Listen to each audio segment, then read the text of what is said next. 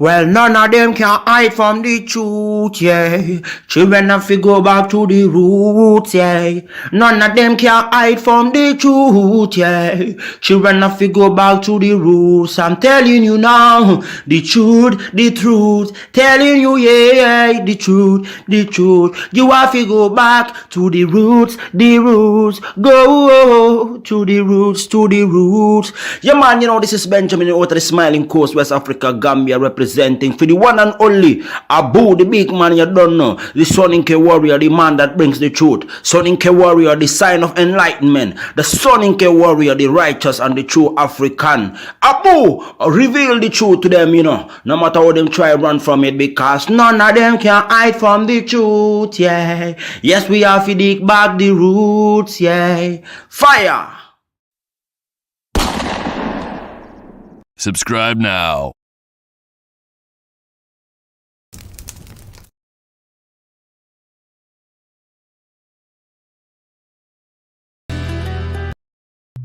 I remember the days,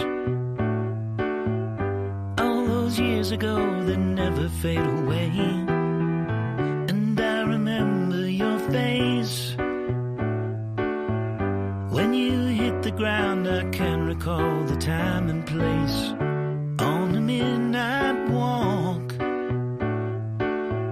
through the old streets, trying to turn back the clock to the days of old,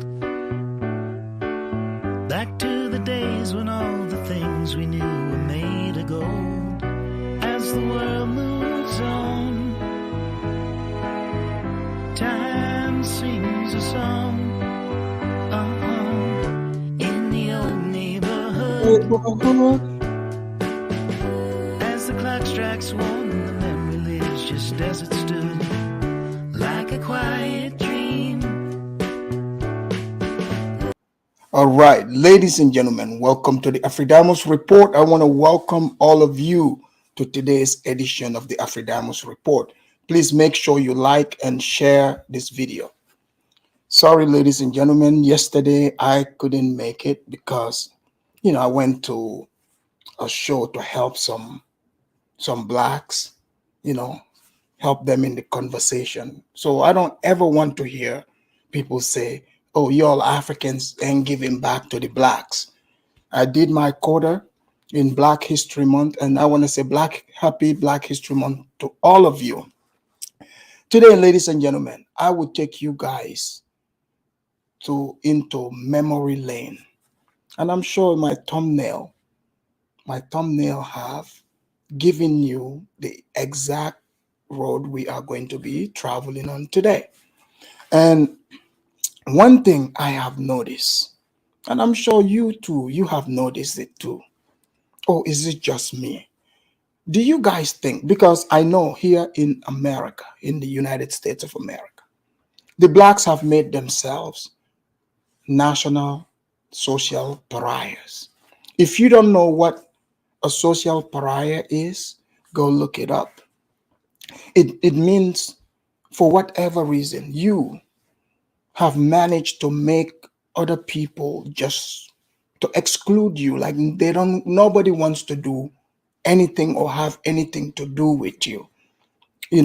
Between them and white people and many other races and Africans here, not all, but for the most part, the dealings, people go out of their way to avoid the blacks. Therefore, that made them social pariahs.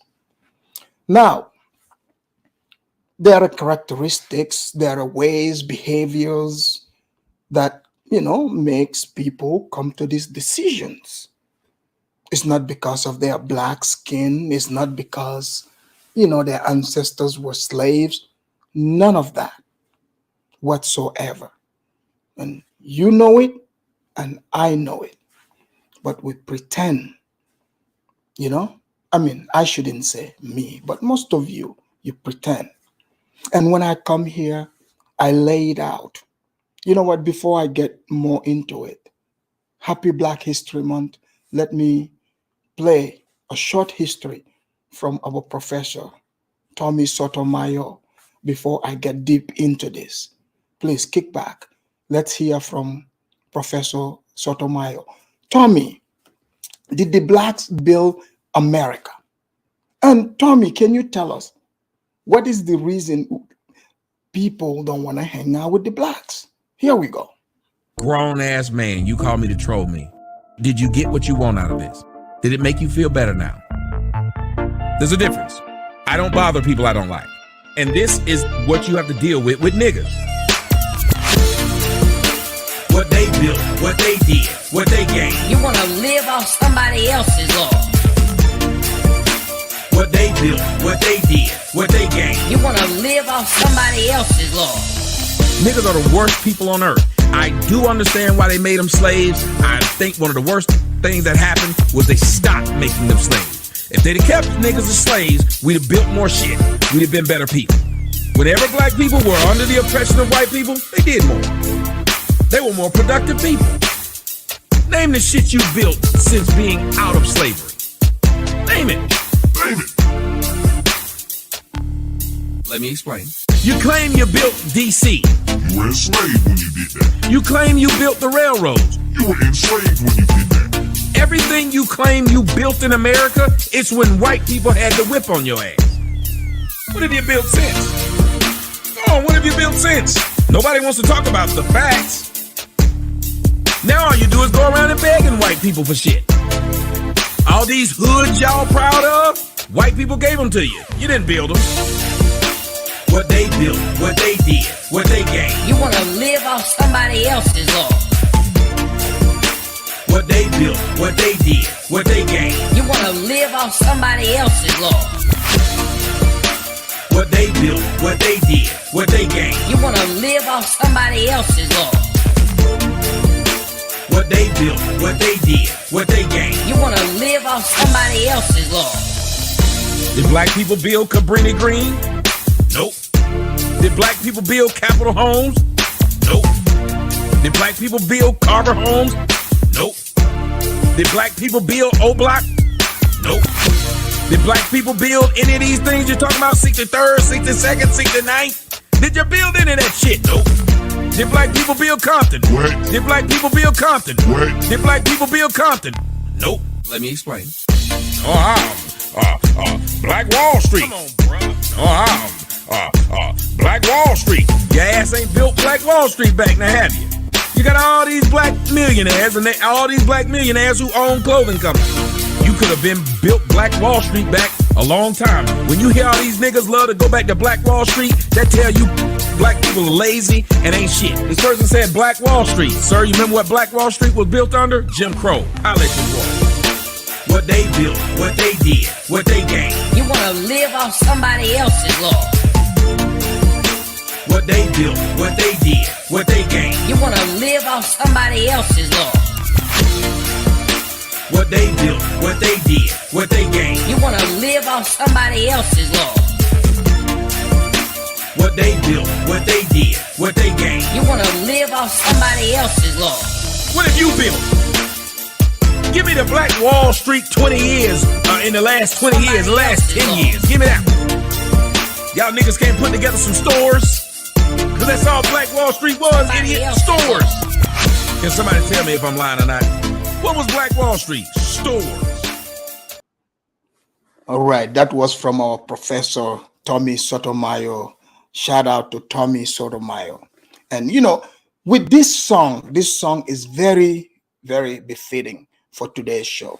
Because you see, there are many of these people that run around here on the internet talking about they built America. And therefore, people should give them quote unquote respect. Oh, we fought for your freedom. Have you guys heard that too? Oh, in the civil rights. But then I look at it, we read what the people quote unquote they fought for. They fought to go eat in the white man's restaurant. And I have always asked the question, I'm like, why would you fight to go eat in somebody's restaurant? Why you can't eat in your own house, your own restaurant? Why would you even fight someone to make you a sandwich? That would be one delicious sandwich, right? They can spit in it, pee in it, You would be a damn fool to go fight somebody just to eat with them at their table. I mean, people, think about this for a minute. You know, a lot of these people like to deflect. They would use shaming tactics, victimhood, telling you, oh, you are insulting our ancestors, you are insulting such and such. But they like to say, we fought for you, the Africans. How did you fight for me as an African? Oh, if it wasn't for us, so it means if you are saying you're fighting because you were oppressed, are you fighting to save yourself, or you are fighting to free another person who is not even in that environment? Think about that for a minute. So it doesn't make sense. They use that con game on many people. They use the victimhood talk with the white man. You know, because you see, the white people are so clever, they out clevered themselves. Because you see, to be honest, they said no good deed goes unpunished. We all know the white people have done a lot of fucked up stuff to black people, black Africans in general. Okay? It's not that, I'm going to say, oh, in the victimhood, I'm not explaining saying, oh, the Africans are innocent or these other people are innocent or not. Anytime another human being have control, I mean entire control over other humans, and get to make rules and laws for them, they are bound to violate it. Because how can you justify the laws you make against other people? The way you do that, you have to diminish them as less than. You have to use a propaganda to convince your group that these other group are irrelevant. So yes, the blacks here have gone through that. Yes, they have. But that would mean this is the obstacle that their maker, their God, put in front of them. It's a problem that they need to overcome. There's a reason why that hardship came to you.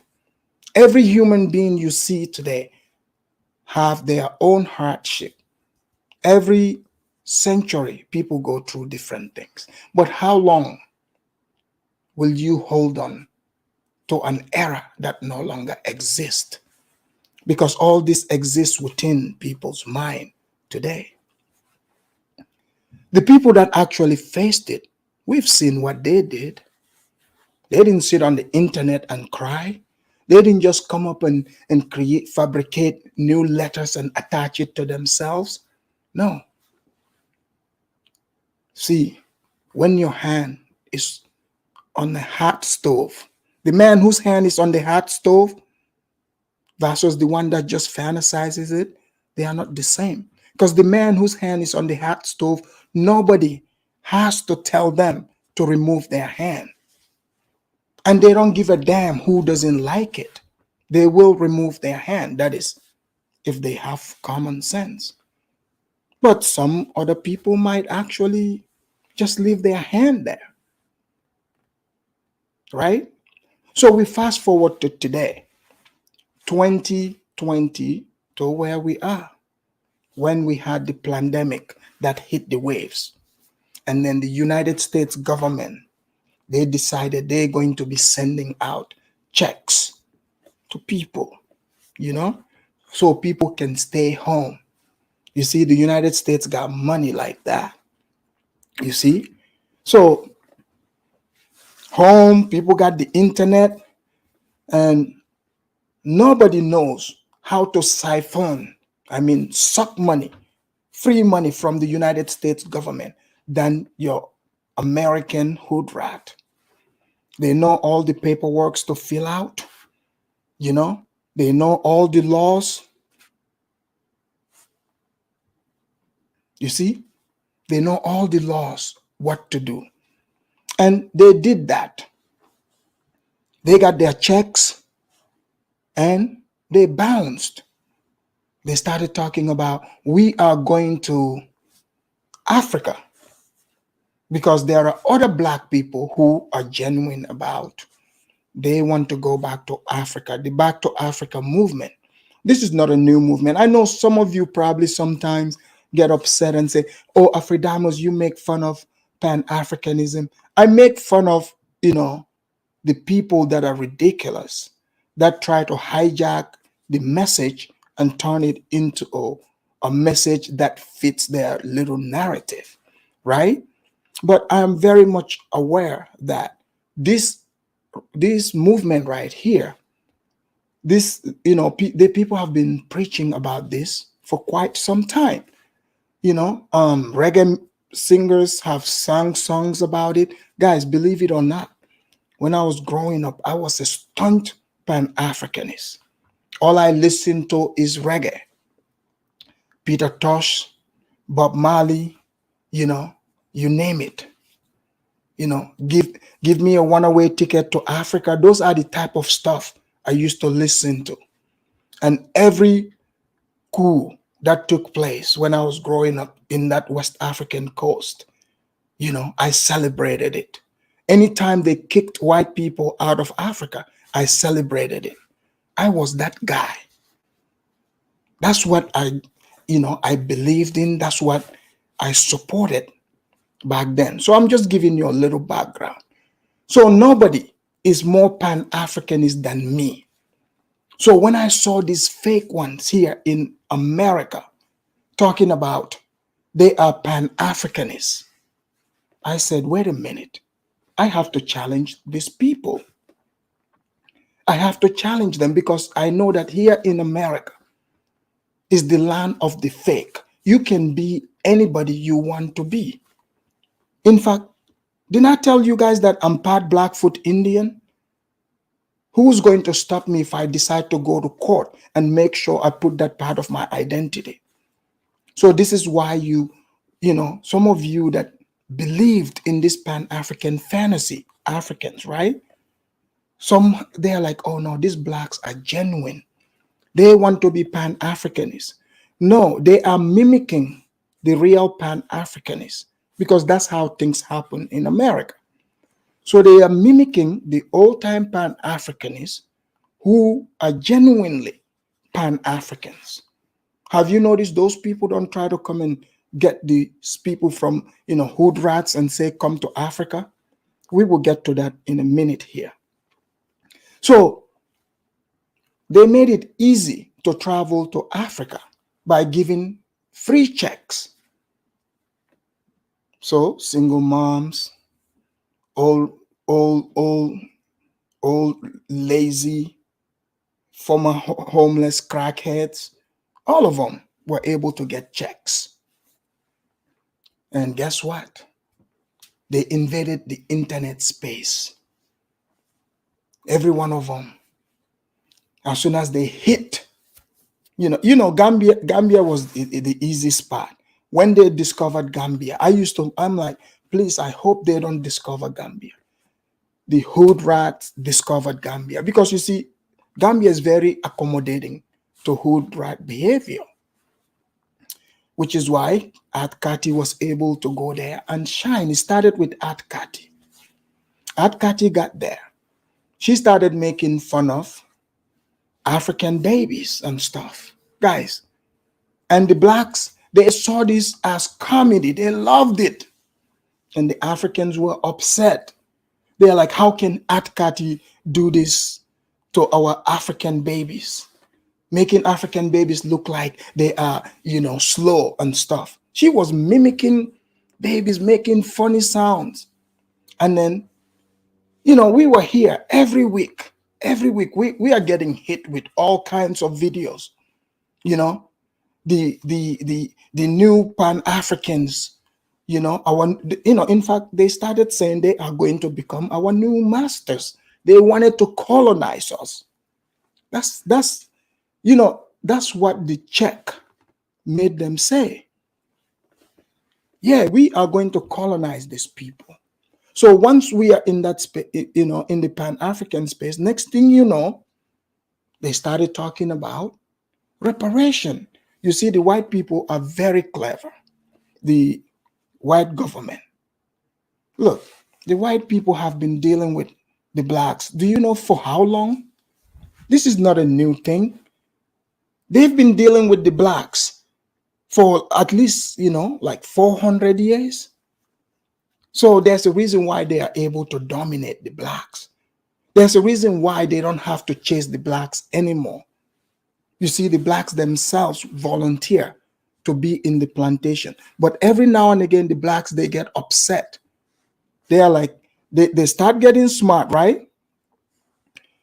They start getting, hold on. I don't always agree with Afridamus, but it talks about all groups. Absolutely. So thank you very much. So guys, okay, so they don't have to chase black people anymore. So every now and again, the blacks are like, all right, you are neglecting us. We're not getting enough attention. We want reparation. Because I can assure you, 90, look at the 90s, late 90s, to early 2000s up till now where we are. Man, there was no such thing. People weren't talking about reparation. The ones who even talk about reparation, they were the stunt pan-Africanists, the ones that stand in the street corner with their dashikis. People used to make fun of them. So the people that talk about reparation were made fun of. It was even hard to have racists to try to say white people are racist near many blacks. They would deny it. In fact, they would tell you part of their DNA is Irish, German. They used to claim all this because the party was going on good. Then all of a sudden, the blacks are seeing like, okay, we're not getting attention because the white people don't want to say it, but they are like, look, y'all have crossed the line, okay? Y'all have definitely crossed the line. And the blacks, they know it too. They know this. So they are not getting any more attention. So now they have to pull out the last trick left in the bag, reparation. Reparation, because there are lots of many old Negroes who are still dreaming about reparation, which is what you are seeing here on the internet.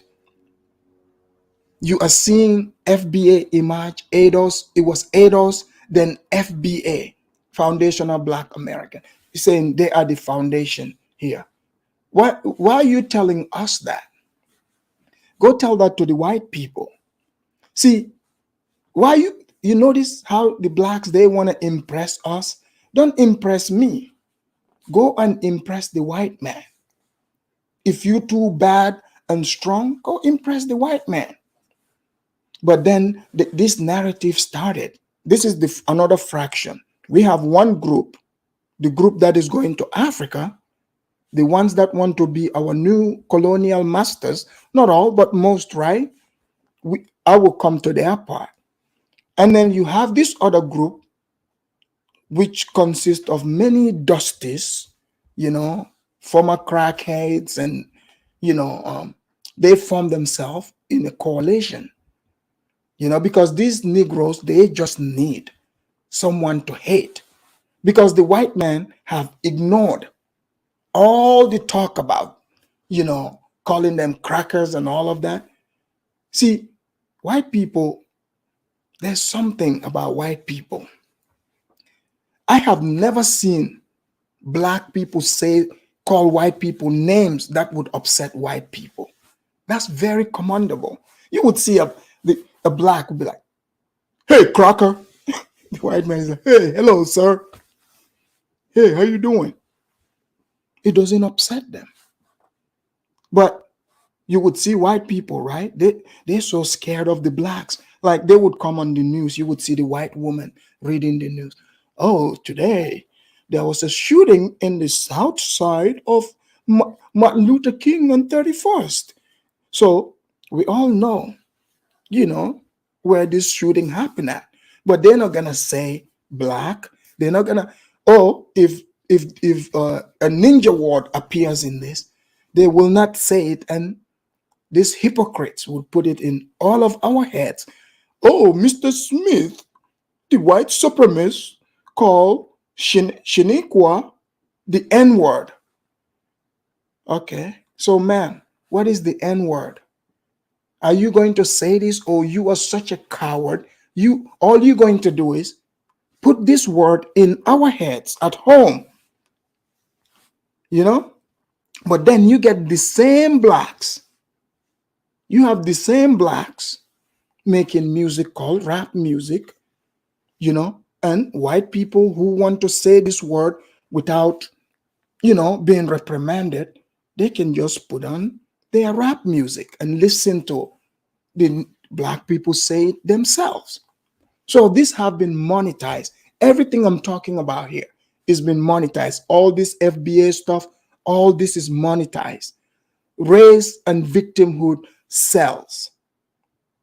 It sells. So that's why most of these people, they cannot help themselves. This movement back to Africa has been tainted from the beginning. The moment I started seeing single black baby mamas taking trips to Africa. Like, come on now. Okay, Africa, I get it.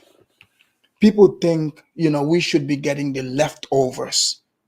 The white people, when the old white ladies, I've done the show over here. The passport grannies, when they get all old and expired in Europe, they come to Africa.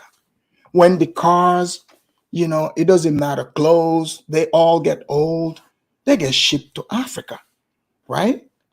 The old white dudes, when they get old, you guys think passport bros, this started. The white man is the original passport bro. Okay? The original passport bro, in fact, went to all these places, not just Africa. He conquered it, conquered, our women, right? And said, you know what, let me keep these people on their knees. We'll keep them on their knees, continue to be poor. We would say things are fair. Now we are no longer going to subjugate you, but we will come on vacations. We'll be able to buy your young men and young women because Africans are still for sale. And you know it, and I know it, right? I'm just calling it like it is. So the people that said, oh, we are Pan-Africans, we are one people, they also came to Africa.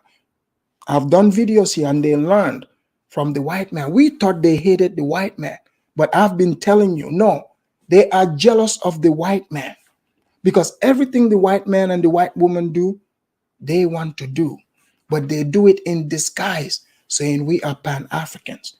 I knew all that lashing, accusing the white man. I'm like, okay, I get it. If somebody does something wrong to you, there is sometimes like room where we can have conversation and at least come to term and understanding. But when one is the one always creating the talk and, controlling, if they get along with people or not, or what is right or wrong, there is no winning there. So I have been watching this tactic for a while and I mastered it. I didn't only master it outside. I learned because I've been around many, many blacks. I have dealt with many blacks, like I'm talking Hoodrats, Pookies, and Reres in their natural habitat, which is the state correctional facilities. Okay? Many blacks come through there. I know some of you will be upset. You're going to sit here and act like, I can't believe Afridamus is saying this. You don't know me.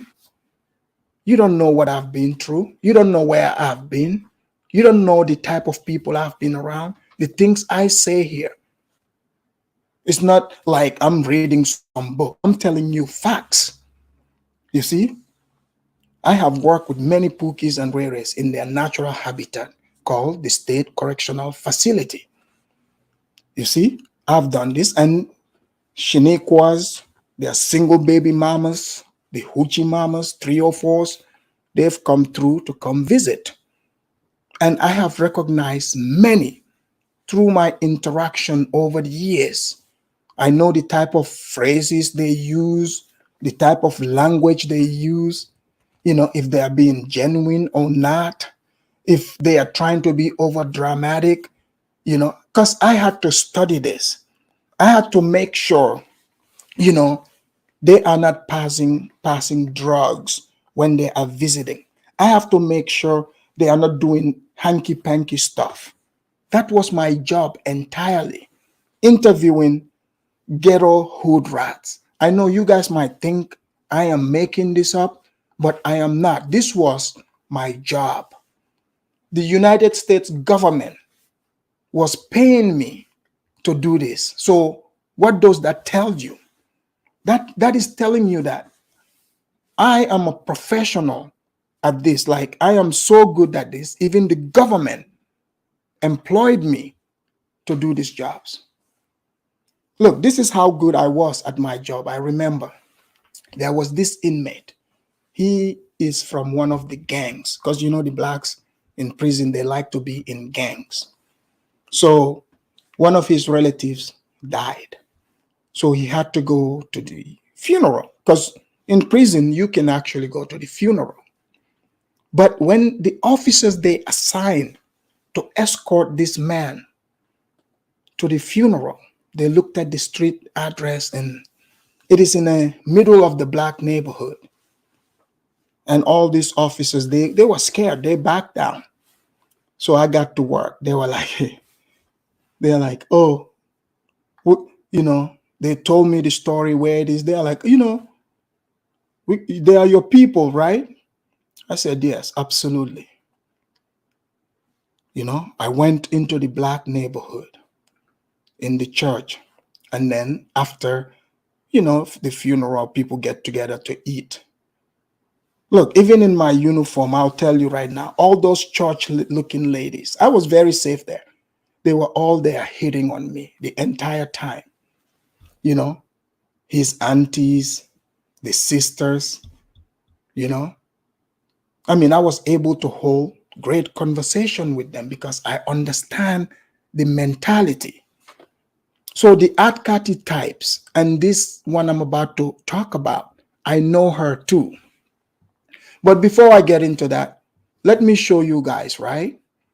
When black people try to copy white people about this passport broing, which is, traveling, living Western countries, going to countries that are way less fortunate, poor countries, where they go to these places, to buy cheap women for sex. So the white men have been doing this. They go to Philippines, Thailand, Brazil. But the white men, mainly they conquer Africa. So they go to Africa. So as of late, the blacks, because, they go with whatever is trendy. They want to go do the passport broing. But this passport broing, it requires money. So I want to give you a short little news because this is spreading. You guys remember, look, we've been trying to get rid of the people, both the white women and the white men, who are coming there to buy little Africans, poor Africans. This has happened in front of me, guys. I'm telling you a story here. When I was youngster, back then in Gambia, right? The white people, they would come during the tourist season. We call them tubabs. So I remember they used to be behind their trucks, like these Land Rover trucks. They would be driving, it would be dusty.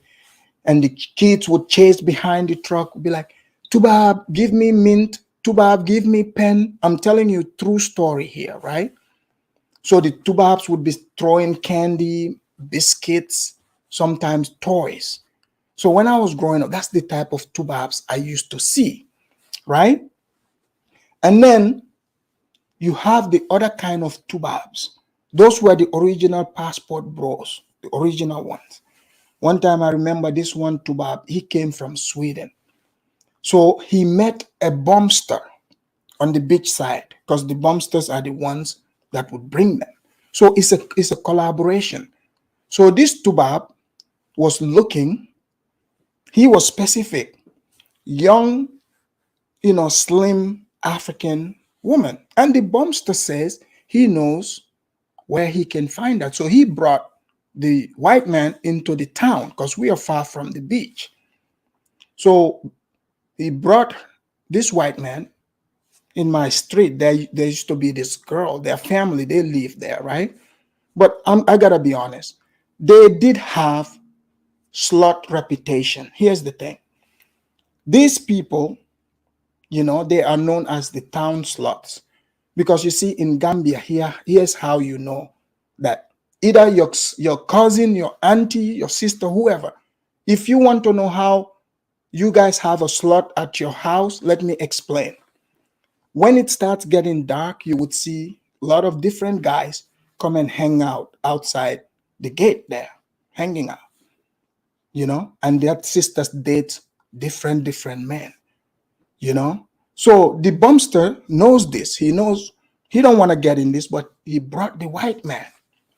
And guys, for the Tubab to hook up with this woman, let me tell you guys, I heard this with my own ear. The guy's like, "Hey, oh, sister, he wants to buy you guys a bag of rice." But I gotta give it to that sister. The sister is like, "You are disgusting.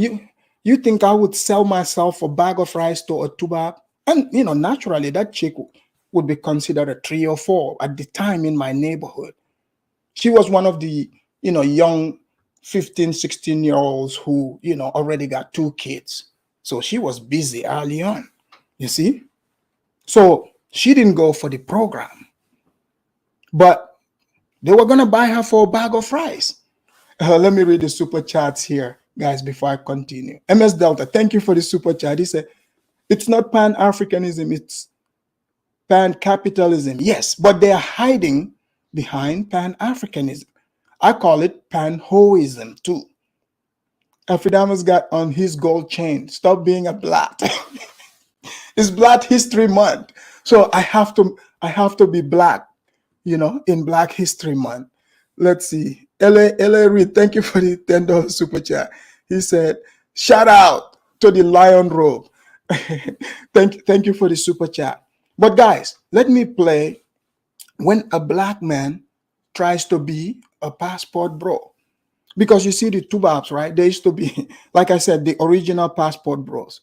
There used to be this Tubab, Italian guy in Gambia when I was growing up. His name is Tony Cartoni. This guy, he came there, had a restaurant. He had all different, black chicks. The way I knew about him is when they arrested him. When they arrested him, I read about him in the newspaper. But this guy was, I'm talking, when you talk about player, double player, perverted, that's him. This guy was so much in the society. I remember he even had a song. He used to sing.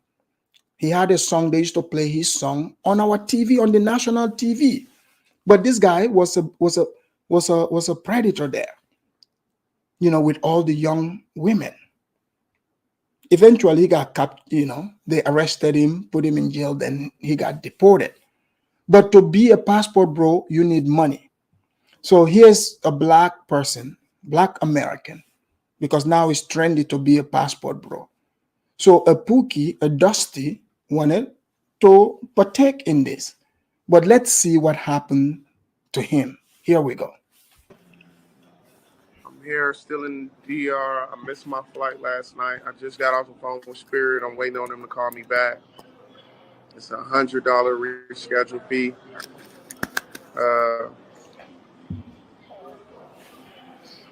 Basically, I need a cash app, guys. I need a cash app. So you see that he wants to be like the original passport bro, like that white man probably want to go and buy people, with a bag of rice, right? This guy cannot afford a bag of rice because he is begging on the internet for people to save him. Mind you, guys, think about this for a minute. Look, get closer and hear me out. So this guy wants to be a passport bro. Do you know what a passport bro is? Again, I explained it because, like, you got the American passport, it's got the power behind it, got the dollar, you can fly all over. So you know how, like, the white people, because I used to work with some white people, especially these old military guys, they would it used to call male bride. They do it through like a catalog. You go there, you pick, it's like Ukrainian or Russians or the Filipino women, right? Even those women come here, they learn the American system, and they take half of their money and their house. That's happened. So now, because the Black American women are super vicious, so these men are looking to go get women in other countries. They want to go buy sluts. Let's just call it what it is. So he went to the Democratic DR, not the Democratic Republic of Congo, Dominican Republic. He went there to go buy cheap horse. Let's just call it what it is. He went there to go buy sluts. So he ran out of money. You see, he missed his flight. To renew his ticket, he had to pay $100, and he can't afford it. Bro, you want to tell me you can afford to fly and go look for prostitutes in another country, but you want people to cash app you? This is the type of things the blacks are facing. So now, not only being a national pariah, international pariah. International. Because many of these people are going out there embarrassing the blacks. Right? So let's go to the story here. Before I get into that, let me play this video. There's an adult person who is very upset. I think they pretend to be upset sometimes and say, we are sick and tired of these African leaders inviting us to come to Africa. Look, say, Ghana is opening the invitation. You would think a normal person, right? If you are being invited, you are not forced. If you don't accept the invitation, just don't go, keep your mouth shut.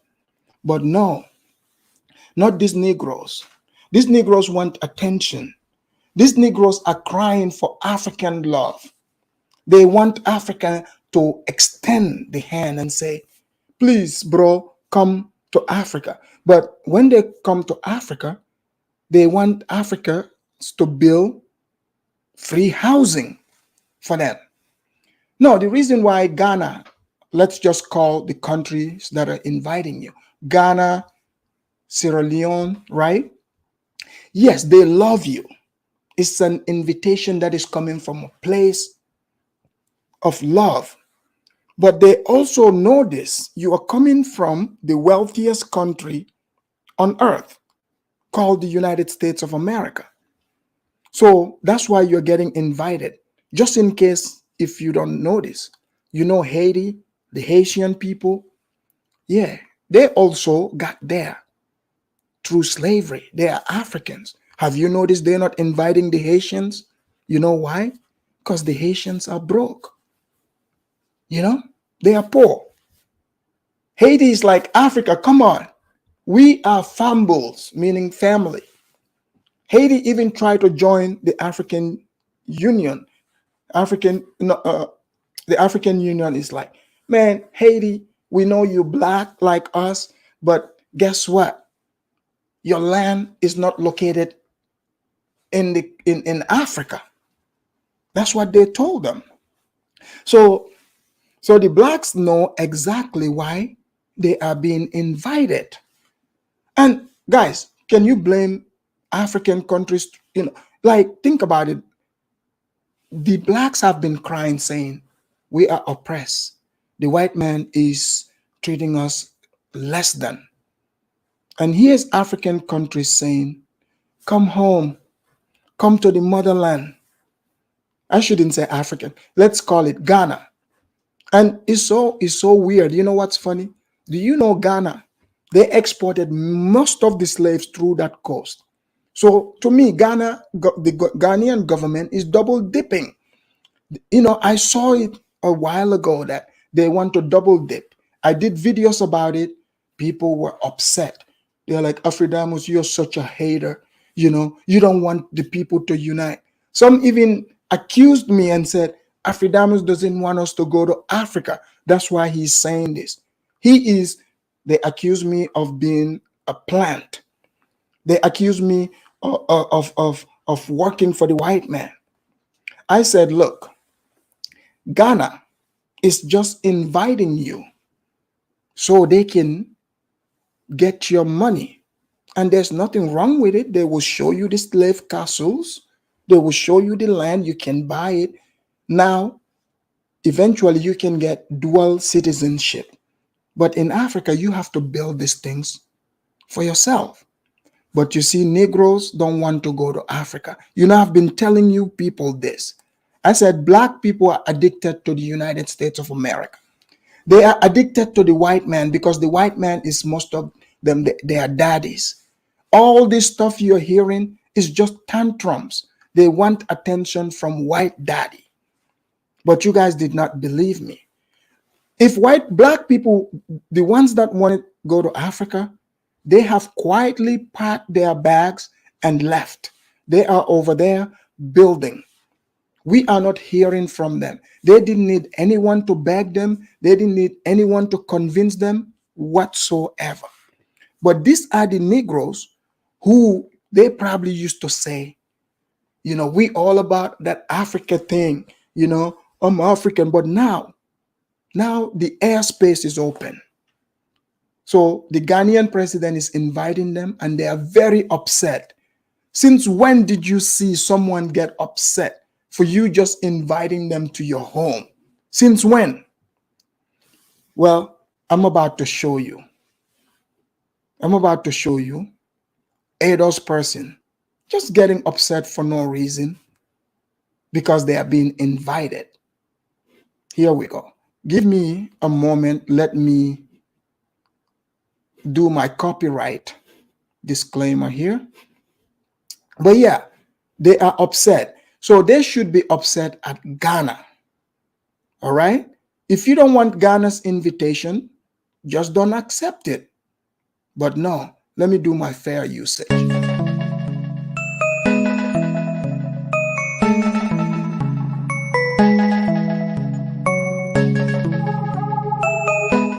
All right. Guys, please hit the like, hit that super chat, cash app, all of that. All that is accepted here. One of these days, I might have to put a trip together. So I want to go and discover for all of you how things are done in the DR. I want to go uncover these passport bros in DR, Brazil, Thailand. So I would be doing those announcements. I would want the community to participate in this, in sponsoring those trips, because this information is entirely for all of us. But I cannot do it, from here. I would have to travel and go make these things happen. But let me play. Oh, sorry. Excuse me. Let me play this. This man is upset because they are being invited. I have a problem with African leaders asking black people in the diaspora to come back home and help rebuild Africa. First of all, y'all continue to put white people on a pedestal the minute they set foot in Africa. I've been to plenty. Guys, here we go with the white jealousy again. Here we go with you all put the white people on pedestal. What are you talking about? You live over there with the white man. You under the white man's nuts. Your job, your house, everything. The white man gave it to you. So the African who seldom sees the white man, what, you don't want the Africans to smile to the white man? Like what kind of stuff is this, guys? MS Delta said, Afridamus, please don't hate on the passport bros. No, I'm not hating. That's why I want to go do the research. So, guys, he is upset. This is the type of Negroes, right? Who, they would fight to not go to Africa. Even when they go to Africa, they are going there just to find excuses. Just to find excuses. He talks as if they have their own country here called Blackistan. He knows his boss is white, but let's go. Many countries in Africa, and I see it with my own eyes. I've also visited the slave dungeons. In the slave dungeons, white people held black people in bondage for 3 months in Ghana, Sierra Leone, and all these other places, and broke them down spiritually, physically, emotionally in your own goddamn country before they brought them to the West to enslave them. You did absolutely nothing to release those Africans from bondage. You just allow white people to take them and brought them to the West. Sir, they were not kidnapped. Those Africans you're pointing fingers at, they sold those people. They were their commodities. See, here's the thing. Some of these guys, you got to call them dummies to that, for them to know that they are dumb. Those people were merchandise. Okay? I get it. They were your ancestors. But the people around those castles at the time used to sell human beings. That's what they did. So if you want to fight that beef from hundreds of years ago, be my guest, sir. But you see this type of talk, it might even eventually, Ghana might have a next president and Africans shame Ghana into stop inviting the blacks. This might happen. Who knows? Because the next story I'm about to do after this one, you will see why I think the blacks might eventually get banned from certain African countries. Here we go. With slavery. In addition, you want black people to come back and help rebuild Africa? Your own Africans who were born and raised in Africa don't even want to go back to Africa after they get their education from here, because you still don't treat them as well as you treat those people who come to exploit your resources, those white people. So until African leaders understand their fucking role in this, until they make amends for all the shit that's happened to our forefathers. Here comes the begging. So you want the white man to make amends. Now you want, you do realize these people you call your forefathers, some of them they were actually slave traders. They probably eventually ended up in the castle, but they used to be the gatekeepers of the castle. I hope he knows this. But all right.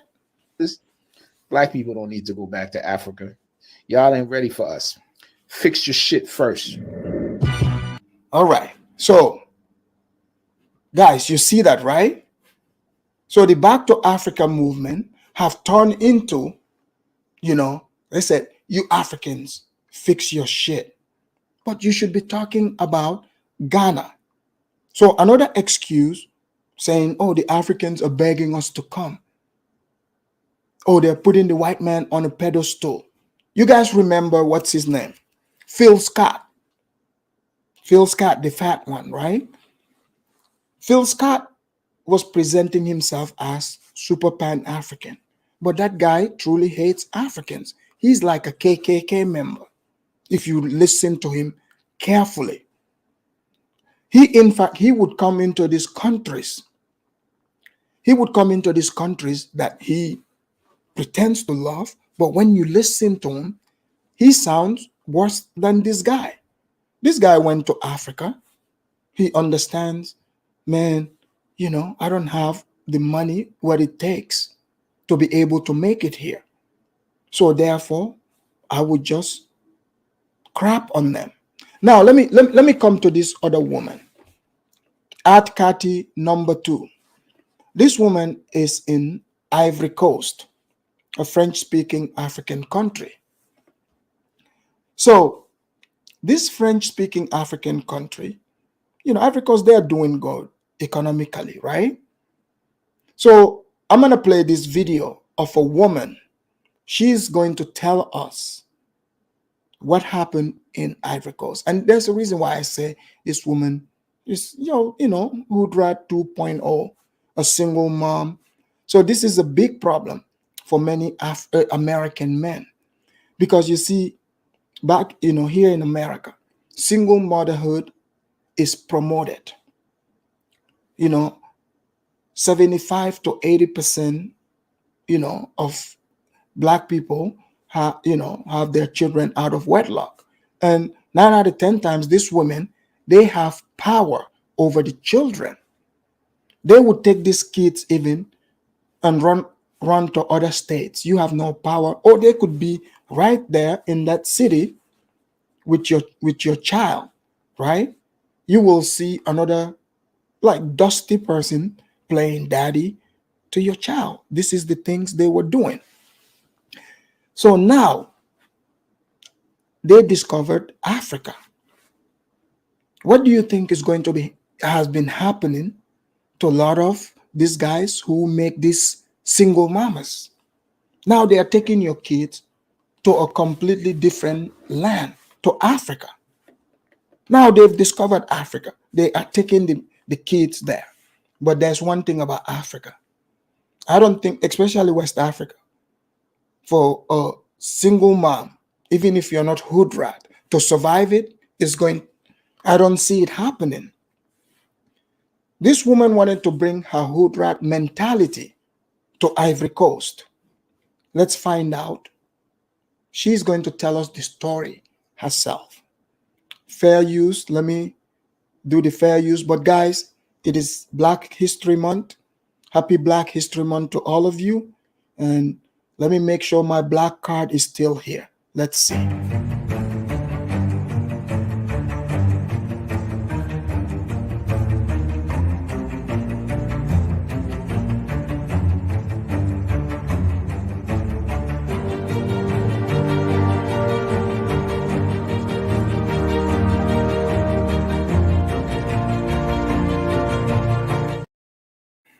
All right.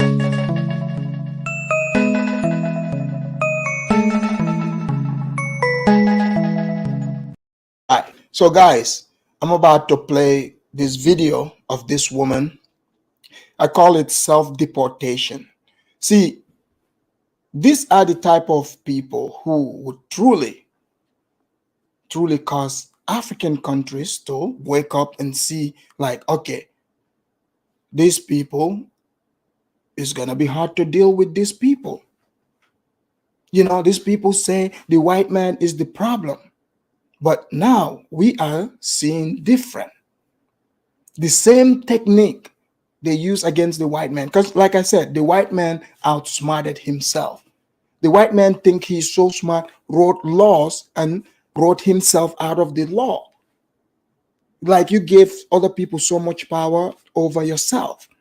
He gave this single Black American woman a lot of power. You see, because they gave power to the white woman. So the white woman, have to allow the loudmouth Hoodrat to get power too. And this power is relevant here in America. Yes, because they can call the police on you. Some of them have tried to exercise this in Africa. So let's see what happens when she tries to, pull the Hoodrat behavior in the country of Ivory Coast. So this is for fair usage. I would break it down so that the African people that are watching me, so you understand what you are hearing. I would break it all down to the T without, favor or bias. I'm just going to lay it out so that you are prepared of what is coming your way. Okay, here we go. Give me a moment. Let me bring Miss Sunshine here. All right, here's Miss Sunshine. Here we go.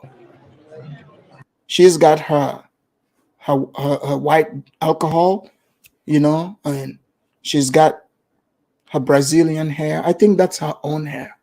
Guys, if you think that's her own hair, can you put it in the chat? Because I'm not a hair expert, but maybe she's Black Indian. Here we go.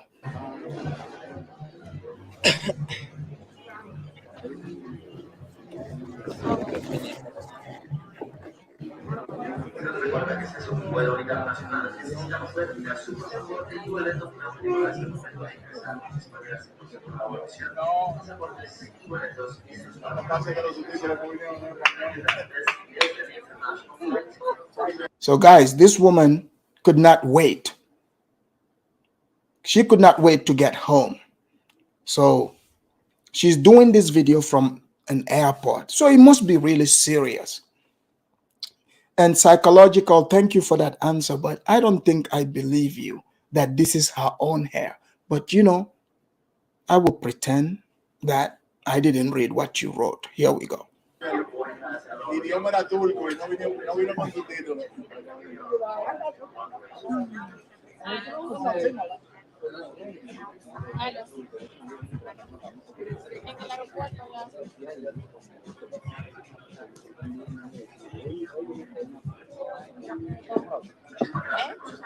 Hello.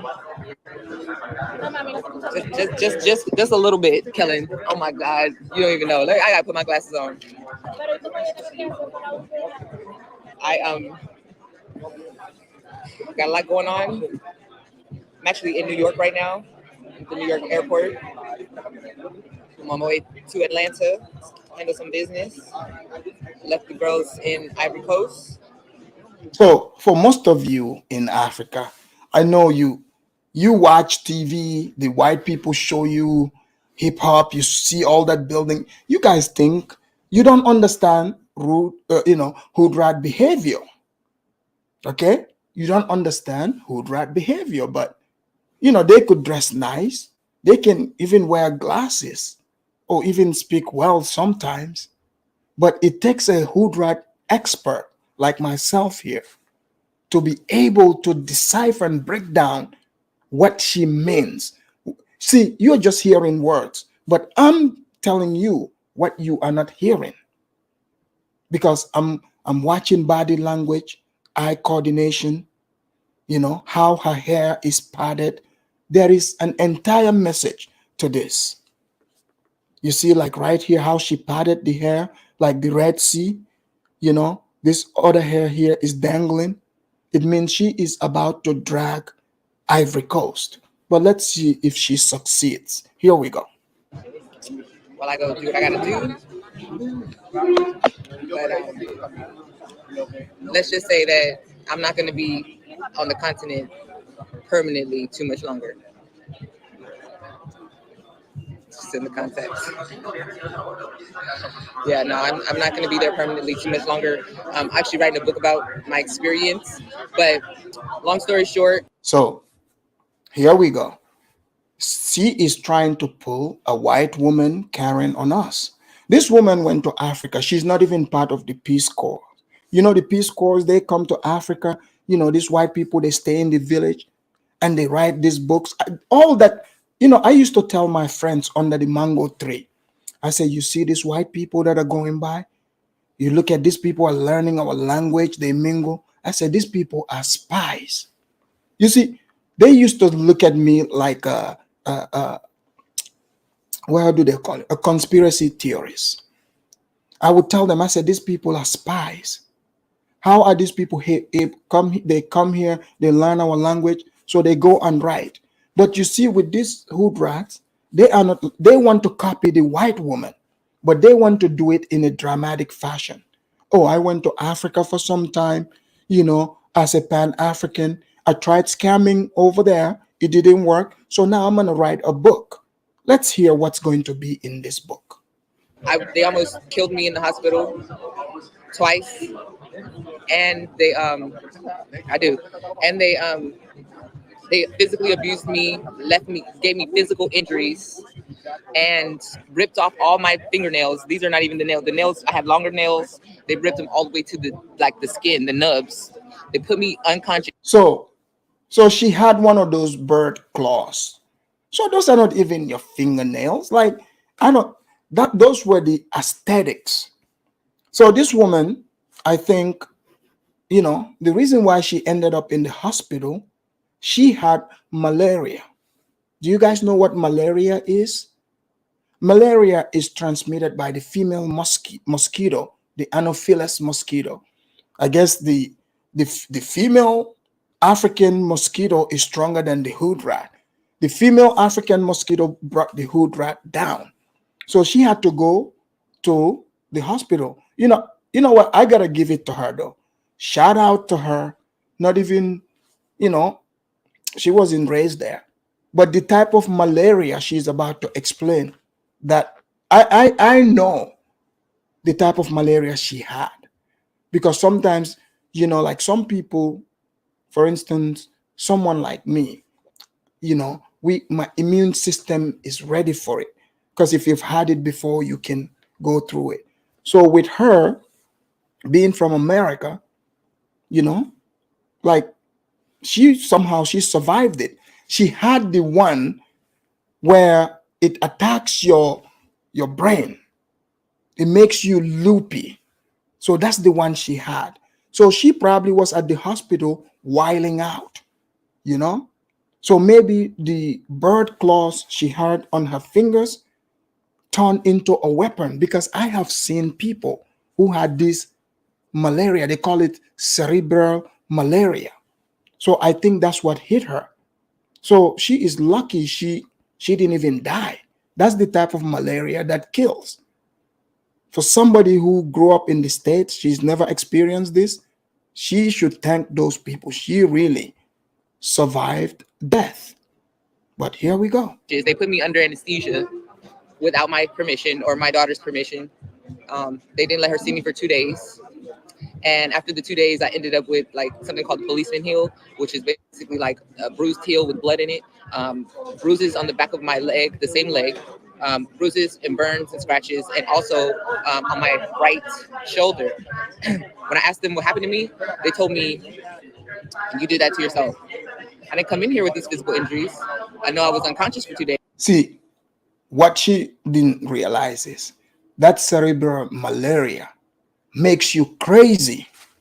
So I'm telling her, no, you did this to yourself. She's like, no, it's almost like you are a druggie. Like, I mean, it makes people go crazy. That's what I'm telling you.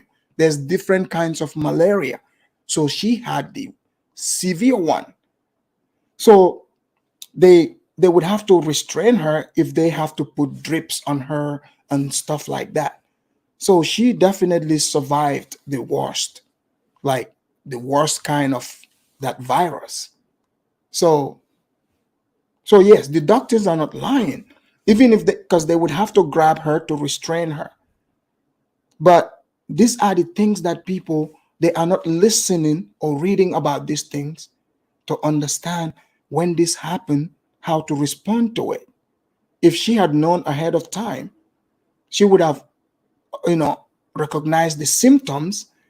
Maybe her friends, they also learn about it. They would know, all right, I'm going to be whiling, this might happen. I might while out, lose my mind. Just restrain me in a good way.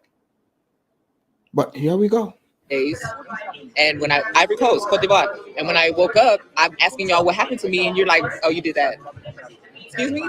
Okay. So I went to the police. I filed a police report. Well, first I went to the police and they sent me away. Like, oh, you got to go get you a lawyer. I'm like, y'all can't write no police report. Like, I have physical injuries. I got photos. I printed out everything. Like, they did this shit.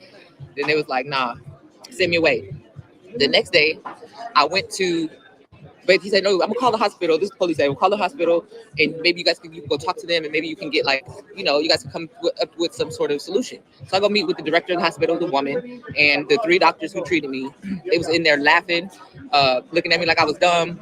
The lady was like, what do you want? I'm like, I want compensation. That's what I want.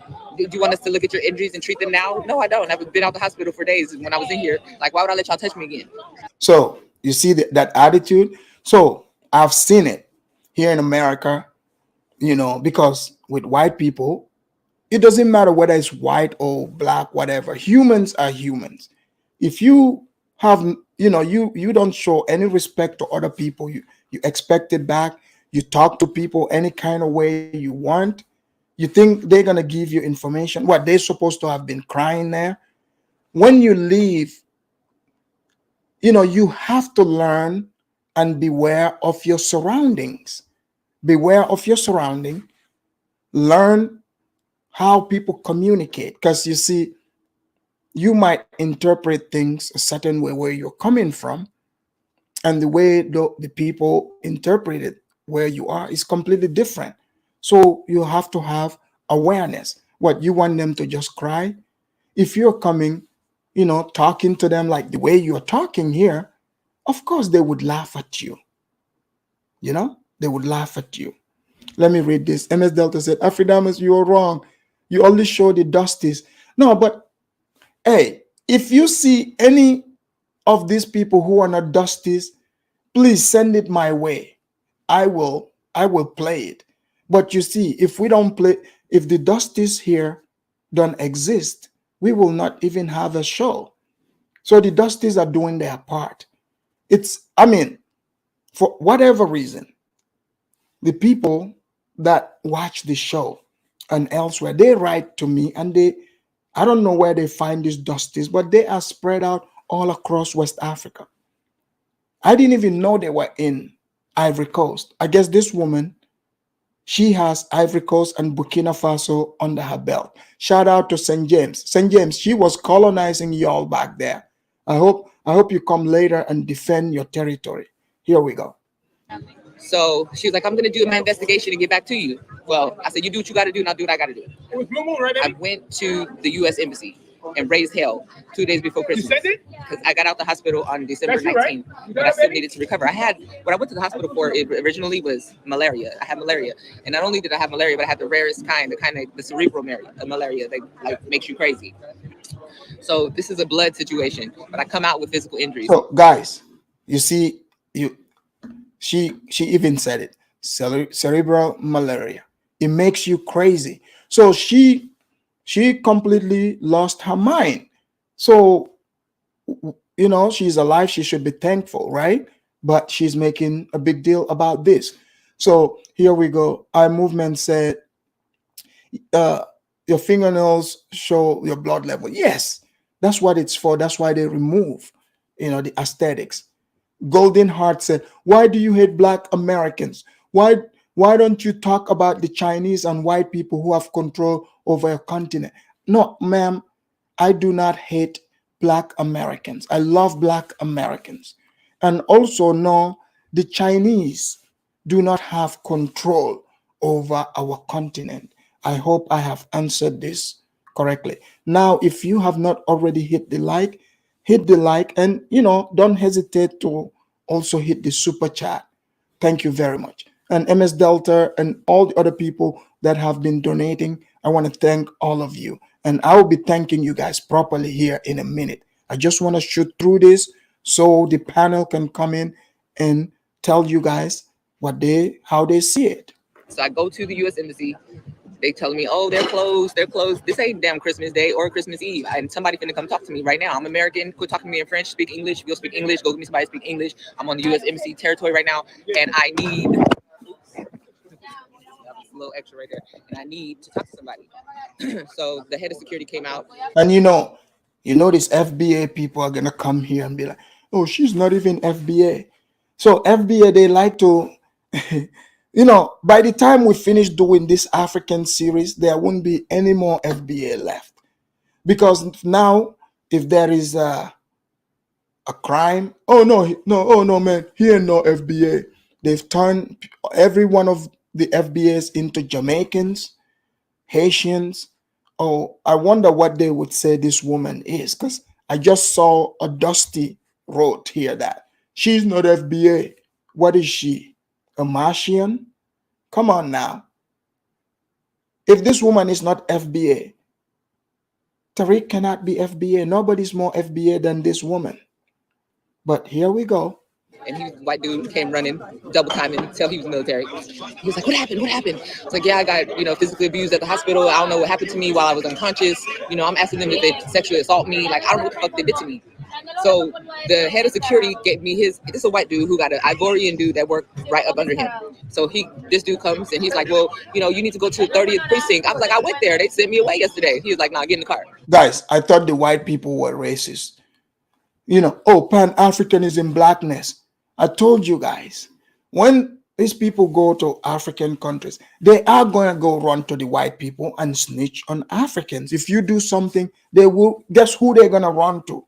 The white man, to go snitch on Africans. And that's what she did here. Oh, we all the same, right? Man, oh, the white man, this and that. She is and yes, psychological observer. She is trying to claim sexual assault. Do you guys see how things go down here in America? Do you guys see how they set men up? This woman, got the nerve to try to use even the word to say they sexually assault me. For them, everybody wants to have sexual intercourse with them. A single mother of 13 babies. Oh no, someone said, is it 3 or 2, whatever. But whatever the number is, this woman thinks she's sexy. With even in her malarial stage, cerebral malaria. I wonder if she still suffers from it while she's wiling out. She think people are perverted. They would, want her sexually. That's what you're hearing. Do you understand the type of mentality they are bringing into decent societies? Just imagine that. These are the type of creepy stuff that's possible here in America. But even in America, how common is it? I would have to do research on it. I'm not saying it doesn't, but we'll have to do research on it. But here we go. Drove over there, wrote a whole 3-page statement in French, and then the prosecutor picked it up from the country because now I'm in there with the U.S. Embassy, and the guy who turned me away, he got reprimanded because he turned me away. So he was like, "No, you was at the right place yesterday." So then they filed the report. Then I went and got a lawyer because I want to file a civil case because they're filing a criminal case on the physical abuse, the neglect, and also the amount of money they charged me, which when they saw my receipts, they was like, "You went in for what?" Like, I could have had 3 kids. I could have had 3 kids, 3 cesarean sections, that hysterectomy. It hasn't changed that. Ma'am, I don't believe that. You guys see how she's exaggerating this stuff here? 3 cesarean. So that means you have a lot of money, right? But we'll find out if she has a lot of money. But she is exaggerating. Now she's trying to, say the Ivorians jacked up the price for her. Did you guys ever hear one thank you saying, oh Lord, I'm so thankful for these doctors helping to save my life? Because guys, I'm telling you, man, that cerebral malaria is no joke. It could have killed her. You guys understand this, right? So I'm just telling you, this woman is not even being thankful for those doctors saving her life. So exactly, it's like she's trying to imply that they physically assaulted her. Why would they do that? Like, why? I mean, just for her to even simply thinking that way. Africans, I'm just trying to let you know the type of people you are about to deal with, you're dealing with. Mind you, this woman is thinking this way. You meet somebody like this, you're trying to help them, all of a sudden your life turns upside down. This is why I say stay away from those single mothers. Even here in America, those of you, there's an African guy who got killed by one of these single mamas. Their kid, used a baseball bat, smash his head. He was sleeping on the couch. This is why I say, you guys stay away from these single mothers. If you don't end up in jail, you would end up 6 feet under, or they would give you to the white man. So she's in Africa snitching on African people to the white man, as if the white man can do anything. But here we go. For the amount of money I paid to go get treated, so the police think that they extorted me. But what about my physical injuries? So I got myself a lawyer. the lawyer went and filed paperwork to have a judge appoint an expert doctor to go over my medical record and see if anything was done wrong. If the judge, if the expert doctor says something was done wrong, then I can sue them basically to everything they got. They literally Did you guys hear that? So the same technique. You come, you look for fault with the white people, you sue them. She said, yeah, I'm gonna sue them for everything. So now they are looking to get a come up in Africa. So African people, so the guy before was saying, we are tired of getting invited to build. But here they are. You don't know how many videos have I done here of some of these dusties? Not only in South Africa, where people were in South Africa begging for free land, Zambia, Ghana, different places. So these people, now Africa is seen as a come up. You don't want to put anything in the pot, but you want to take out of the pot. Like, hey, my man, we inviting you to come to the cookout, to the bowl, the big bowl here.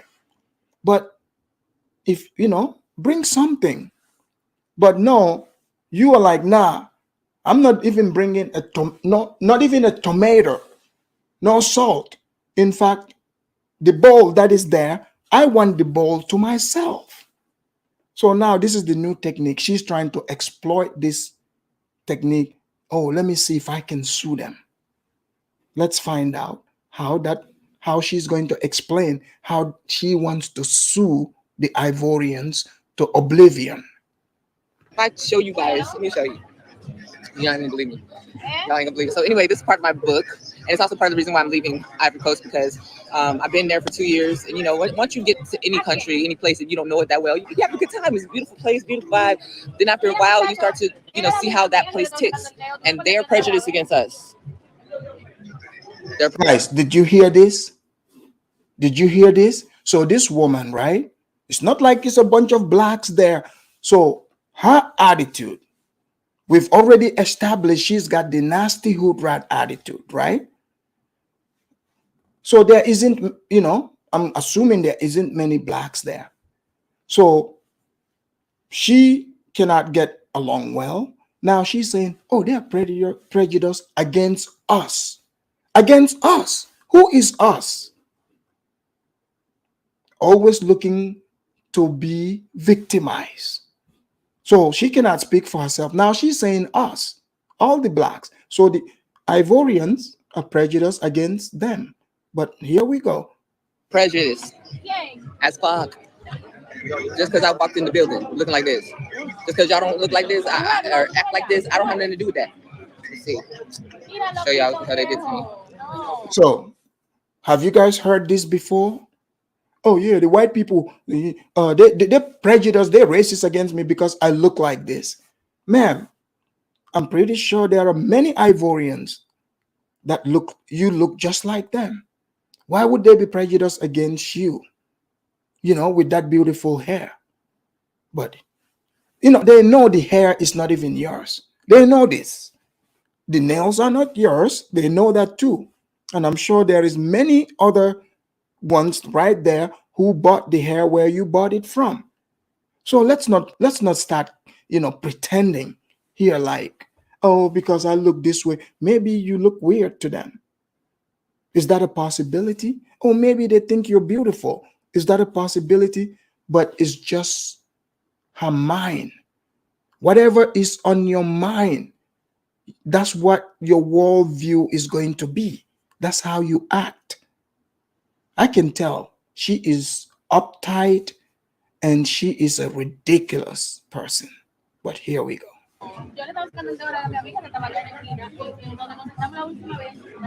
Now, I didn't send my mama all the photos, so I'm about to look on her messages.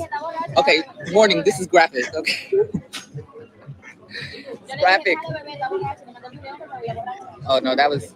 See, now those... I gotta show you the other stuff first. Hold on. So when I got out, I didn't even know I had the bruises and burns on my leg. My daughter, my youngest daughter, she came in my room, you know, she in there taking care of me. She's like, I stood up. She's like, So you see that, guys, this is what I was telling you. So now remember, they used to just able to just take the kids from their father and go to another state, but now they became international. Yes, she took her daughters to Africa. Where is the father? And you know what? They would accuse the father of being a deadbeat. This is the narrative here in America. Before, right? Before, this the same black women, because the way they think, they would tell you, they would say, oh man, we don't trust African men, because they said the African men would take their children and run to Africa. So now the black men are in trouble. The only way you can escape this Jezebelian behavior is if you start writing petitions to African countries so they can ban these women. It will take all of you guys that are watching your effort. Those of you that do not want to see Africa turn into a hood. The place is already, there's dust in some parts. We're trying to clean that up. I know some of you are going to come here and try to say, oh, what about Gambia? No, what about it? We cannot get any lower than where we are, right? We can only rise from this point on, and rise. That's what we are doing. So we don't need other shenanigans. We'll let the white man deal with this. They created it. Let them deal with it. It is not other people's problem. So I just want you guys to see it. Here we go. L.A. Wilkes said, I'm bringing zebra ribs and kangaroo feet to the cookout. It's going to be Nigerian feast. Hey, we would take that too. Thank you for the super chat. MS Delta said, I love it. The world is seeing how these entitled women are from the West. Exactly. These women, their behavior is being seen by the international world. Pretty soon, they became national pariahs. They are becoming international pariahs. Here we go. like, Mom, your leg. I was like, my legs was hurting. My whole body was hurting because I was, one of the symptoms is like muscle pain and shit. So I was thinking my leg was hurting for that reason. I didn't know this was the problem. So this is the back of my leg.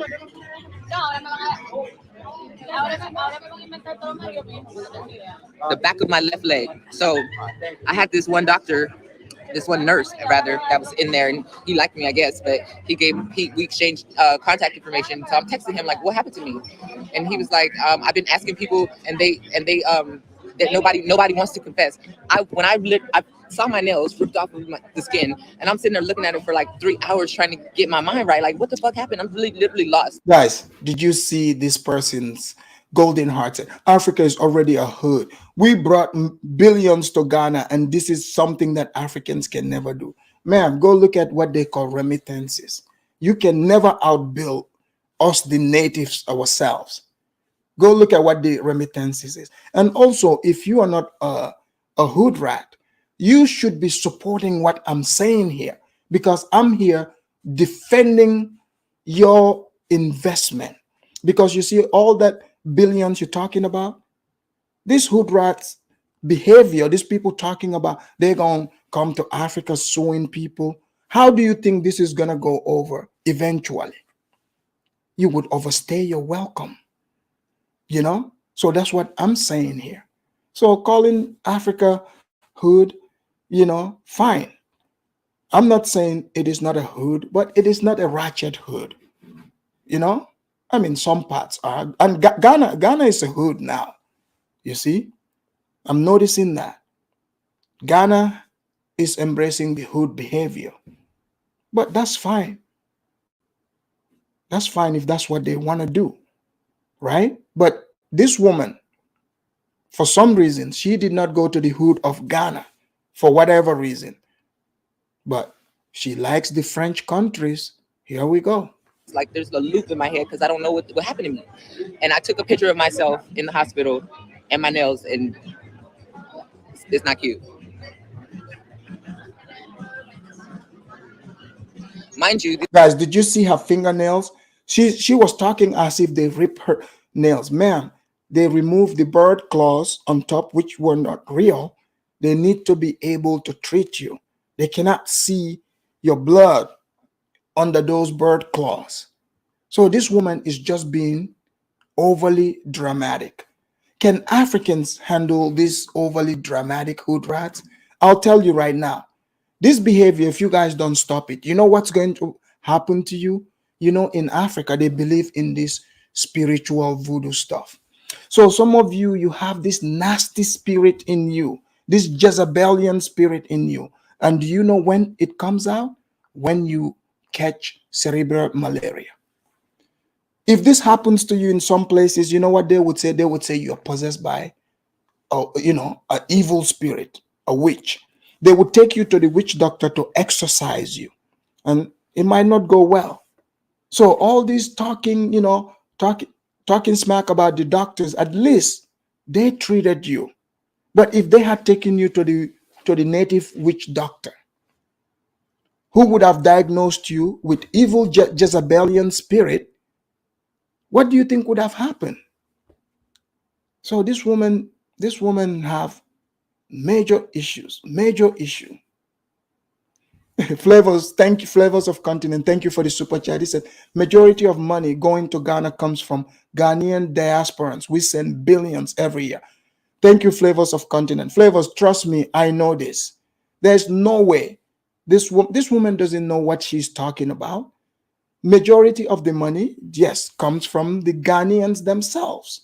This is the truth. L.A. Wilkes, thank you. L.A. Wilkes said she needs some of that Peter Popoff holy water. Exactly. This woman is lucky they didn't take her to a native witch doctor.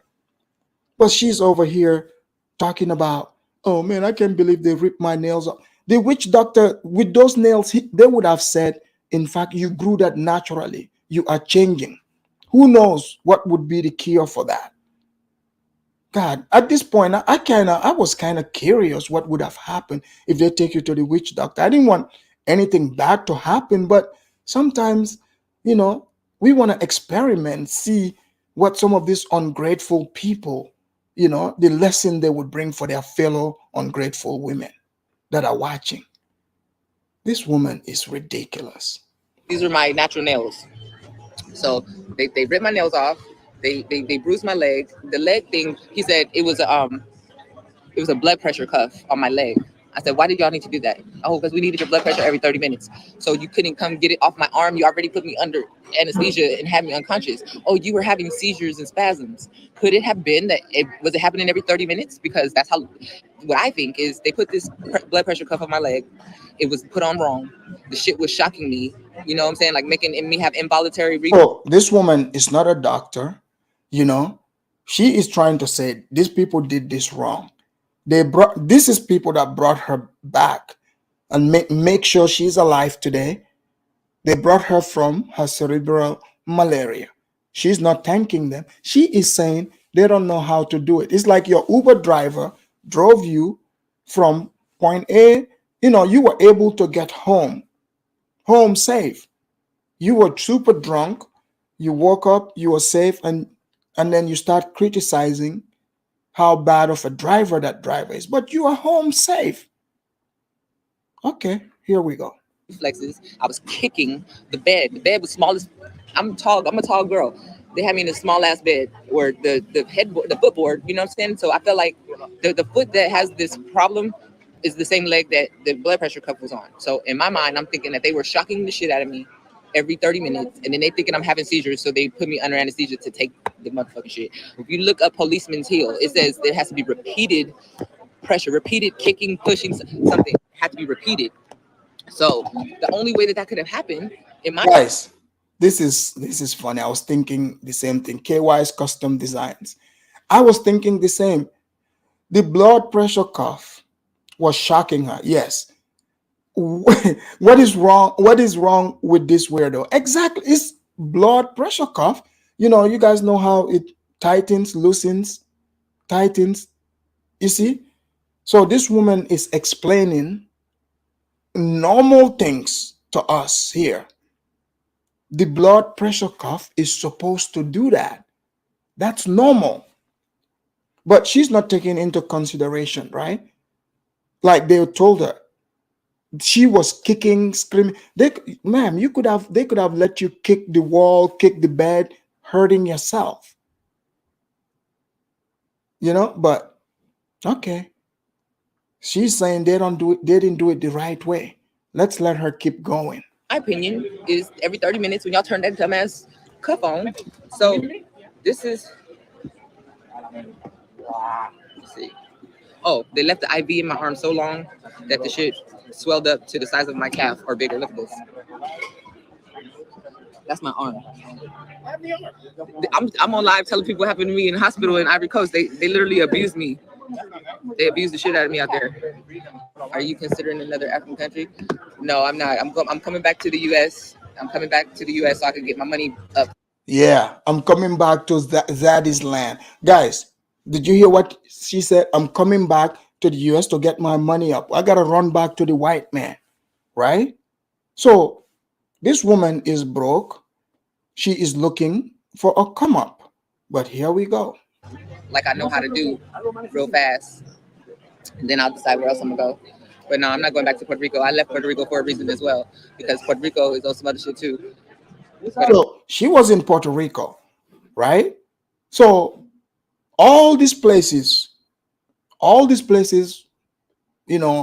is wrong with them. Nothing is wrong with her. She is a passport queen. Let's call it what it is. MS Delta, thank you for the super chat. He said, Afridamas, do a hot show on passport holes, Black American women who travel for love. Bro, I'm already on it. Guys, those of you that are watching, if you have any spicy videos, send it to my email. Send it to my email. So this woman was in Puerto Rico. You remember what I was saying about the passport bros, the white man being the original passport bro, and then the other broke passport bro who was begging for $100. This woman is a passport bro. No, she's a passport queen. I'm sure she thinks she's a queen. She's a passport queen. She is very determined. Talk about taking your daughters on a learning spree. Amazing. But here's the thing, guys. This is what long story short, because all the details are going to be in the book. Long story short is this. This is what I learned. We're a formidable tribe as Black Americans. We just don't know that we're a tribe. Their tribal is hell in Africa. And the only way we can be successful, in my opinion, in Africa is that we come as a group. So you're hearing this. All guys, this is a typical Hoodrat for you. Everything she said, this woman literally sat here and told us how they abused her in the hospital in Ivory Coast. She even insinuated that they might have sexually, abused her. After she said all that, she's like, oh, I'm just coming to get my money up, And then she said the Africans are tribal as F. We're going to get, we have to come as a group. So you are saying these people are tribal, so we have to come as a group and challenge them because that's what that is, right? So we're tribal as F, but let's put our group together and go. That's the only way we will conquer. Guys, I want you guys to hear more. Isn't this is what Adkati was saying? There's something about these hood rats, they are going to be the cause of African countries to start banning the blacks. Here we go. We build our own community. We build our own schools. We build our own businesses, hospitals, and our standard. And then we let them buy from us. And did you guys? So they want to build their own schools, their own hospitals. So. And we let them buy from us. Ma'am, if you can build your own school, I'm pretty sure they're not going to stop you. If you can, but to make it seem like it's, creating a us versus them. That is a problem. You go into people's country, you want to create that type of energy. How do you think that would go? So she's already creating a negative energy. She is sounding just like Art Kati. We will go get our money and subjugate these people. Let's go. Deal with us, because that's what the Chinese is doing, that's what the French is doing, that's what the Arabs is doing. They're coming in a group, getting their own little section, doing their thing. They're not trying to integrate like us. We come out there like, oh, my family. They don't give a about you. If you're not from their tribe, it's like So you see this, always crying for love. So so did you guys hear who she's giving example of? The people that colonize Africa. She's like, this is what the colonizers do, so we gotta do what the colonizers are doing. I'm telling you, these Hoodrats admire the colonizing.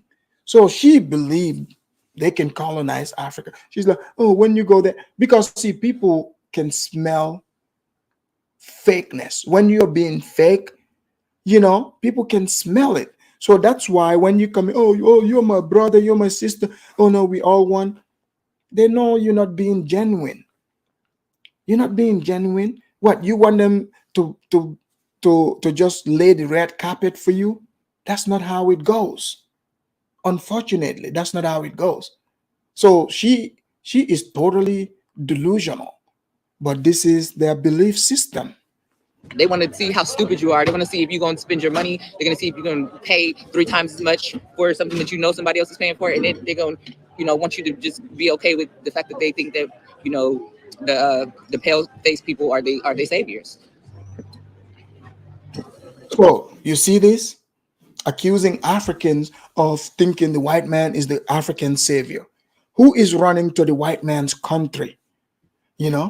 We, the Africans, we are tired of these tethers in our various countries, tethering over there, talking about we're going to build hospital. What? Hoodrat hospital? What? Shaniqua is going to be the head, the head of the hospital? Like what's going on here? Right? You're right. Thank you for the super chat. He said, if we create that in the USA, they complain and say Africans are separating themselves in their country, but they want to go colonize us in Africa. Exactly. And the sad part is we have Hoodrats literally threatening to come and colonize us. Like, putting together, a plan, while drinking Hawaiian at an airport in New York. Yeah, this is your Hoodrat for you. The head nurse would be Baquisha from Third Ward. Yeah. Guess what? Yeah, that's the hospital I want to go to. That's the hospital when you have cerebral malaria you want to go to. I think not, but here we go. I took my daughter out of school because they don't teach African history. They teach French history. They teach what they want you to know. They don't even teach about Leopold in the Congo, just happened in the 1900s, killed 10 million. But they don't talk about that. They don't teach that. And that. You said in the Congo, but you are in Ivory Coast. MS Delta said, Afridamus, you may not realize, but over 57% of Black American men have no kids and not married and middle class. No, I know that. The men, yes, it is just a small group of men that have the children. In Tennessee, I saw this video years ago, news.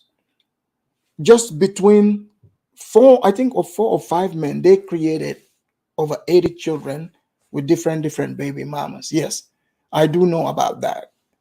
It's not too many Black men that have the kids. He said many 3 or 4s are traveling to find men because they can't fool men in the US anymore. I totally agree. What this is, check the first super chat you missed. Oh, let me see here. Let me see. Oh yeah, I saw that. I already read it. Oh, here. He said, can't survive in Africa.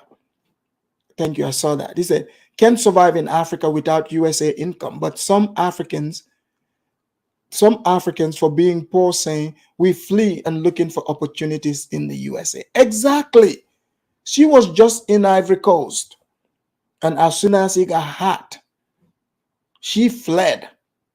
She fled back to the USA to come and put in work. This is how it's supposed to be, right? But running around trying to finesse money out of us Africans in our continent. Oh, talking about you going to colonize us? This woman is very funny. Here we go. That's the problem. That's one of the problems. They don't even know the history that they have with the colonizer, and we do. So I'm not saying Africa's not a place for us to be, but the way we go, we need to go as a group. I'm a single black woman with 2 daughters. You know what I'm saying? I'm a single black woman with 2 daughters. I ain't gonna be able to do this by myself. I'm not gonna be able to make. We know. You see, guys, it's coming out. Single black woman with 2 daughters. So she wants to go there. Guys, I'll tell you, being a single mom in most of these countries is not like here. It's not like here where you have white zaddy on your side. No, go back to your baby daddy or baby daddies and work this out.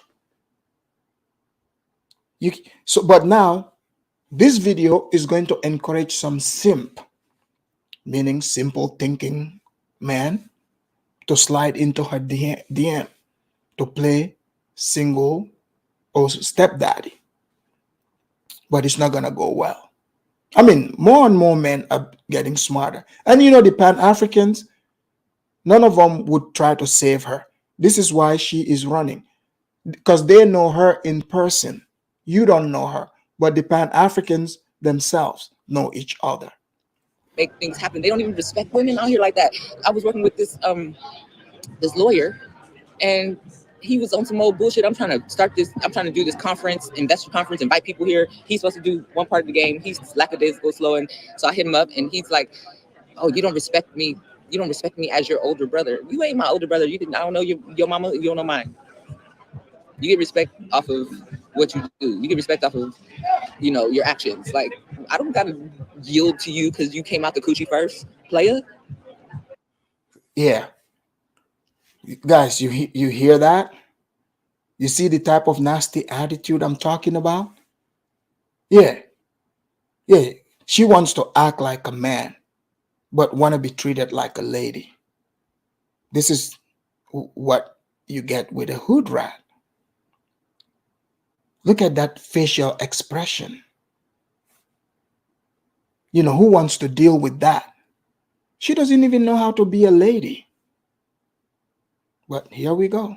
Western women's attitude, majority, most of them, their attitude, is just plain old nasty. So that's why when she said they wanted to sexually abuse her, why would anybody be even turned on by this?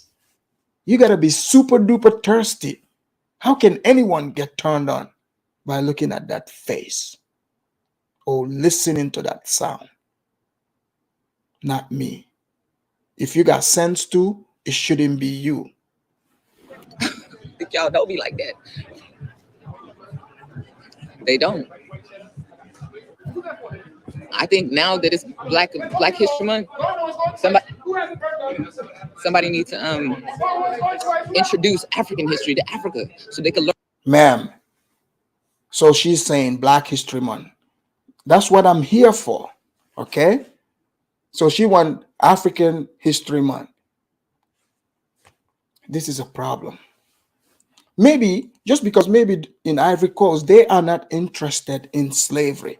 Ivory Coast is moving into the, future. That's what they want to do. They don't want to dwell in the past. But here we go. She's swearing up and down. They don't teach them history. I'm pretty sure they teach them their country's history. But all right. learn about each other, because that will create unity, that will create pride. You know how prideful we felt when we learned that we created all the things that are technical and practical to our lives, but we didn't know those things, we wouldn't know. You know what I'm saying? Do you guys see how unreasonable Golden Heart is? Golden, I never said all Black American women are Hoodrat. It cannot be all. We know this. So I don't have to even do a disclaimer. It cannot be all. We get that. But with the video that we are dealing with here, what I'm analyzing here, yes, you know damn well. You know she's the queen of the hood rats. Don't play. Don't act like you don't know. You know you are seeing a hood rat. That's why you're distancing yourself from her. You yourself might even be a hood rat queen, because the way you are getting upset, I'm beginning to think, you know, you are forming your own hood rat enclave over there in Kumasi, Ghana. We'll be watching you. And you better not let us catch your video, because I'm going to analyze it here. I got my eye on you. Guys, keep your eye on her. The day she make this video like her, send it here. I'm going to analyze it and tell all of you, show you how much of a hood rat she is. That is if she is one. I will not hesitate to point it out. Here we go. Created some sort of pride and unity. They ain't got it. They ain't got it. They ain't got it. Not on the people level. You know what I'm saying? And obviously, yeah, like the Ghanaian president. Oh, African Americans, come over here, get your citizenship. You know what I'm saying? Hey, how you doing? Hey, come over here, get your citizenship. That's the president. You ain't gonna meet him. And if you do, okay, but all the people ready to go? They don't feel like him. They feel like, who's this nigga coming over here? Where they from? Who they is? You know what I'm saying? So she's saying, oh, Ghana, again, Ghana is inviting the president, the politicians is not in touch with the people. She's like, we show up and the Ghanaians are like, man, who are these people? Yeah, they want to know. The Ghanaians want to know. I hope, you know, like, because you guys are sitting here talking about, oh, you guys, you know, like the lady saying they bring more money into Ghana than the Ghanaian diaspora. So if that were true, the Ghanaians would be like, yeah, you come on in. But you don't want to be questioned. Oh, she wants to meet the president. You can meet the president all you want. They can make decisions. But if the general public is not with it, it's going to bring conflict. And especially if the guests have nasty attitude, that's not going to help either. And the Nigerians and the Ghanaians, they always got a battle going on something. You know what I'm saying? It's just crazy.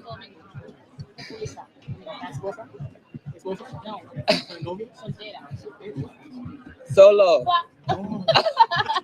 Son. I don't know that well. Okay, you just gotta listen. No, listen. Even though this is where my mom was from. Okay.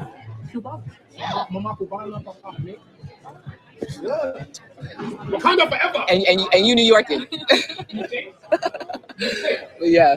So I'm out here right now because I still have like property and stuff, and I have like my truck in I have my truck in Puerto Rico still. So I'm about to go to get my truck and ship it back to Georgia. So I can have my vehicle, you know what I'm saying? So this woman was living in Puerto Rico, you know, so she's just a wanderer, she, you know, just wandering around the world. I'm telling you, you know, like in a couple years, she would become a passport granny, like those black British ones I've shown you guys. Because I've told you guys, these people didn't just wake up one day and become passport grannies. Okay? That's not what happened. They've been traveling around, you know, and eventually Africa is the last resort. So she's on her journey, man. More power to you, sister girl. Here we go. And a lot of stuff that I have out there, I'm just gonna sell it. I have a car, I have a bunch of other things, but I'm gonna sell it, and I'm coming back. I'm about to build my money up. I'm about to build up my network of people, because we're going over there forceful next time. Like, because we still need to go, because America ain't it at all. It ain't it over there either. They're gonna go forceful next time. America ain't it. We're going forceful. Let's hear her. But what's it over there is that they have land. That's ours. Guys, did you hear this? Hold on, let me let you guys hear this part again. I'll let it play. They got land, which is ours. Hear this. Because we still need to go, because America ain't it at all. It ain't it over there either. But what's it over there is that they have land that's ours, and we can go claim it. We can live freely there for real. You know what I'm saying? So did you guys hear this? So the thing is, she said it ain't it over there in Africa, but she said we got land in Africa, and that land belongs to them. So they can just come and claim it and live freely, free land. Okay? You guys remember who else had this idea? You guys remember when the white people had that idea that our land, we have, like, these guys are fools. But they got land. The land can be ours. She's talking as if, hey, these guys are not on the internet. They cannot hear this.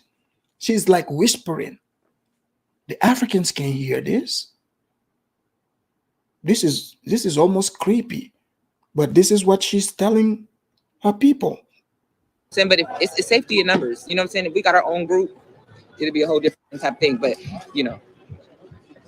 yeah, we need to exactly. And they not with the shit. Like, we with the shit out here, they are not with the shit. Obviously, I didn't realize how criminal I think when I started seeing the shit in Africa. Like, what I mean by that is this. Hold on. Oh my, the African dream just busted. Nah, it didn't bust. It became real. It became the dream is a whole nother, is untangible. Reality is reality. So you just regroup and you decide on how you gonna make it happen. But when I say I didn't understand how I've been criminal, I used to you pull up to the gas station, right? First off, you can't even use your card to get gas. You gotta pay cash. Cool. You pay cash. It's the little boy about 5'1", pumping your gas, and he got a knot this that in his pocket, and he take your money and I heard Special Hayes. Keep going. I said, what? That could never happen. If it was a whole bunch of niggas out here, that could never happen. Did you guys hear this? So you guys know how in African countries, in my part of Africa, you pay gas. So people, you can pay to the little boy. They cannot, you're not jacking him. So she's like, oh, if niggas were here, that's not gonna happen. So imagine if any of these dusties have this idea and try to rob one of those gas stations in any of those African countries. Imagine what will happen. So that's what I'm saying. Sick ideas. Why would she even say this? Because she's a Hoodrat. She's looking at the money. She wished the money can be robbed. What does she said? Their land is in the USA, where they're indigenous. Exactly. Indigenous to the land of the United States. So this woman is giving the information that in Ivory Coast, you see the little boys with wad of money. So something gotta happen. Do not have the idea. I'm telling you. Ivory Coast is not USA. They're gonna change the policies. If we were going, She thinks they would change them policies quickly. No, the people that are coming, they would end them quickly. That's what would happen. Trust me. That's just one of the things that they do. That's just not, but I got business ideas, plans, actually. Like, I created the business plans, foolproof plans. And I'm going to come back over here and get all the money and the people together and go back and do it. And when I win on my court case, because I'm going for millions, I'm talking about I'm suing the hospital, each doctor's insurance. I'm not playing. And I'll invest right back in that damn country. Let me see. My wife said, guys, remember, she had so much bad experience. Remember in the beginning, she's just leaving and never coming back, right? Now she's thinking, oh yeah, if they bring a couple of Negroes there, the people, the gas station, they will change policy quick. No, they will not. You will be changed quick. So now she's going to sue for millions. She's going to sue their insurance and invest right back in that country. Guys, please hit the like. So this is what she is going to do. Okay. All right. Let's let her, tell us more of her plans. when our ancestors were taken from West Africa, created brain drain, most of the early African leaders came to the U.S. to get educated. Everything is a scam. Taxes to the landlord. Okay, so here's the other thing about that. What we don't know, what as Black Americans, is that Mansa Musa. You hear about Mansa Musa all the time from Mali, but you don't hear about his brother Abu Bukhari. Abu Bukhari is the reason why Mansa Musa became king. He gave him the throne. Abu Bukhari gave Mansa Musa the throne. Why? Because he wanted to go sail. He took 2,000 ships at least of food, resources, and people over 100 and something years before Columbus. So some of us just went because way before they were selling us. Okay. So she's about to tie herself to being foundational Black American, like they're the origins of the land. So, so yeah, someone is asking who is she going to sue? The hospital in Ivory Coast. She's going to sue them. So yes, the history she's telling, yeah, it's true. Before Mansa Musa, it was Mansa Abu Bakr who took a voyage across the Atlantic. She is up and up on that history. That's not the argument. But let's hear what she makes of this. So we gotta start looking at it like we was moving about the world before anybody was moving about the world. We gotta look at it like we ran Spain for 700 years before Columbus. You know what I'm saying? We gotta understand those things. You know what I'm saying? We built Germany. We built all of that. We built everything. Just put it like that. Everything. So you heard her. They built Germany. They built everywhere. I'm beginning to think Negroes are very selfish. So you Negroes have been just traveling all over the world, building all these places except where you came from, which is Africa. You went to Germany, you built it. You decided, let's go to England, you built it. You went to America, you're building all these places. You built the pyramids in Egypt, but us in West Africa, the place where you yourself used to dwell, somehow you did not build anything there. I'm beginning to think you guys are very selfish people. How are you going to leave to go build everywhere except your own homeland? This is a damn disgrace. But let's continue. Shout out to Germany. And Germany owes reparation too, just so you guys know. Anything, we built it, including the Vatican. Okay? It's time for us to know who we are for real. And it took me to go over there and to live there for 2 years to understand how we need to do it. We're fighting an uphill battle in this country, in America. But we could literally go make waves and take over if we come in a group. Did you guys hear this? Who else said this? At Kati. She said, we come in groups, we can take over. She really believed that literally they can take over. Who else thought this? Didn't the white man, when, it was first groups that came and said, oh no, we can take over. Look, we've been taken over once before. We know the techniques. It happened in Liberia. Africans are not going to go for this. Maybe you guys can go to Kenya and take over Kenya. Who knows? Or Uganda. Okay? Or maybe Nigeria. I'm suggesting Nigeria. And when you're taking over, try the northern parts of Nigeria. It's much more fruitful. They are more welcoming. Go there and take it over. Northern Nigeria. Come to group. They don't, and that's the other thing. They don't need our money, y'all. They need our education. They need our brain. They got money. They got more money than you can. I'm not. I thought I was doing something. I was at the bank. This man was cashing a check. A regular. If you looked at the dude, you wouldn't even imagine this. But he had a 69 million seafood check. Let me tell you how much that. Oh shit! Hold on. What happened? Oh, you like this? Yeah. Oh, that's what's up. That's right. I hear you. I appreciate you. I'm 100% on the service side. So guys, she's telling us how much money people have in that country. She's like, they need our education. They have lots of money. So this woman have formulated the idea that there's a lot of money here. So she's going to sue, like she would have sued the white people. It is white people that fall for these silly tactics. Africans are not going to buy this, but here we go.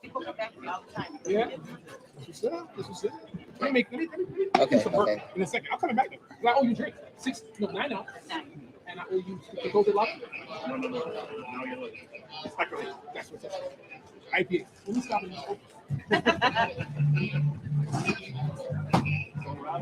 Hold on. what time is it? 11 o'clock. This is small.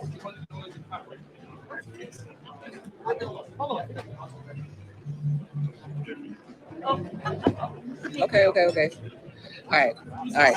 So what was I saying? Somebody refresh me real quick. Okay. Those of you that are lying, talking about this is her real hair. Who you fooling? You think you can fool me? I've been telling you guys. Nobody knows the Hoodrat more than me. You see the way she's scratching her hair? That is weave. That's what causes that. Because she probably had it on for months. She cannot wash it. So it itches. Sometimes you see some of these black women, they go like this, like hitting it because it's itchy. Okay? So we know. Like St. James said, the Sahel region needs people. Exactly. So let's let her keep going. Somebody, I'm drinking this little Pinot. I think this Pinot Grigio. Let me read the comments I get. Okay, yeah, 100,000. Dude walked in with some flip flops on, with some crusty ass feet, and just walked in with this check like, yeah, I need to cash this. Like, no big deal. I'm like, they got money. What regularly do you know walking in the bank cashing a check for 113 grand? And own his car outside, because everybody who got a car own it. We had it tonight. Ain't no credit. So we gotta come out there, come correct. We gotta come correct. I know I ain't cashing no $113,000 checks unless I sold about a $3 million property. That's the only way I'm gonna cash like that. You know what? Yeah. Okay. My boarding gate is right there. So I was just making. So guys, she's saying, yeah, in America, she's not seeing people cashing $113,000 checks. So she wants some of that. Okay? She wants some of that. Rasmus said, don't make fun of the black queen, Afridamus. No, I'm not making fun of her. And guys, the link is in the chat. Hit the link. Kidola, I see you in the back there. Hang tight. Guys, the link is in the chat. Hit it and come and add your voice to, our new colonizers here. Making sure that they was on time. I missed my first flight, y'all, because I came through Paris. They was doing the most out there. Just lackadaisical as hell. I'm sitting there looking like, I ain't gonna say too much. I ain't gonna get out of control. I can get stuck out here in Paris, and we gotta fly across the whole Atlantic Ocean. My whole flight was across the water, so I have like, yeah, whatever y'all got to do to the plane, do it. It's like, oh, it's a maintenance issue. I'll fix that shit. So I missed my flight by like an hour. I'm building Africa, making my money. That's the point. So a lot of my friends like that know I'm gonna do this. Oh, you should come over here. You should try this. You should try that. I'm like, look, you can't go. So, anyways, you guys get the point. You get the point now. So the lines are open. So you guys heard her. She wants to sue to make the money. So I have a caller in here, a friend of the show, a very smart, intelligent man. Let's bring in Kidola. Kidola, welcome to the Afridamus Report as usual. Thank you, Afridamus. My name is Ola Kidola. Ola Kidola. Ola Kidola. Nigeria. I'm from Nigeria, and I've been watching your program. Man, you're Superman who know how to analyze and digest anything digestible in this YouTube space or street. That's why I like your show, man. Your show is fair, and I'll continue watching it. Thank you very much. Kidola, this is, you see the video I'm showing here, and I've been speaking about this. Do you think if these behaviors continue and African countries, keep, are waking up to this, do you think eventually the blacks would be banned in some of these countries or have a hard time? You see, when Ghana caused these problems, because I understand, you see, the Ghanaians like money. They like money, they want to promote tourism. The sweet Ghana president travel everywhere, ask people to come back home that are not ready to come back home. Some of them even lie that they've been to Africa. That guy that sit on that chair say, I've been to Africa. Yeah, the one that was crying. That guy have never been to Africa. That guy just lied. What I came to when I arrived at this understanding them slowly, these people are professional liars, very notorious liars. Yes, sir, very notorious. These FBA people, very notorious liars. One hand they're Pan Africa, one hand they are FBA court. So you cannot really understand who are these people. I think what they're mixed with sometimes causes problem in their head. That's just what I believe. When you mix people too much, you don't really. There's what called identity problem. This lady have a malaria problem. She was sick. Right, cerebral malaria, the ones that make you go crazy. For her to be lucky or praise the doctor that saved her, no, she want to sue them because that's what happened in America. Because in America they can sue you for anything and they can just lie.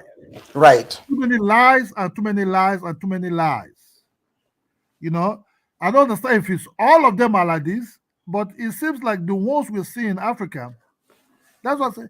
Africans who are marrying them in Africa, they have to be very, very careful. Marriage in Africa is a total different ballgame than compared to the marriage. You think you marry these people because you're curious of knowing them. You think this marriage to them is a game. It's like you play poker. What about because this woman here, she's a single mother. Let me read this. MS Delta, thank you for the super chat. I say, Afridamas, us, is it all the blacks or single black women? No, it cannot be all the blacks. Not all the blacks. You see, so what you see now is a bad character that is coming out. A lot of them were going to Africa to look for men. I understand one who called herself African superstar. She was just changing men there. Is this the one? I did a show, the one with the rap music. Yes, she was just going to change. So she's changing Ghanaian men like underwear. She was changing Ghanaian men. Ghanaian men like sometimes the nasty shit. You know what I mean? So she was just changing them. One of them run and went to London. She changed to the other one. She changed to the other one. She changed to the other one. She changed to the other one until they get rid of her. Like, hey, stop that. Go back home. Go and take some bread. You see, what you've seen is bunch of rejected teens who think they can have their groove back in Africa, going to Africa. But she said they want to take over. She want to put a group together, and she said if they come as a group, they can build their own hospital, their own infrastructure, own business, and just make money from the Africans. She said that's what the Chinese do and others. She wants to be like the Chinese. I think she's you see, when she talk about gas station, of robbing a gas station, that's a typical what they do in the United States. Right. She coming to take over. I don't understand. She understand the history of Ivory Coast. What happened there newly, not too long ago. You see, they can make big mouths. The Africans can stand and fight their fight and stand with their chest on it. She will run because look, when you have somebody saving you, you always run to meet that person, and that person is the white Americans. They never get freed. The white man freed them. They didn't fight for freedom. They will be given freedom by pen and paper by Lyndon Johnson. They don't like the Jamaicans. They don't like the Africans at all. When you be free by pen and paper, you make big mouth because you can run and go and meet your daddy. That's what you're seeing. That's just them what you're seeing. It is a disgrace. Is it all of them? I don't know. But the ones that are coming to Africa now, and the ones that Africans are, look, you can't marry these people. You cannot. Because they cannot give you nothing. So like you what do you think? Your suggestion, stay away from the single mothers. Not even this. Not just the single mothers. You cannot be dealing with people who have mental problem. Yes. You get what I'm telling you? You can. They have nothing to share with you. Are you going to be watching? What are you going to tell you about Scarface? Or what do you want to tell you? Scarface? Yeah. Movie? Fantasy? Is that what you want to say to you? Or Tyler Perry. What kind of discussion you and this want to have in the sitting room when you proceed and discuss? You see, what I start seeing is a meta problem. You see, this guy was supposed to perform in Egypt. Who? Kevin Hart supposed to perform in Egypt. Was being Yeah. bound. Yes. This identity, everything match also with the identity crisis. Yes, he Hebrew. said he's Egyptian. Yeah, I saw that. He said Africa have Egyptians have they're living that land been there for more than 3,000 years. So this is the problem. Ghana people want money, they invite them. They went everywhere. But I'm surprised. How can you invite people that your land was a store warehouse of shipment? Yeah, that's crazy. But Kidola, just 1 second. Let's bring in Chaotic also. Hang tight. Chaotic, welcome to the Afridamus report as usual. Chaotic, are you there? I am here. Chaotic, Afridamus. what do you think about my analysis of the behavior of the Hoodrat and about this Hoodrat talking about she's going to sue the hospital in Ivory Coast, the hospital that saved her. What? Well, Afridamus, salute to you, sir. And you already know I rock with you. I think you're an incredible content creator. And thank you for always supporting my channel as I support yours. Normally, I come up here and I am in agreement with you, but not today, sir. You don't have to agree with me. Lay it out. Absolutely. I think, or I believe, your assessment and analysis is absolutely egregious. The woman in question is an American, so she is a capitalist. And as with all Americans, we have this notion of suing people on the drop of a hat. But I have to say this, though, Afridamus, because, I'm in and out of doing a multiplicity of things, and I haven't really heard everything. But the fact that you called this Black American woman a hood rat, let me tell you something, sir. Let me do something real quick, sir. And I would like to not to be cut off because I respect everybody when they're up here. So, Afridamus, can you allow your guest? What's up, E-Brave? Particularly Kadola. Or if Judet calls in, can you just silence them for a minute? I just want to read off a list of names real quick. Give me a second, sir. Melody Hobson, president and CEO of Ariel Investments, a Chicago-based investment firm that manages over $16 billion in assets. Black woman. Lauren Simmons, the youngest and only full-time female equity trader on the floor of the New York Stock Exchange. Black woman. Sheila Johnson. She was the co-founder of Black Entertainment and founder of Salamander Hotels and Resorts. Black American woman. Lisa Davis, co-founder and CEO of a hedge fund called Analytic Investors, which manages over $15 billion in assets. Black woman. Audrey Tillman, executive vice president and global chief diversity and inclusion officer at Avis, the rental car agency. Black woman. Ursula Burns, former CEO of Xerox Corporation and the first Black woman to lead a Fortune 500. Black woman. Afridamus, I don't need to go on with. Okay, so I get that point, but again, these people you are talking about, right? Just being given a token position. How does this negate this woman being a hoodrat, though? Sir. That's a diversity hire. You do realize this, right? You are telling me about people who did not create anything. They were hired, sir. Sir, Melody Hobson created Ariel Investments. She created that hedge fund. Cheryl Johnson, her and her husband created BET. Sir, I could name you. But how does this negate that this woman is a hood rat? I'm trying to explain to you, sir. Okay. I don't believe that this woman is a hood rat. What I do believe is that this woman is an American and she has this air of superiority. Calling her a hood rat undermines the achievements of African Americans. whom, by the way, are greater than any of Africans in the diaspora. So no, she's not a hood rat. She's not shaking her ass. She's not tattooed up to the floor, hollering and screaming and cursing. Well, chaotic. Do you know you are speaking the white man's achievement to us here? But for you haven't given me a chance to finish. Oh, okay. No, go ahead. Sorry. That woman, and I'm gonna finish it right here. That woman is participating in a global economic market. She is paying for her plane ticket. She is traveling to other countries. She's not eating mud there. She's eating food at restaurants there. I think it's very shameful for you, sir, to call that woman a hood rat. I will be disliking this video, and I will be reporting you, sir. I'm not gonna dislike the video and report you, but I do find it shameful. Now, Kidola, I'm pretty sure the women around him have plates in their lips.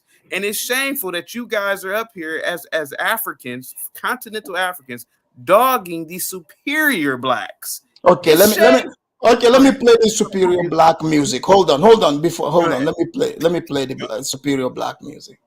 Grown ass man, you called me to troll me. Did you get what you want out of this? Did it make you feel better now? There's a difference. I don't bother people I don't like. And this is what you have to deal with niggas. What they do, what they did, what they gain. You want to live off somebody else's law. What they do, what they did, what they gain. You want to live off somebody else's law. Niggas are the worst people on earth. I do understand why they made them slaves. I think one of the worst things that happened was they stopped making them slaves. If they'd have kept niggas as slaves, we'd have built more shit. We'd have been better people. Whenever black people were under the oppression of white people, they did more. All right, we are back. That was just a short national.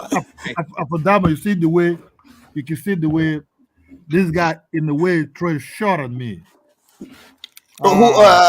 Chaotic, and that's by our professor Tommy Sotomayor giving us a history lesson on what the blacks built. But go ahead, Kidola. When I said I don't know if it's all of them are like that, but the ones that are coming to African are something else. You want to tell me people who have plates in their mouths surrounding me? Have you ever been to Africa, Mr. Man? I don't think so. I think in your life, you live in a fake house built with wood, not even with blocks.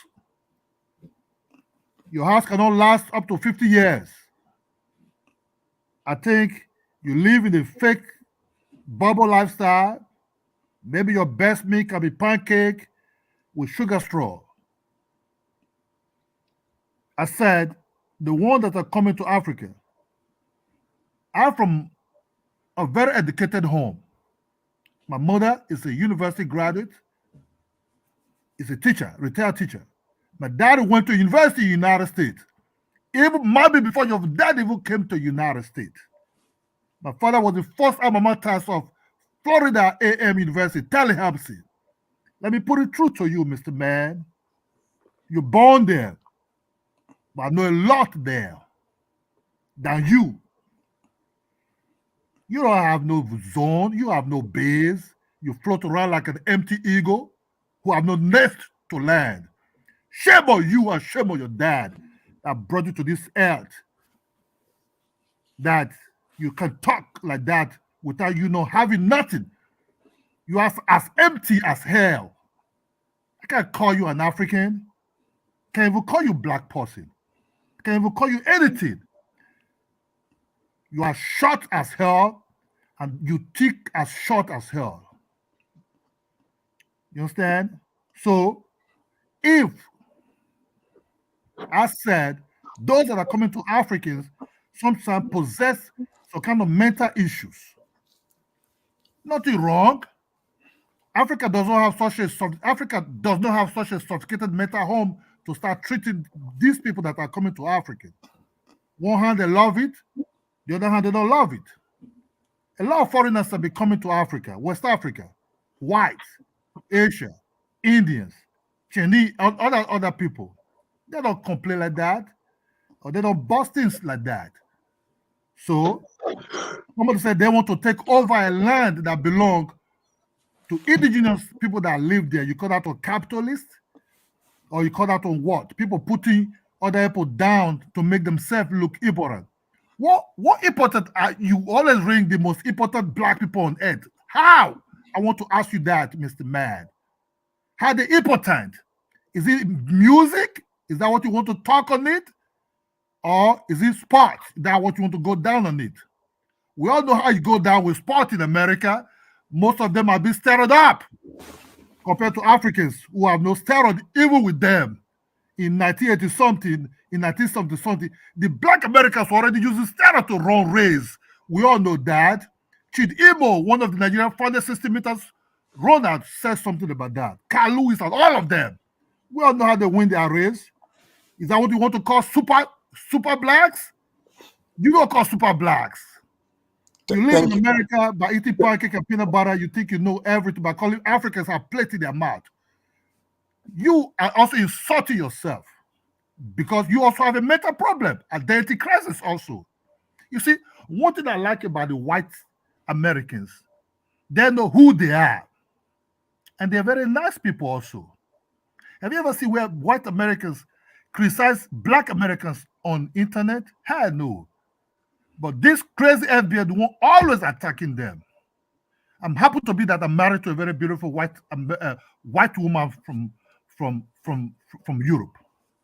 I don't dance your dance. I'm an African man to the core. I will live and die as an African man. I will never, never, never claim myself to be what I'm not. Just when you claim yourself to what you're not. You are a fake person. You live in a fake world and you die as a fake man. That's just all the Thank you, Kidola. Thank you, Kidola. Let's bring in Be Brave. Be Brave, welcome to the Afridamus Report. Be Brave, are you following on the topic here? I tuned in and it looked very interesting and sickening at the same time. My volume good? Yes, yes, your audio is good. What is your take on my analysis here and what you're hearing? I think you're more correct than chaotic. Chaotic has a very good point. I don't know the education level of this woman, but to come into such a serious situation and corruption that Africa has, speaking like some powerful, stupid, entitled, silly, spoiled brat, slumlord Hoodrat, because that's what she does talk like, with her, and again, scratching her nasty weave. Couldn't have a natural on and look nice and natural. Nope, had to do the American nasty and dirty weave. That's why they have long fingernails, probably, it dawned on me. But the shame of it is what a missed opportunity if she's that bold and voracious in speaking her mind about things, that she couldn't have done it in a more professional manner. That would make me sick to my stomach. And Be Brave, are you familiar with diversity hires? Yes, and it's disgusting. So these diversity hires, like for example, chaotic rattled names here, and these are diversity hires. Are these what he's implying that these people have created all these things? What have they created? I would like to know the facts of what they've created, and if they haven't created anything, then Chaotic needs to admit that they are diversity hires. And who cares about diversity hires making $50 million a year? In the corporate machine, it still means nothing. It's silly. This woman came in there nationally and acted like the most disgusting, entitled little silly rat woman that's destroying inner city schools and inner cities. And she brings that to Africa, where the corruption is pretty entrenched. It's like, just ease it out, sister. Who do you think you are to challenge this with your obvious low intellect? Yeah, but did you hear that? She said she's back. They gotta get their money together. She's claiming it's bad, but they want to go back. She said because there's land and that land belongs to her and her people. Like, are you shocked to hear that? I am shocked that she would say that. I mean, I'm not shocked to hear it, because those type of people, they speak delusional in a delusional manner constantly. So I'm not shocked to hear it, but it's like, wow, she is taking it to new heights. It's like, sure, okay, Miss Badass, why, sure, no, it's I can't think of anything more pathetic than, I hope she, she's one of the people who probably hate white people, right? Oh, of But course. she said they want to do it like the white people and the Chinese. Like she wants to copy white people. Like is that's shocking. It is, but but the funny part about it is their entire source of power is from white people, and they Right. come on acting arrogant, as in black people gave her this right to act this way. When in reality, you're correct. She's drawing a complete energy from the white culture. So it's like when I look at her and you brought her and she's in Africa doing this stuff, and I'm going, oh no, we're exporting insanity. That's the way I look at it. Exactly. Yeah, So yeah, go ahead. Respond to him. Be Brave and Think is the grand wizard of the Ku Klux Klan. And I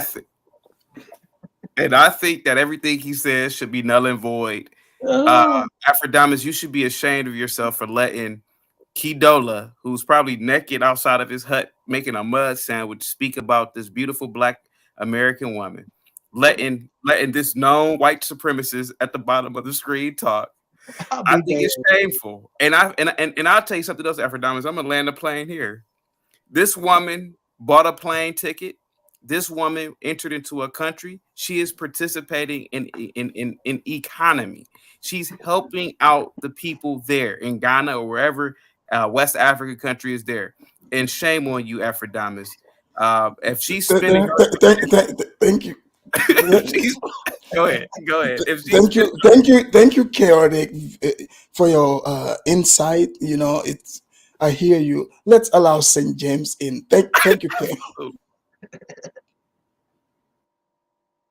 Oh, go ahead. Be brave and think. Salute to you, man. Oh no, where's? Oh, I thought you said St. James was coming in. Oh, you're on mute, Afrodamus. Can you guys hear me? Yes. You're on mute. Okay, so hold on. Can you guys hear me though? Yeah, I can hear you. Okay, so here, let's bring St. James in. St. James, can you hear me? Yes, thanks for having me, man. Hey, St. James, welcome to the Afrodamus Report. This is in your neck of the woods. So you've heard my take on it, my analysis. You know, Kidola came, he gave his point, you know, what he agrees on and everything, and Be Brave here. Chaotic also gave his take. He disagrees with me. He said I should be ashamed of myself. So, St. James, what do you want? What's your take on? Should I be ashamed of myself on what I'm doing here today, or what is going on? Obviously, you shouldn't, but I respect everybody else's point of view about the video. And I just called because there was something that you said that prompted me to call. Like, we're gonna have to be honest about this topic right here. Right. So let me ask you a question. You said they say these women came on that side of the continent to colonize, right? Oh well, she wishes. That's what her take is. Okay, when you wake up in the morning and you watch the video on that side of the continent, what do you see, bro? I don't see that woman. They're not worried about. They're doing their own thing. Okay, so you see the people going toe to toes with the so-called colonizer there, right? Right. So there is no such thing about coming over there and trying to colonize people. You know what we do over there. But out of everybody, right? Let me be honest, right? That journey started like 2 years ago with this woman. So I respected that woman. She started first, in Burkina Faso, right? Because there was one guy that was making a lot of noise about, inviting the diaspora to come over in Burkina Faso. Correct. This is where that all started. Okay. So she's the Atkati of that region. I didn't think that first, right? Okay. I was like, because she wasn't talking like this, and she was really being, humble about, her going to Africa for the first time, And I was like everybody else, like from the continent, we wanted to see exactly what these people can bring to us, right? Also for the things that we missed, You know, we moved from the motherland to the state. I'm like, show us what you can do on the land, right? Well, I can also learn from you, you know. So this is the way I was approaching it. Like, show us, you know. And then I'm hearing that, you know, oh, I'm moving to Ivory Coast and I'm gonna rep both countries. Basically, she was repping Burkina and Ivory Coast. You know, I was like, yeah, that's what's up. This is still family. I'm like, you know, do what you gotta do. You know, it's not like what I'm hearing is that she was a store owner, I believe. Oh, she had a business there? She had a business in the, I don't Okay. know if that was in the So state or in the Puerto Rico or something. I'm like, sis, in order for you to compete, you have to open your business on the land. You have to generate income for yourself. yeah, Which I but didn't did see. you When you hear watch did the you hear video, what she right? said? You heard what Right? she said? Yeah, that's what she said. I'm like, She okay, you said know, they there got was land. There's land in the Africa and it Afrodamus. belongs to them. When that guy came to Burkina, right? Land was not even an issue.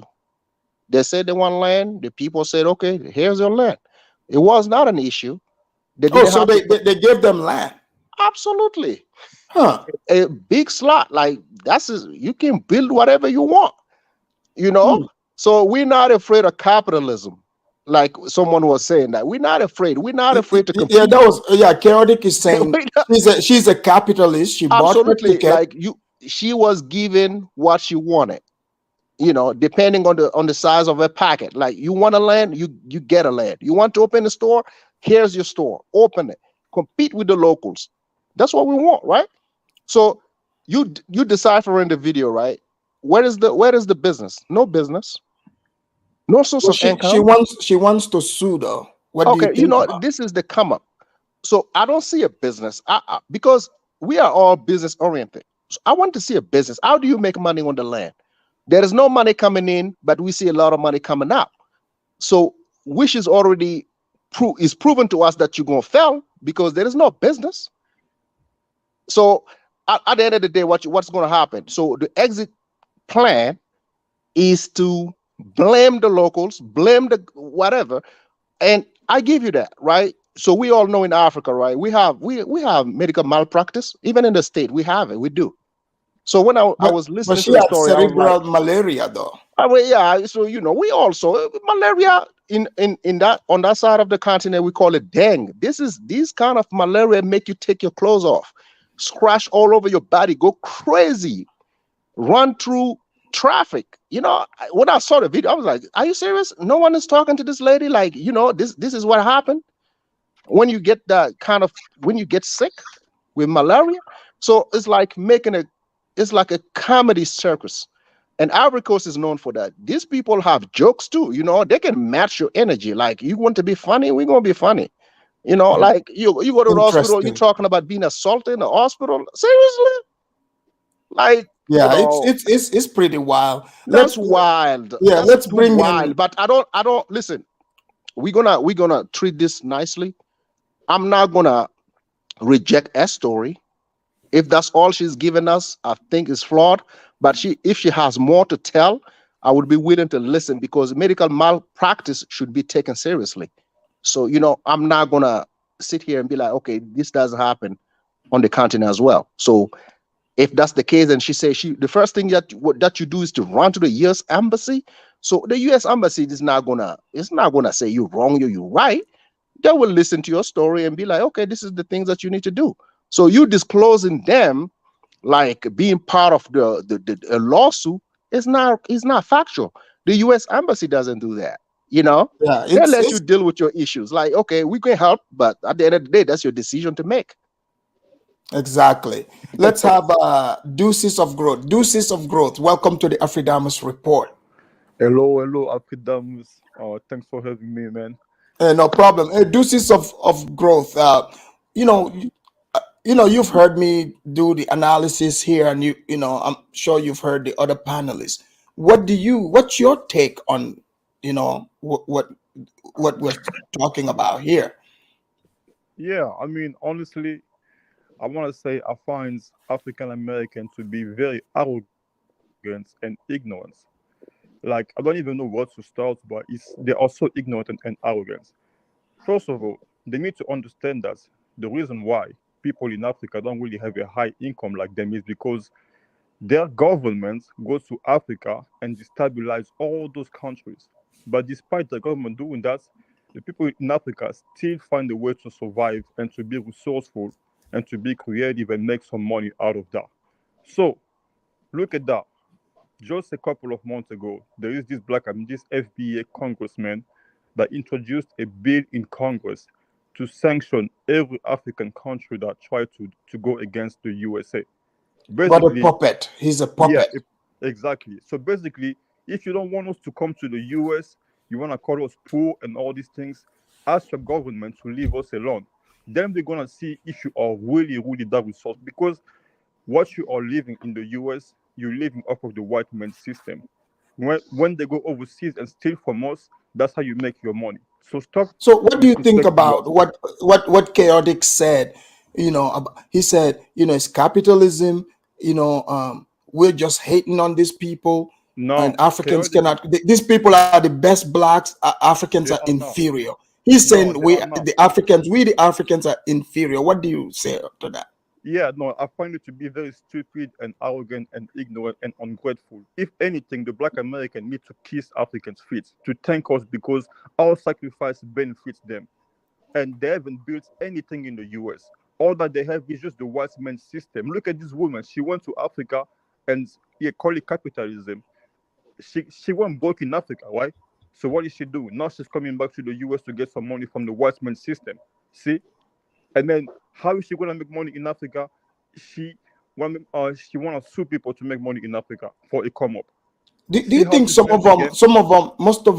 most of the blacks are jealous that us Africans are coming here, making money from the white man system, No, and it's that capitalism. It's capitalism. The white man has destabilized our country. The white man destabilized the Middle East, Central America. So basically, the only place the money is in the US. So we all have to come to capitalism and compete in the capitalism system so we can go back and invest in our country. Just like this woman right here in the video, she lives in the US in capitalism. She makes money here to go and invest in Africa. So everyone should do the same thing. and So what do you think basically, about what she said about that? That it's not popping over there, but one thing, there's land, and that land is theirs. They can take it. What do you the think land about that? the land is not theirs. First of all, us Africans, we have to buy land in our own countries. I'm from the Congo, and I still have to buy land in my own country. Nobody gets free lands. They have to buy lands. I mean, they are from the USA, so they have to buy land in their own country. See, this just proves that if the US stop looting those other countries and starts paying fair price on international trades, when the price, like when the US currency is not as strong as it is today, they are not going to be able to survive. Because despite the US currency being as strong as it is today, when they go overseas, they see asking us for a freelance. That just shows that they are incompetent. They can't survive. Yeah. But what do you think about this idea? Like she said, they want to, be like the Chinese or the white man to, basically colonize Africa. Yeah, I mean, Like, do you think they have what it takes to colonize Africa? they don't Any have it. country? They don't have it. You know what? They only copy what the white people do. This is all that they know. They only copy what the white man does. They want to be like white people. This is all that they know. So yeah, like I mean, but they don't have the competence to go and colonize Africa. Africans are way smaller than that. All So right. no. Thank you. Let's bring IAS production. IAS production. Welcome to the Afridamus report. Yeah, thank you for having me, Africanos. I appreciate. You see, I've been in America for a while now, and I love Black Americans. You know what I mean?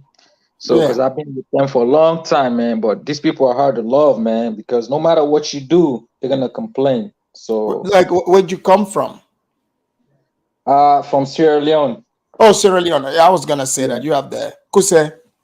yeah, Kusha, Kusha. Yeah, Yeah, yeah. man. So recently, they just been claiming everybody else ethnicity but their own. You know what I mean? But So but you see, Madabio is also inviting them to come over, just like Ghana, and you heard the FBA guy. He said he's tired of them getting invites from African countries. Like, what do you? Your president is inviting people. What do you say to this?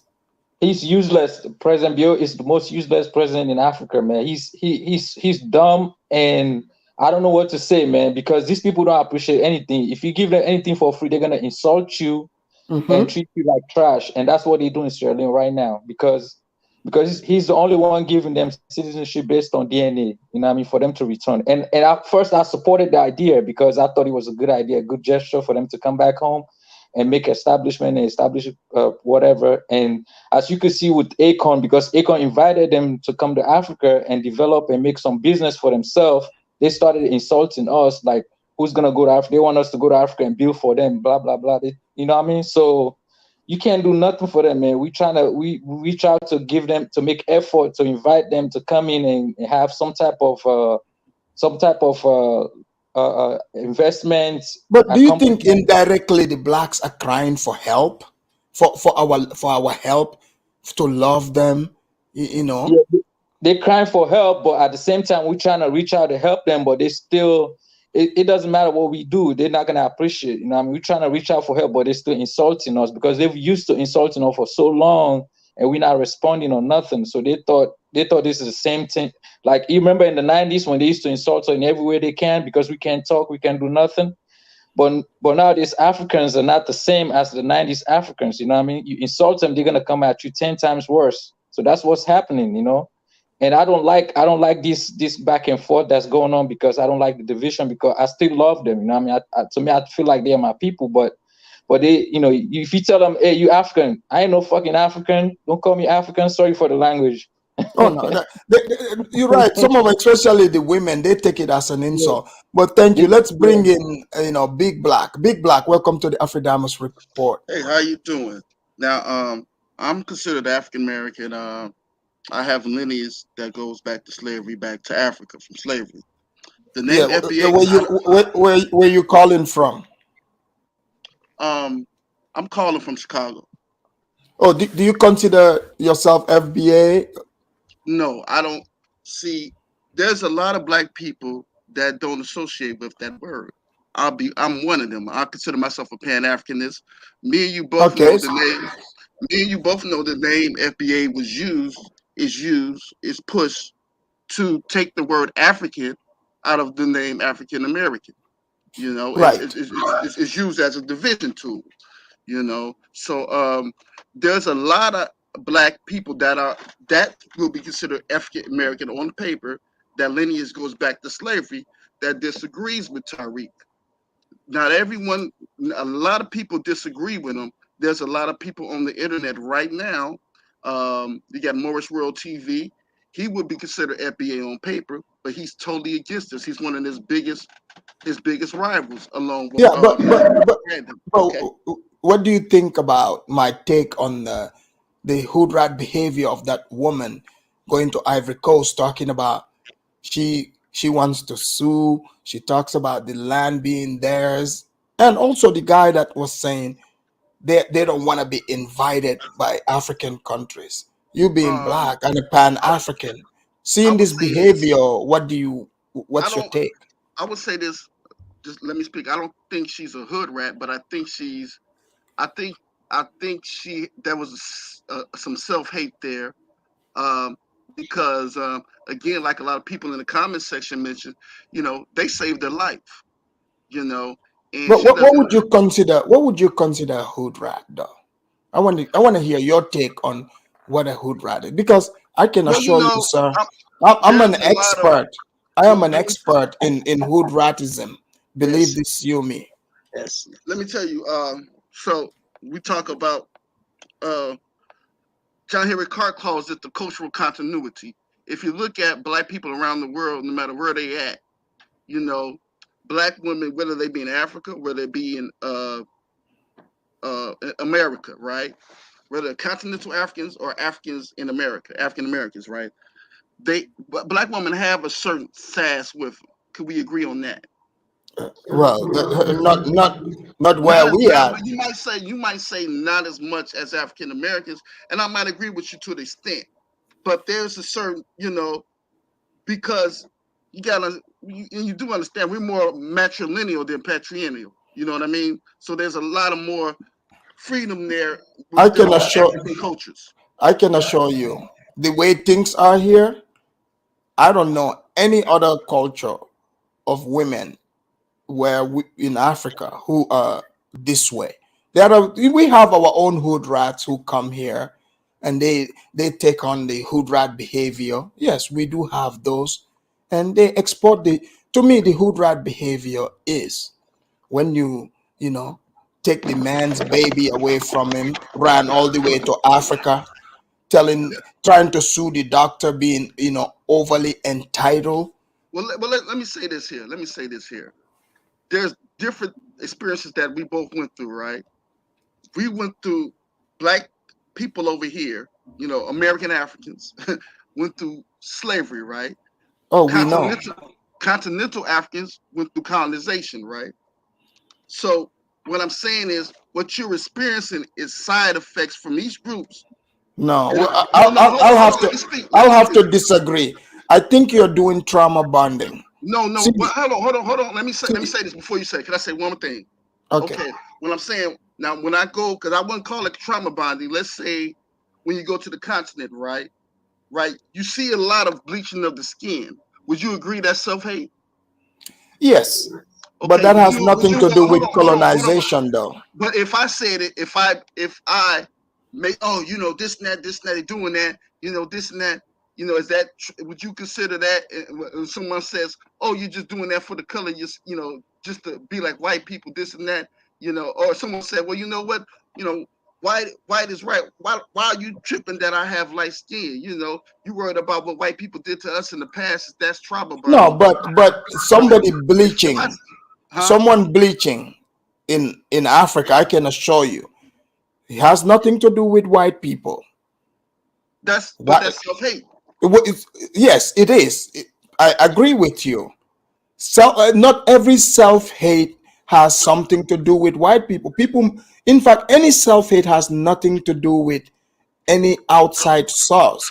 You might not have control over how things are, what is happening. No, what I'm But saying is, the only control you have is how you respond no, I'm to not what saying is that white happening. people put the bleach in her hand and made her so. No, no, no. I'm just saying, even again, mentally, still, these people is their decision, the way they see themselves, just like you see black women here hating on white women, but they put blonde weaves on their head, you know.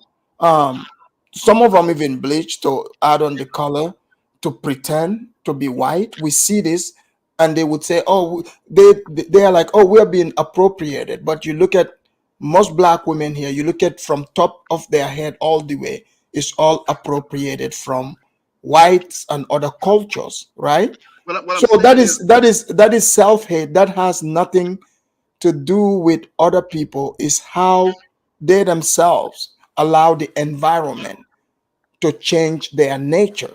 So when you take that same behavior, you go to another society, where the dynamic between man and woman, the law, the law of nature is intact for most of the people.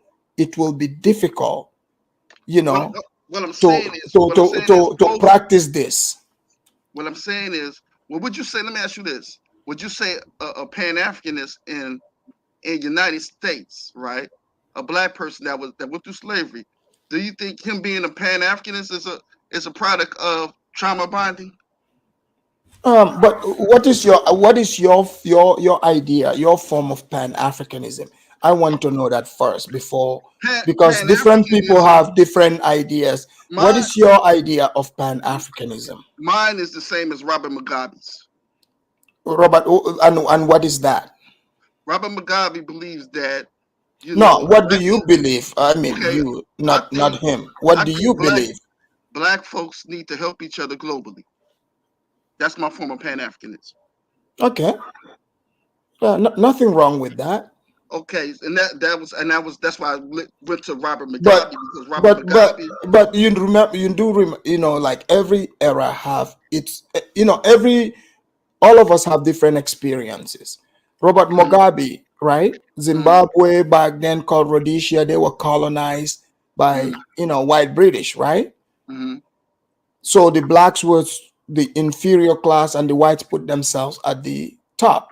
Right. Mugabe came, he went to prison, escaped, oh, served his term 11 years. He fought back and won his country back, right? Mm-hmm. He got his country back and liberated his people Right. because they didn't want to be oppressed. Right. So they moved on. Today, Zimbabwe's fight is maybe against the, you know, sanctions and other stuff, but it's no What longer are the like, sanctions? What? Okay, the sanctions. The sanctions from where? yeah, well, from the, you know, the bankers, the people in charge.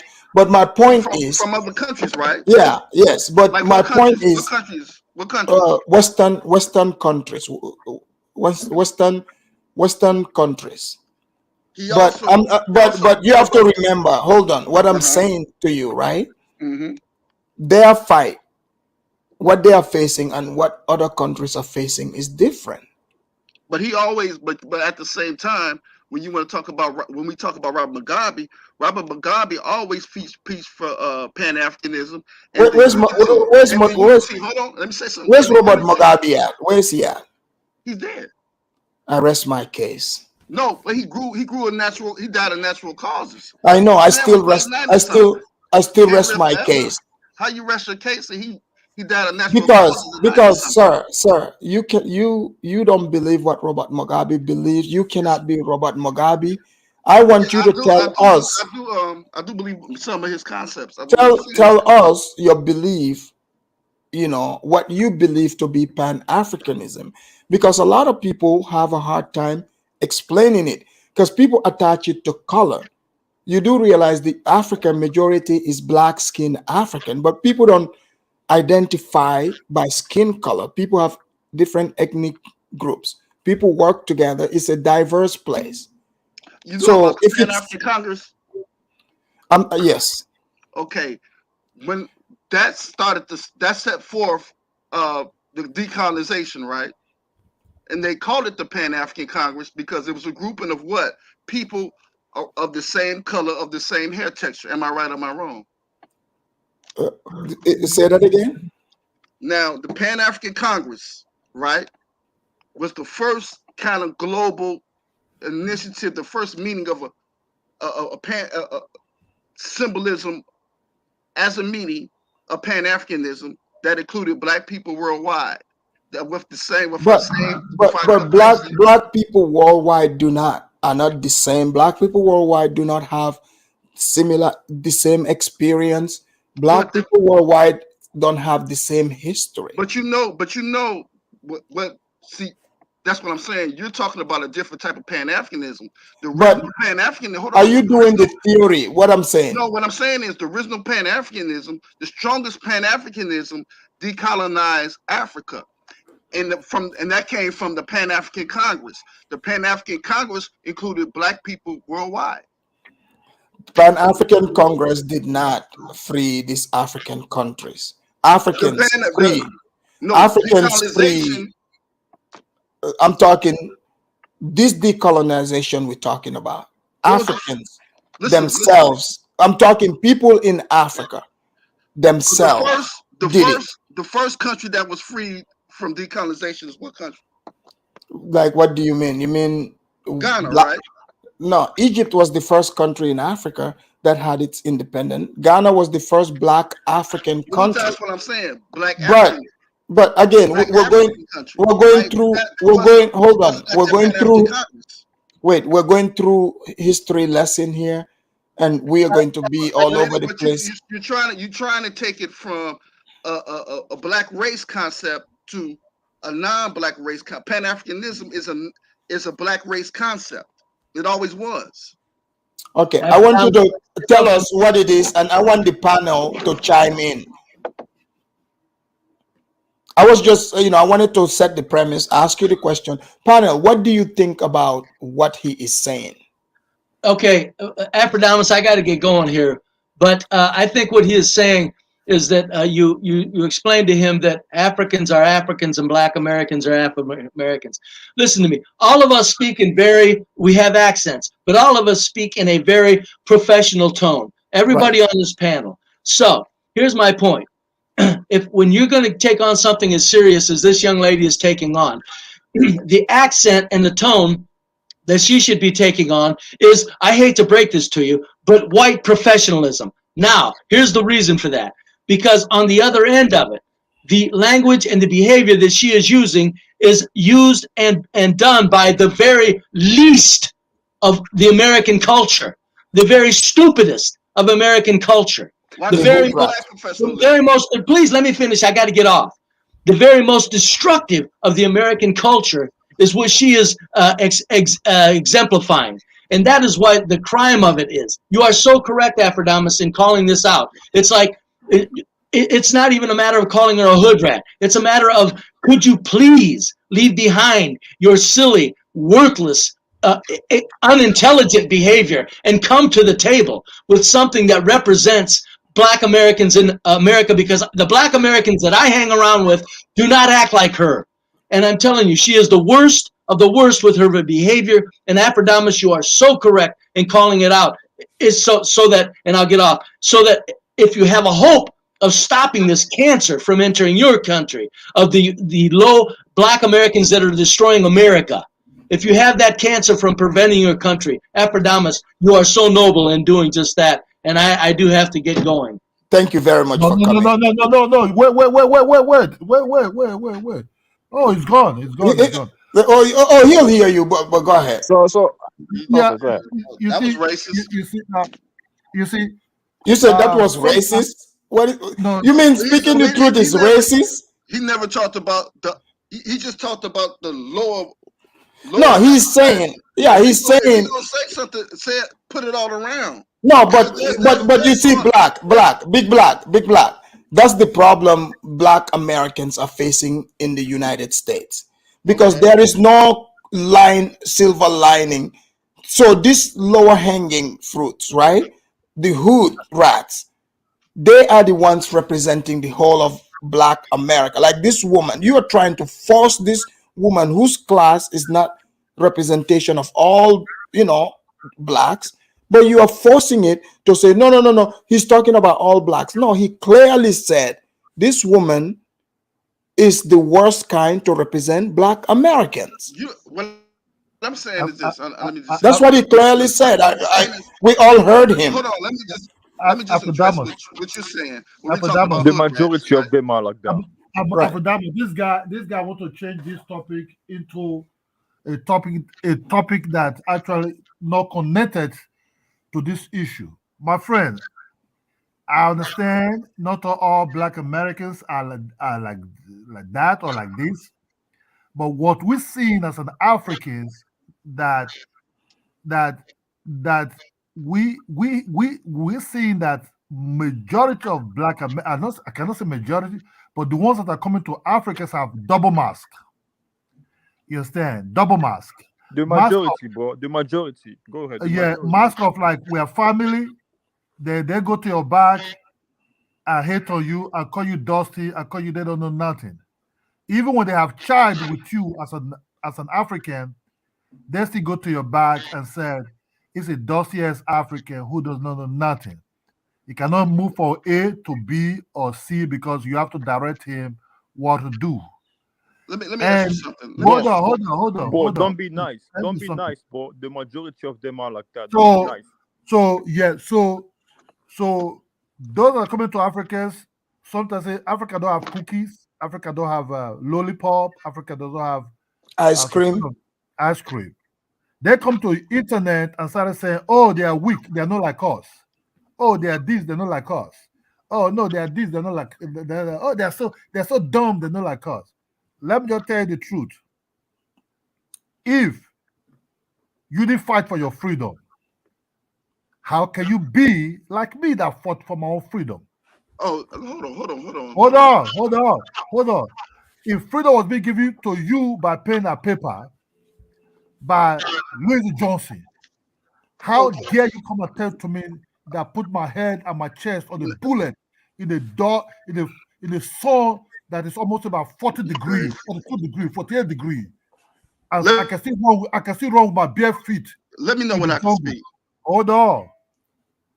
How dare you? Oh, Can you you tell rambling, me? but you How dare you? Can you tell me you build a country when I built my own country from the scratch, but yours will be built by people who brought you people over there? How dare you? Because yes. Let me what we ask you see, this. what Hold we on, see, man. Could I get time to hold talk? on, hold on. You been going for 5 minutes. What we see that you people are pretending selling, you people will pretend to be coming to an African with a very nice face. But really, in you people's mind, you people really hate Africans. Dare to your leader called Tariq Rashid, who is scamming you people. That's not my leader. Dare to your other ones who are also. It seems like what miss inside these black Americans are just too nasty, mixture. Oh, That man, what hold we on. I'm see. not going to just sit here and let you just Yeah, do that, yeah, man. Kidola, Give me a let him chance. talk. Let him. Alfred Yeah. Damas, since you want to respond, let me just ask him a question so he can respond altogether. Okay, go for it. My bro, do you see anything wrong about the video? If you do, okay, so Okay. That's go ahead, what go I'm ahead. saying. Let me address that. Yeah, she was wrong. She like you. People in the comments say she could have got that. She could have died. No, but Big Black, I gotta push back. She's not wrong. How is she wrong? She's not wrong. No, she's wrong because after No, they saved her she life, is no. Hold on, hear me they out. saved her What? life from the area, right? Hold on, let me tell you why she's not wrong. Why she's not wrong? She is being herself. She can No, she no, only that's know. not herself. Hold on. She You only can't. know this is her true nature. It doesn't mean that we have to accept it. That's my whole point. That's not This a. is who she is. No, when So this is how go she to knows how to transformations in be. her life, I'm not gonna let you do that. People go to a lot of transformations in their life. You know what I'm saying? So it's this That's particular why I time. said this is why are you trying to defend saying this is who she is. But she She's could be proud of wrong. it. Right. When A you know, rapist can be a rapist, but but that does mean they're wrong if they rape but how someone. many people, how many women do you know of Black America who think like her, act like her? That's Hold the on, point. you get. I got a lot of questions. Can I go to your question last? Let me start with No, this no. old guy, because he just like ran off. He just rambled and said a whole bunch of BS. Now, what trips me out is that you have Black Americans, African Americans, that even after the slave trade, knowing that they were sold by their own people, but also knowing that there also was white people involved, right? That still reach out to Africa and understand the bigger picture here, which is unity, right? You have that means, and you have people like me that understand probably the people that's probably the families that my people got ripped from, they probably said, okay, we're gonna get our vengeance on the people that sold our kin.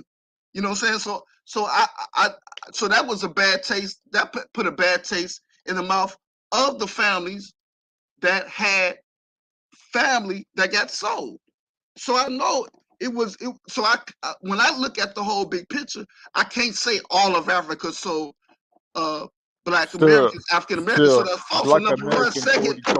hold on, let me go. Second, the people that came over here, you're talking about people that were in a system where they was enslaved and they fought for their freedom, but they're overran by a white system about a lot of white people where they're in this foreign land as if they was in their own land. We know we're not Indians. Some of us don't, right?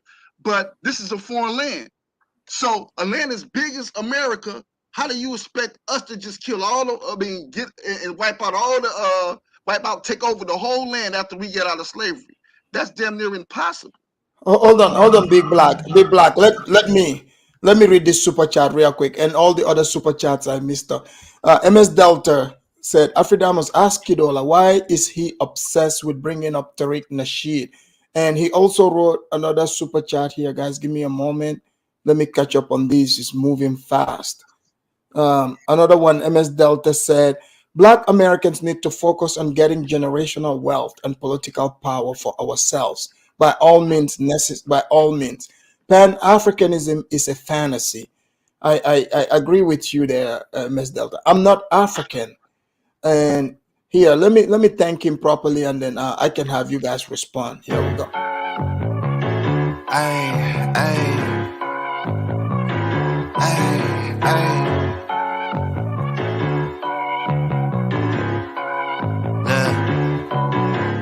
Baby girl love my bop and I like me too.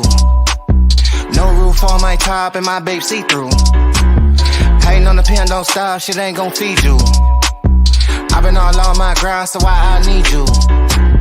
Baby girl love my bop and I like me too.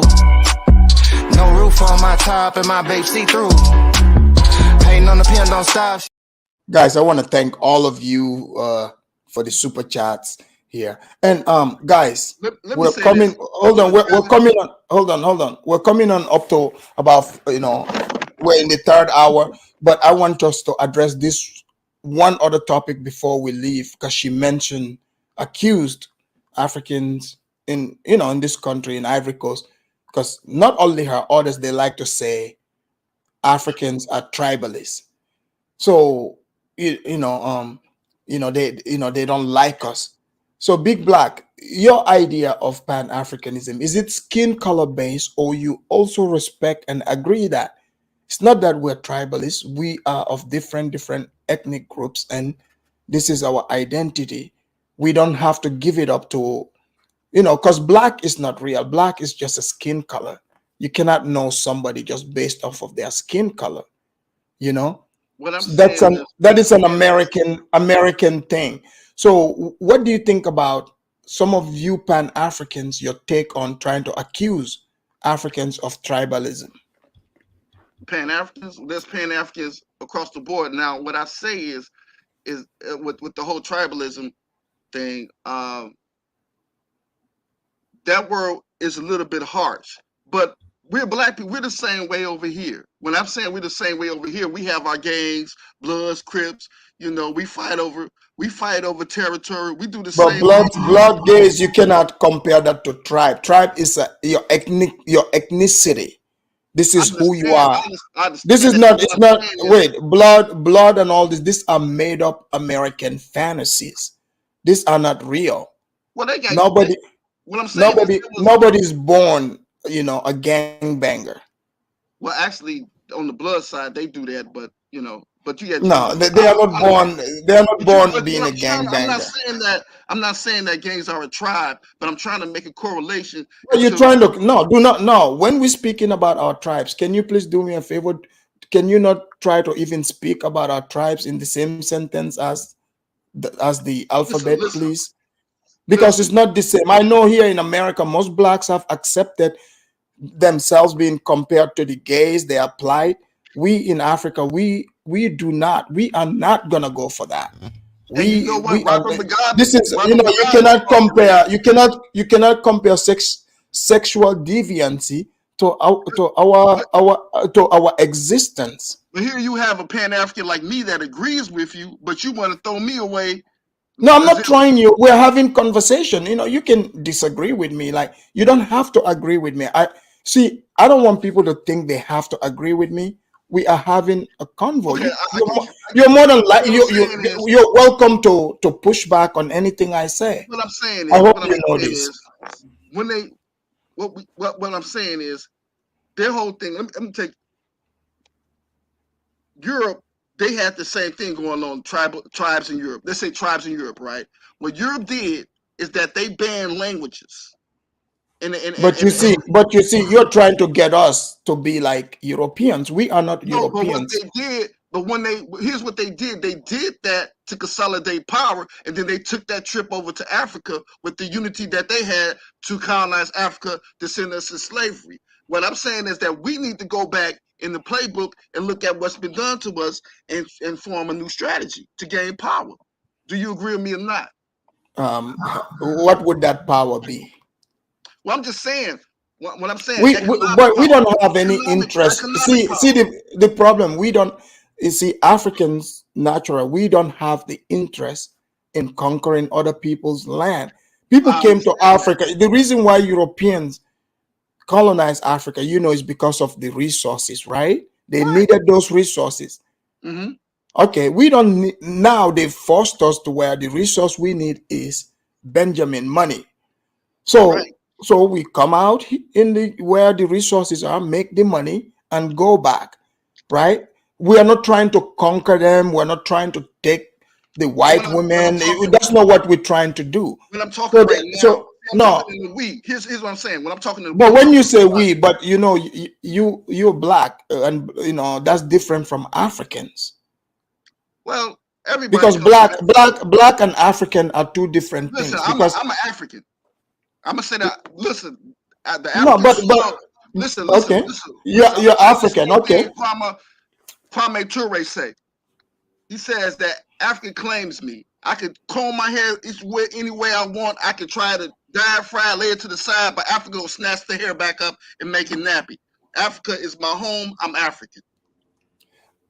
Okay, that's good. But you see, us in Africa, like I said, the tribes, like MS Delta, thank you for the super chat. This is celebrating our diversity, is not tribalism.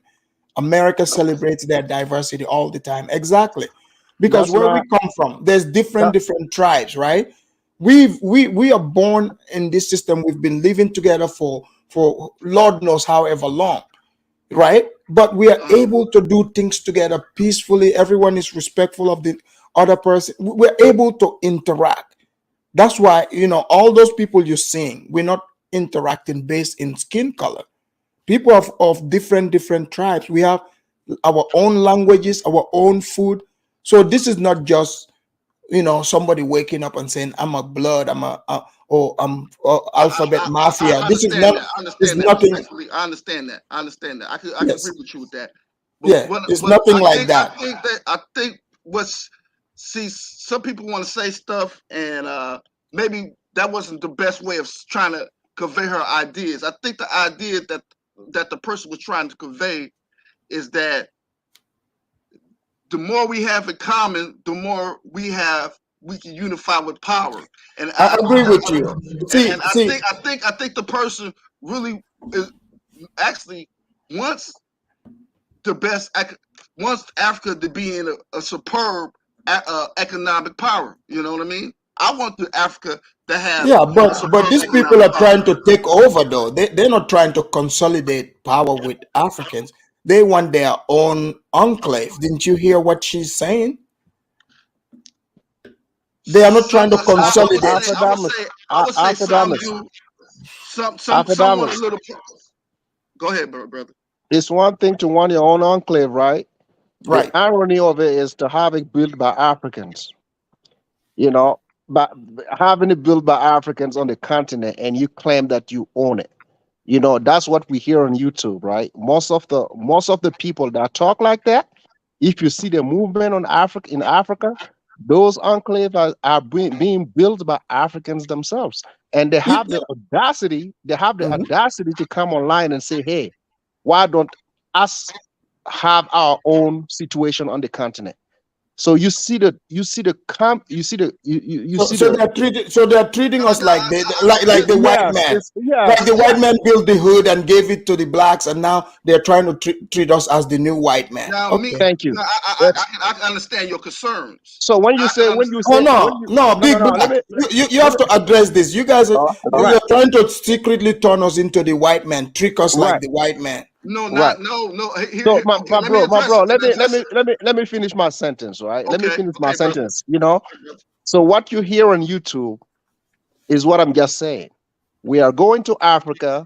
We are going to give jobs to the Africans. We are going to empower Africans, and at the same time, we're going to have them build these things that they say they need to be built, right? So but they also want our land, so that means we would become peasants in our own land.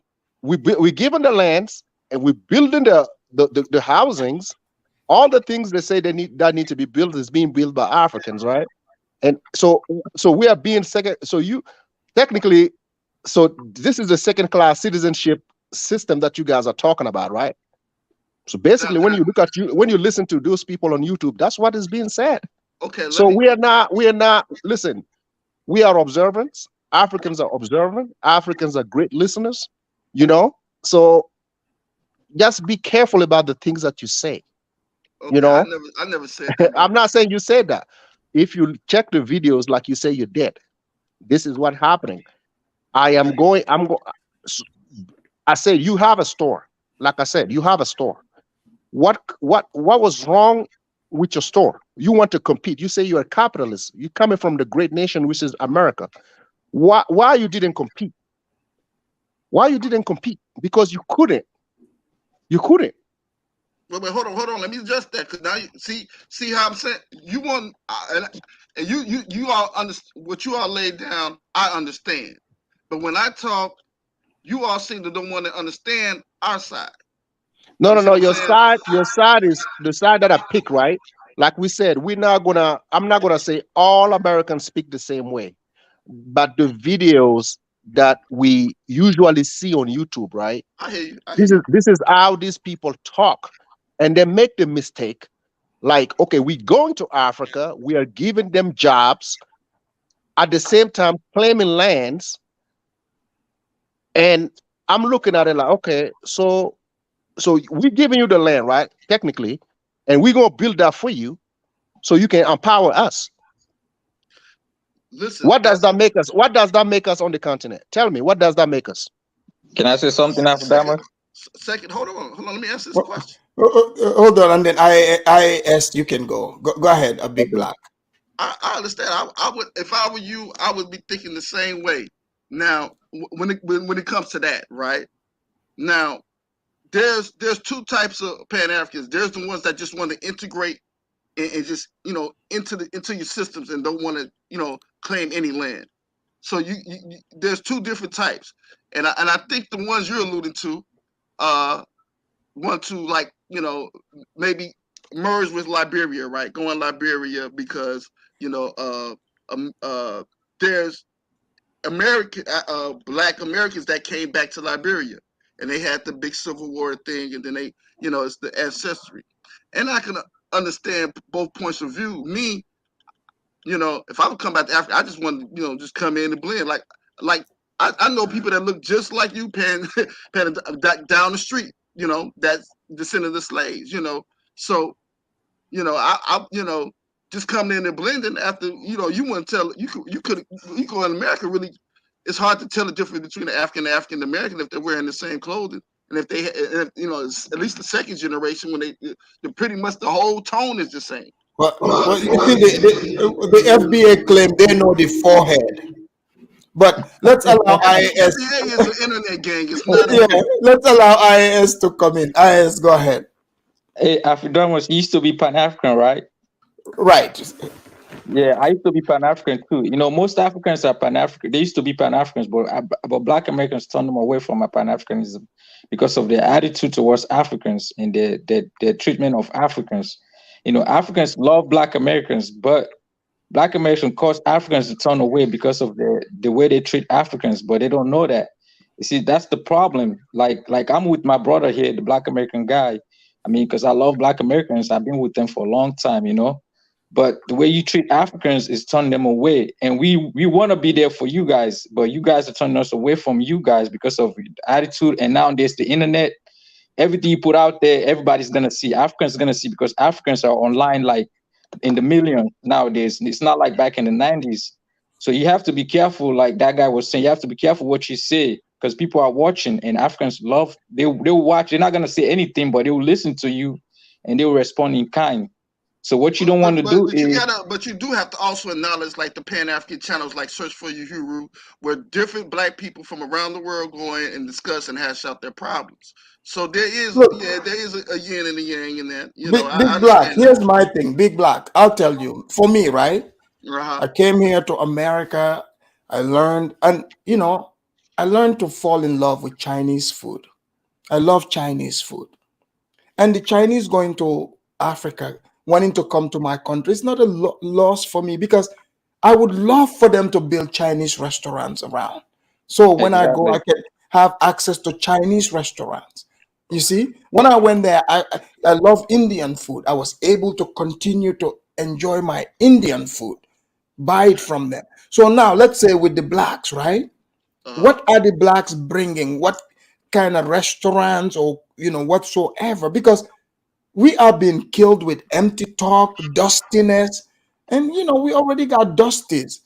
The What can the Akati blacks people.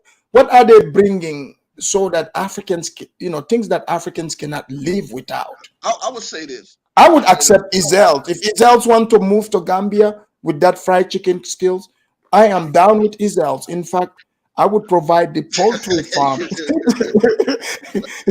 Have you had Izels before? No, I had gazelles Oh before. man, Izelt. You know the most. First of all, we could say this. Let's say this. For the majority of black folks going to Africa, they would have, and you know this. Nine times out of 10 they have a deep love for Africa to even go over there, because you can't Right. you can't get a lot of us to Well, this woman went to Africa, but she's pretending like she doesn't love it. But see, that's a needle in a haystack. Most black folks that go to Africa. Atkati, we had Atkati, we had several of them. Like, are you new to this channel?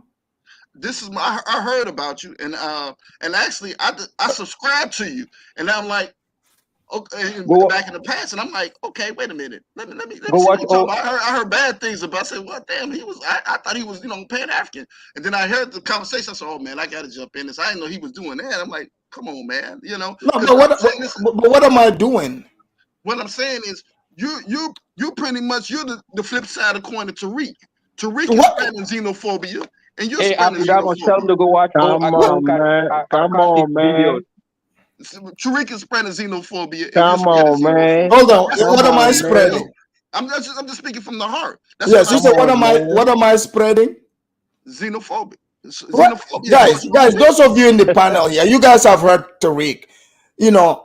Guys, he said I'm like Tariq spreading. What am I spreading other than love? No, you're saying that black folks are you talking about the negativity about black folks on your channel in America? So how are we supposed to grow, right? How are we supposed to grow if we don't attack those issues? If we don't attack those, no. It's, the good part is always. Here's how you grow. Here's how you grow. Okay, you cut me off again. You cut me off again. I'm respect you. Okay, if we're saying that, like you said, it's not all Black American going to Africa that are doing these things. So he's already telling you there is the positive side of Black American on the continent already. So that part we're not gonna touch it. They're already doing fine. But the ones that sometimes are trying to spoil the movement are the ones that sometimes get exposed on YouTube. You see what I'm saying? So you have to understand on that. Here's my issue, though. I understand what you're saying, but here's my issue: is that you all. It's not to say you all, but some Africans they and don't say that I'm doing the blame game and this and that. But the things that African Americans went through history. And just like you all been, just like you say, some of you say, well, I can see why they some of the African Americans think like that because of what's been the propaganda that's been showed about Africa. Like Africa, they live like this. Africans they live like that, right? That's a deep brainwashing. And when you have now, I broke that slave mentality. As far as like, no, you're not going to give me a history book and say, oh, your history started from slavery and that's it. No, I went back to the libraries on my own and learned the truth and say, you know what? And that was an emptiness inside me that made me feel proud to be African because I learned about a lot of the African accomplishments, right? But big black. But you know how many people? Let me just give me one. Okay, go ahead. Second. So what I'm saying is, when you have a propaganda machine that tells you that basically pounding into African Americans' heads, oh, you ain't nothing. Your people sold you. They don't care about you. They ain't nothing. Here's what they do. This and that. And this. Here's your history. This and that. A sort of brainwashing. What you get is a lot of self-hatred within the community. And when you have self-hatred, then you start seeing those type of what I'm gonna say, displaying those type of. You see some of the hood, but you see, big black. Nobody is pointing out the hood rats, right? So I'm over here pointing it out. Obviously, you're agreeing that it's a problem. Yes. Like for example, you try to accuse the white man of being racist, right? Like your natural instinct, you went straight to that where the I didn't say moment, like all if the white white people are man, racist. Wait a minute, I didn't say all no, white like people are for racist. example, no, I know, but what that white man said, was the truth. But your go-to was to try to say he was racist. You could not look beyond, race. Like instead of focusing No, on not no, no, no. on That's not what all he what is he said was saying. the truth. That Wait, wasn't what he. What hold I'm on, saying is, hold I on. went back and Let me finish. Let me let me say finish. this. I went back and read my history, and I realized that the people that sold me probably didn't even speak the same language as the place that I came from. You see what I'm saying? And So do you know where you I came understood from? those. Do you know What I'm where you saying came is from? the group. No, I Everybody don't. But what told I'm saying everybody. is, they said your own people sold you, and what I'm No, saying is it wasn't your own people. Maybe it's exactly. But I possible. have Some to people have read that. sold their own people. This is possible. Some of But them have. what I'm saying, most But then likely the the people people that cannot be mad at the rest can you of agree with us. me? Can you agree with me with this? Most likely the people that sold my people probably didn't even speak the same language or run even in the same group as the people that got sold. Well, it's also is it possible maybe your great grandfather, maybe the first one, because sometimes some of the tribes they would sell some, like if you commit a crime, like you steal a goat, horse, they sell you Okay. into slavery. Is it Okay, possible maybe your great grandpa was a thief? Have you ever thought about that? Or was he yeah, but that a doesn't. slave seller too? But that didn't justify selling though. I don't think that justifies selling, That was that especially was No, that was but what especially. but that that's was but my that's what they Africanus. did back then. That's what those people That was did. what that was the law of the land. Unfortunately, it was bad, but in Yeah, certain part of Africa, that was the law of the land. So yeah. But here's everybody what I'm was looking preaching at. to that But practice. but look at a person like me. Even that you telling me that's possible, right? For me to overlook that and say, okay, that happened back then. Now black folks are over here. We kind of at the bottom of the ring, sort of at the bottom of the ring. Maybe a little step above the Indians because the Indians got wiped out and they don't live in no reservations. And then I see what's going on in Africa as far as like economically, and I'm saying, that happened in the past. But Let's Africans all never claim to be at the bottom. Maybe that's the way you're looking at it. Africans on the No, continent, they never claim to be at the bottom. They talk about it, but this they is don't true. make I it. didn't say I didn't say They at the don't make bottom. it. I didn't say at the bottom. I didn't say at the bottom. Right. So maybe it's No, a lifestyle I'm that you talking about. guys put up No, what I'm saying up is, on yourself. in America, I'm talking about economically, we're near the bottom as a group economically. I would say the Indians are under us, but economically, we're See, near the see, bottom see, that's the economically. problem. See, you are obsessed with the classism, right? Like even Tariq, he talks about the third class. You guys are trying to force us into this grouping class thing, but that's what we are rejecting.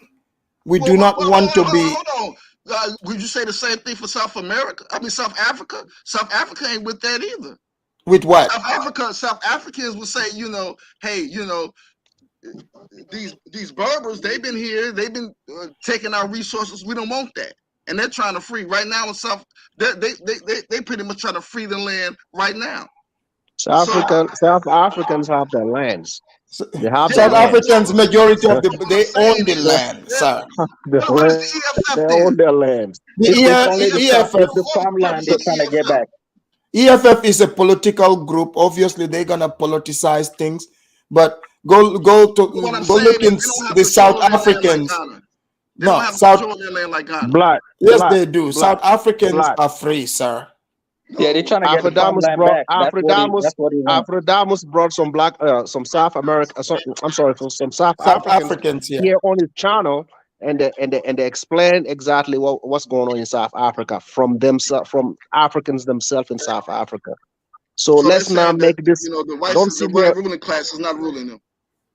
So But let have the black, South black. Let me Africans talk about that. black.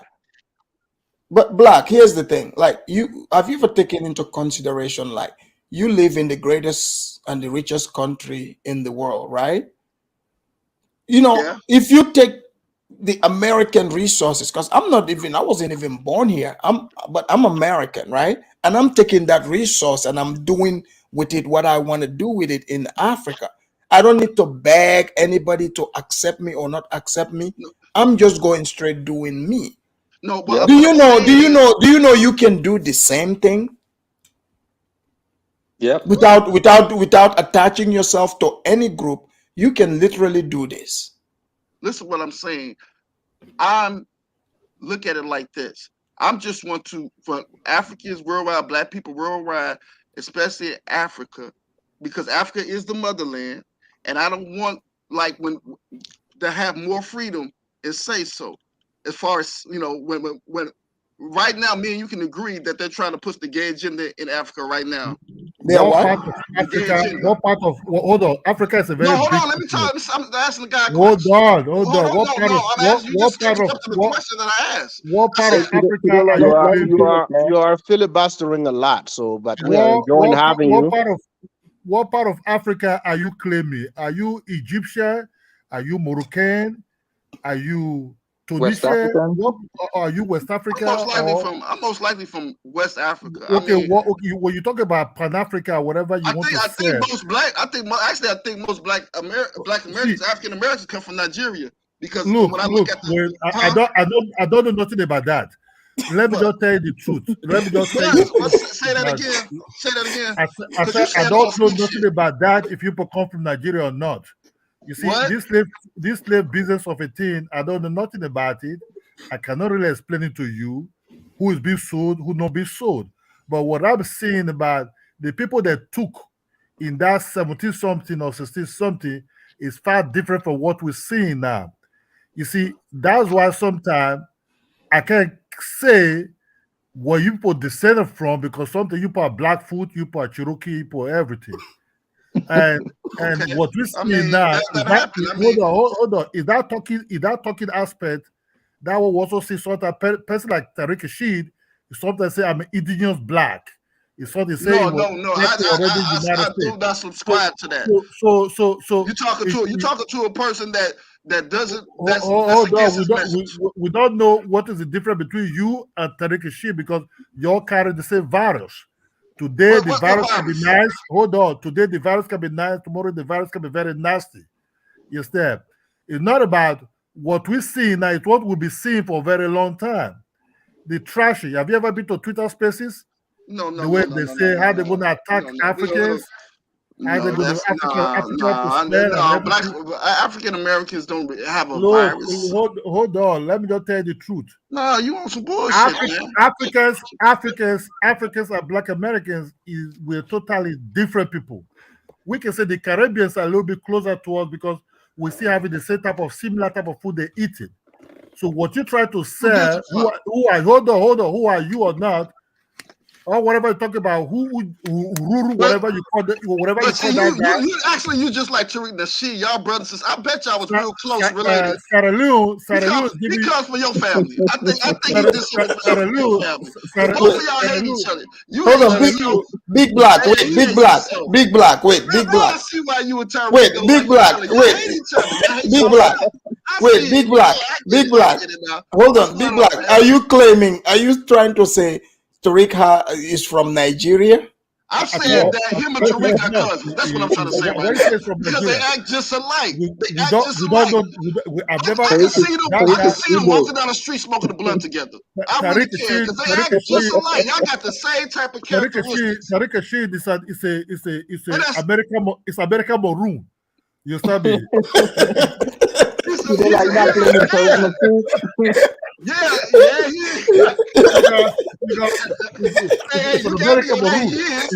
not an African. He doesn't know where he came from. And what I'm trying to say, his family probably descended to where, you know what I'm saying, it's probably your family stock because y'all got the same. My family, no. I never know nothing about him. You know, I don't even know nothing about his history. Hey, Kidola, you gotta claim him, man. You can't deny the man. Why should I claim somebody I don't know nothing about?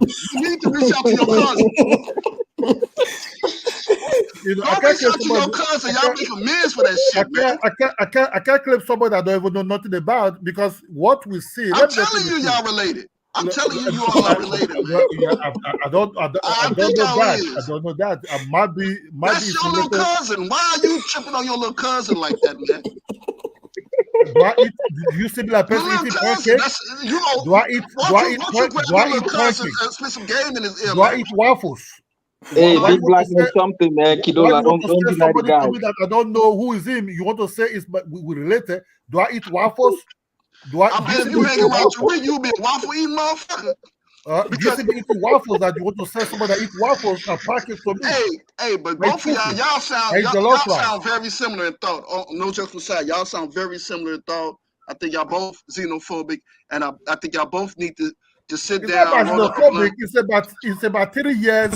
3 years. If 8-year-old not for boy this, in Ghana get if not for this channel, if not for this channel, that's why I praise Hey, Afradamus, I Africanos. think this is the guy that call Africans monkeys, right? Yeah. Hear this out quick. Hear this. shot by a Chinaman. I don't think the boy getting shot is funny. That's not what I'm laughing about. What I'm laughing about is how pathetic you Africans are. Story after story, day after day, a story comes out about you monkeys over in Africa and how undignified and absolutely pathetic you people are. Absolutely pathetic. And according to the news story, in this particular area of Ghana, there is a history of Chinese people attacking Africans. Fucking lie. In this African country. This is what you apes allow. This is why people look down on you.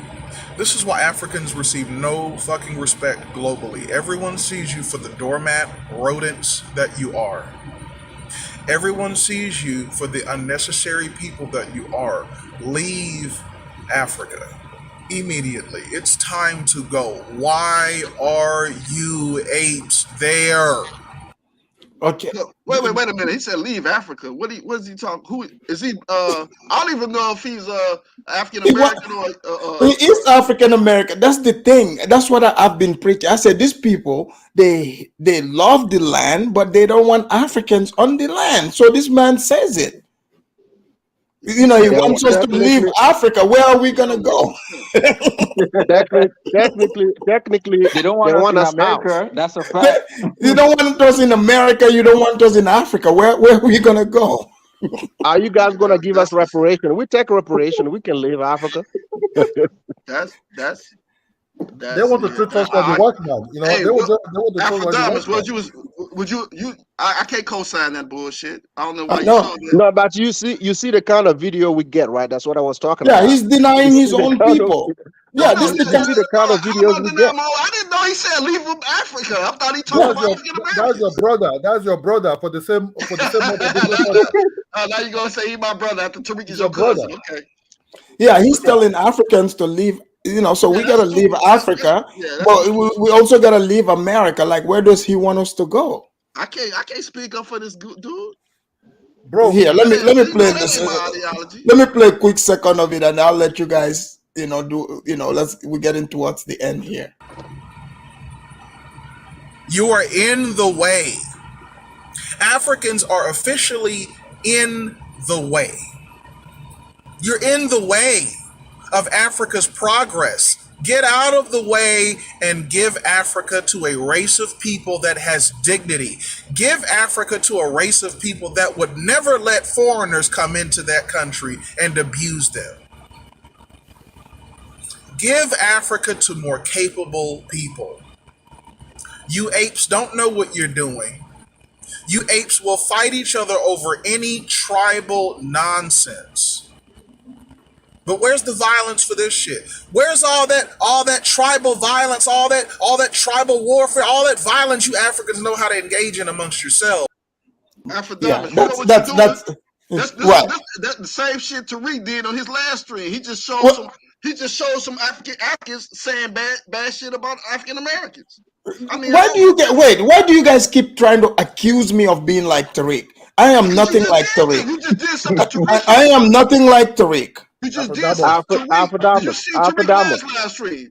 Let me down Africans, and he showed something that's not derogatory that Africans said. Yeah. When you presented the video, right? Right. Did we take on the sister? No. Did we take shot at her? No, we just addressed it. Okay, Nice. so nicely, well put video. No disrespect there.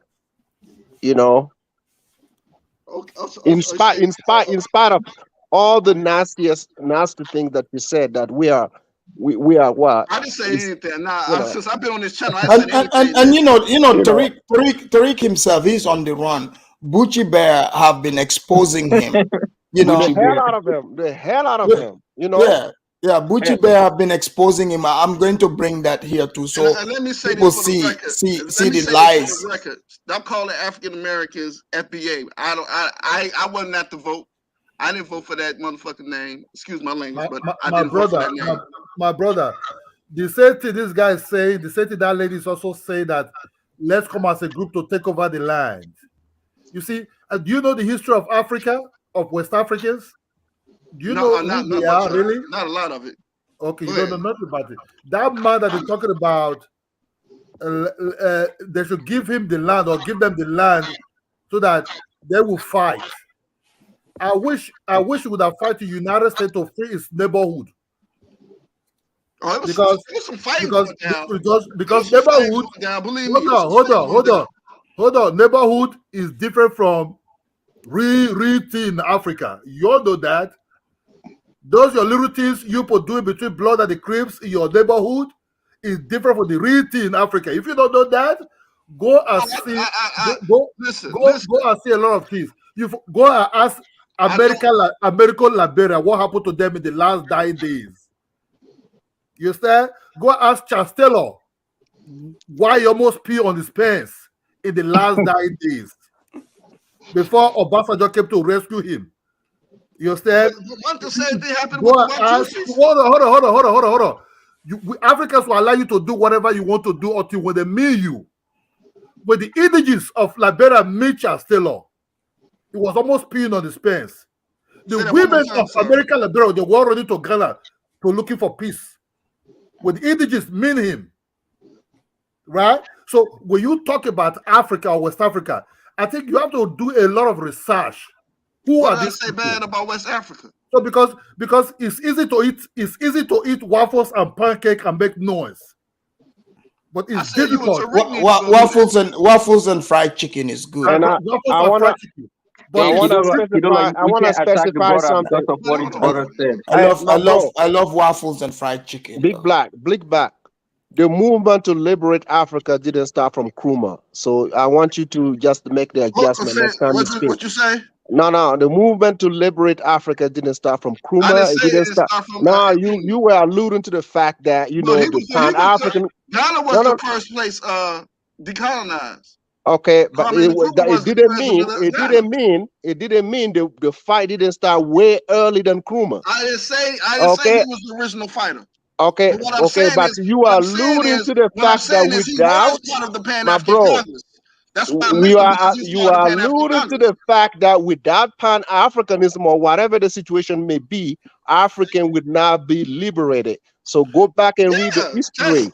Go back and read the history. Hold on, guys. We're running. Guys, hold on. We're running. Africa wouldn't be liberated. Hold on, Big Black. When the first country that got decolonized came from Ghana, and then the other countries followed. But that came out of the planning of the Pan-Africanists. It didn't mean that Ghana was fighting the hardest.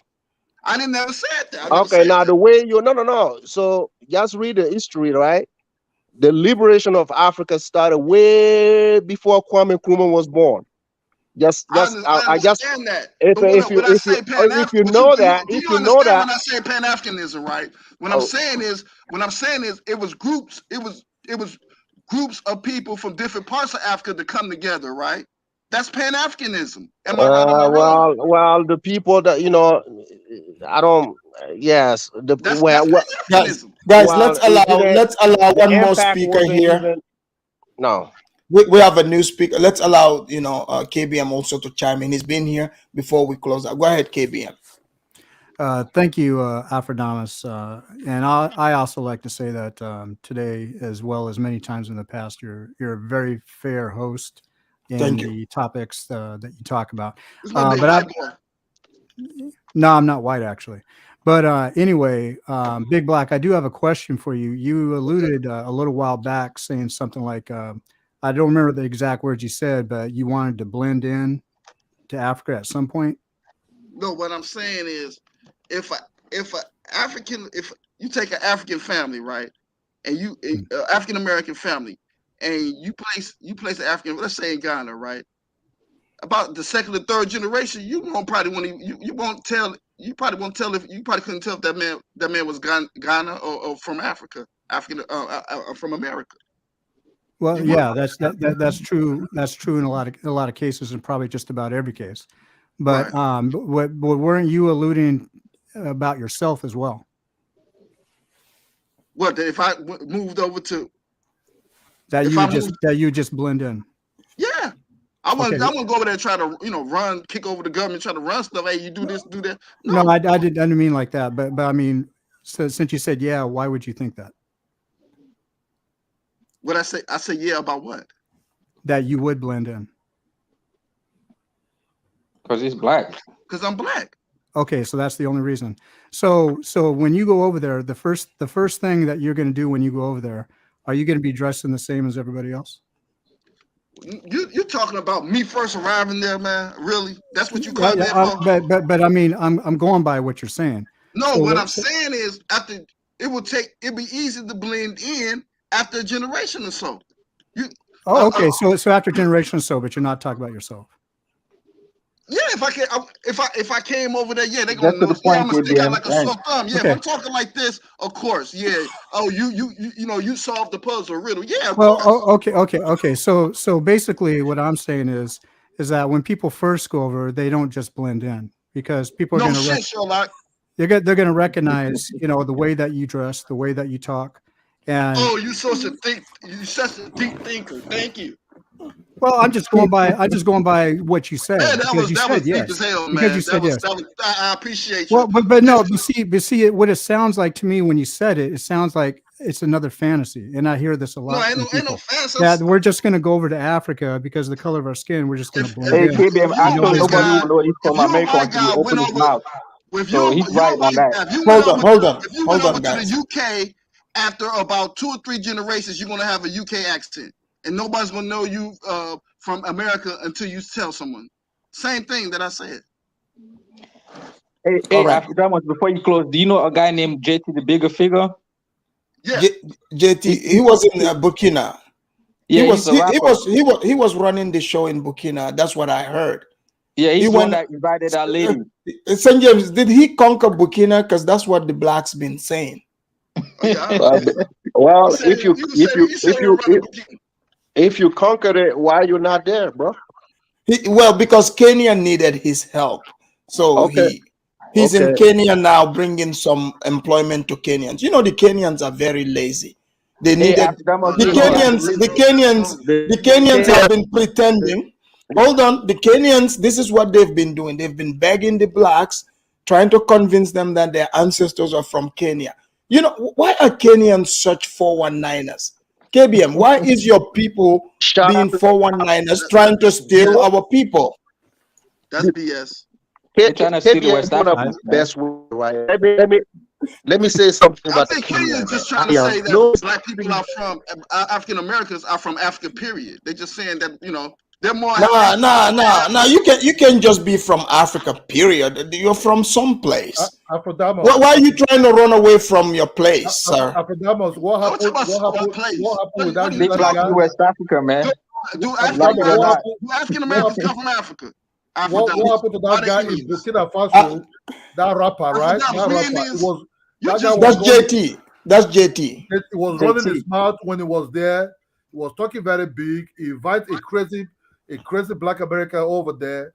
The guy missed his way. He thought he would be running towards he's a special black guy. He run into Burkina Faso military base. Hey, Afrodamus, I see a lot of racist white guys like to jump on your panel. I wonder why. You said what? A lot of racist white guys like to jump on your panel. Why do they have to be racist? I can tell you racist. Hold on, Afrodamus. So the Burkina Faso military won that guy first time, second time, they get him shot. He got killed. Yeah, when JT had that, it took off. But these are the guys who made big mouth. You understand? Who made big mouth. That's what I said. Did they know anything about West African history?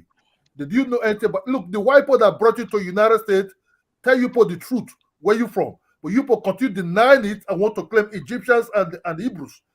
The white man said you people are from West Africa. They took people from the coast of Ghana. So you saying the Hold on. The white man was always honest to you people. The white man was always honest to you people where they took people from. The council is in Ghana. There's a place somewhere in Cameroon. There's a place somewhere in Senegal. There's a place somewhere in between Nigeria and the Gulf of Guinea. So, and Gambia. I could tell you don't read. And Gambia, Sierra Leone, and all those things. Yep, so, Senegal, all those places. I could tell you don't read. So we don't want a special type of Pan-Africanism or whatever you people want to say to us. We already know you people trick. You people come very nice. The you people hit us from the back. That's why I give an example. What happened to JT? Why JT run away from Burkina Faso? But racist white people hit your ass all in the back of their head. You ain't said shit about them, huh? Burkina Faso actually offered him a free land. They thought he was a nice guy, but he started inviting these crazy ass people to Burkina Faso. One missed his way. He thought he would enter a place, he would be treated well. Into a military cartoon. They just want him first. The guy they listed. Second time and the third time will just be killed. And Jetty run away from Burkina Faso. Then he came. He said, "Okay." He was also a dubious guy too in Burkina Faso. Also was also playing games. He ran to Kenya. That Kenya need him. Black Americans don't have money. They can make all kind of noise they want. They don't have any. They don't have cultural. Hold on. You people don't have cultural influence into Africa. You people don't bring your food. I think I could tell if I looked at your family like the Brazilians that came to Nigeria brought beans and rice to Nigeria. You know, so you people have nothing to offer to Africans. You people should stay in United States, have a very beautiful meal over there, take care of yourself there. Hey, we coming, Uncle Booger. We still coming over there. We still coming over there. Nobody will work. Go to Ghana. Go to Ghana. Thank you for the gesture. We still coming. Hey, Kidola, they're gonna show up tomorrow, so be ready, man. Wait, Kidola. You say Kidola, you're sending them to Ghana. It's Ghana and Sierra Leone and Kenya too. Kenya. Yeah, we welcome them to Sierra Leone though. We're not denying them, so we good. If the president of Sierra Leone leaves Sierra Leone, the next president of Sierra Leone will cancel all this shit that this man is just doing, selling passports and beans and rice to people that does not really. And these people, after they have this passport, they started talking bad about Sierra Leone. You understand me? Exactly, man. That's what I hate, man. You gotta give you a citizenship and ask you, okay, and come you turn around and play us like that. It's and develop this place. All people talking about, I don't want to Kidola, let me ask you this. So, Kidola, do you think, because, like now there's a lot of blacks coming to Ghana, they're bringing they said they're bringing money, right? Do you think eventually Nigeria might allocate land and jump on board? Would you guys eventually be open to this? Yeah, the new president coming in. I don't think Nigeria have this dream for the next 50 or 100 years. You understand? Let me just say the truth, because we don't want to invite people that what you want to offer them. Nigeria remittance a year is about 56 but they said that most of them, their relatives is from Nigeria. I don't know that. I don't know nothing about that at all, because this. Come on, Kidola, be truthful, man. Nigeria and Congo. Deuces, you gotta take people in too. Hold on, let me say something real quick. Can I say something real quick? Nigeria does not know these people. As the only African American on here, can I say something? Nigeria don't know you people. Hold on, Big Black. Let him talk. The question was fine. Look. There's no DNA that will bring you people to somewhere that area called Nigeria. We don't know you much. We don't know not much about you people. I don't think Nigeria will ever claim anything about say, oh, they are our people. You can come and visit and have some good food to eat and some egusi soup. We welcome you. just the way I know we you don't welcome appreciate the crap. any other race. But say that kumbaya, we are family. I don't think so. So just go to Ghana and enjoy your new home Hey, in Ghana, hey, but the not guy that's Nigeria. talking, what's his name? I'm sorry. The guy that's talking that just got finished. Who? Kidola? Kidola. I think he was the first guy that when he went over there to South Africa and they start, trying to fight the Nigerians there. I think he kicked it off. I've Nah, never been. South Africans can't fight I've never Nigerians. even been to South Africa, bro. But what I see, what you people are doing in this YouTube They space, had to attacking flatline Africans, Nigerians out of South Africa. Yeah, they was killing a lot of Nigerians like a year or two ago, and they had to fly them out. They had to emergency fly out a lot of Nigerians. No, you get it wrong. There's no Nigeria was being killed. I think it was Tanzania and Zimbabwe No, that was Nigerians. Was not really Nigeria. What That was Nigeria did, Nigerians. Nigeria charter a airline and pick their people and pick the children of where the South African women give birth to the Nigerian people there and took them back home to Nigeria. So we understand the black Americans want to And I don't think no Nigerians are not like you. Hold on, guys. We're at the 4-hour mark. We're gonna do our closing statements, but I want to read this. And I want you to answer. MS Delta said something here. That's why he said, "We don't need to go to Africa. Just support USA to get the resources that are needed by any means." So yeah, MS Delta is smart. It's like, hey, support the US. The US will go get the resources and bring it from Africa. Yes, Alpha very soon there won't be no resources coming from the continent though. Just wait and see, man. You guys are gonna be looking for resources very soon. Just get ready. Hey, Man, look, let me say something real quick. Oh my God, I'm a Pan-Africanist. All right. I'm an African from America. Okay. I un-Americanize myself in an unhealthy way because there's a lot of toxic culture ideology that come from America. I think that it's ridiculous. I think this is straight up entertaining. I love this show because it's entertaining, but I think it should be more healthy, man. You got to stop with the dividing Africans from abroad, from the continent. You don't know how much these people are planning. Like bro said, them resources is going to be gone, bro. We don't have no time to be bickering. This is so embarrassing as an African man. This conversation, man. We got work to do, man. Hold on, Olu. Is this Olu the same Olu from the Yoruba guy, the Nigerian Yoruba guy? Yeah, the same one y'all was trying to clown. You know what I mean? Like, no, I didn't clown you. Olu, I just want to establish your identity. See, Olu, why do I get accused? I'm trying to bring people together, bring in this show. People come here, they want to accuse me. Olu, I get it. Remember, I remember you. You are the Yoruba guy. Yeah. So you're from Nigeria. You could be related to Kidola. Kidola, you have a cousin here. Hold on, man. Your son. Hold on. Man, I understand. Are you Black American or are your parents from Nigeria? Okay, listen, man. Because I'm asking you that you just Africa, give me a answer. I know, man, but because it's complicated, man. It's not. It's we diverse, bro. We gotta understand what's going on. It's what's your question? Let me ask you a question. He said he's Black American, man. He just said that. Well, at one time, please. Are your family from Nigeria? Are your father from Nigeria? No. I just want to know that. Okay, no. I'm an American. I'm an American African who searched for their lineage and found out I'm coming from West Africa. Okay, that's good. I respect that. There's nothing bad about that. But okay, what you have to do is this. You see, this channel rescue Africans from the hands of the most evil people from your community that are bashing us every time. And that's why I support. So, that's where you got my 100. I got you. You see, the video we just watched was a very beautiful lady who went to Africa by being invited by a guy who was crazy about Burkina Faso, right? Yeah. Was he treated well in Burkina Faso? They even offered him a land and received him well in the community where he was staying. That's just one video, though. Until his friends went astray into a zone that Africa have rules and laws that was being that's why. And Kidola, don't forget. Remember when Tariq thought they were Indians too? Oh yes. So Y'all act like Tariq our leader. So Why y'all so saying this so stuff like so Tariq is our what leader?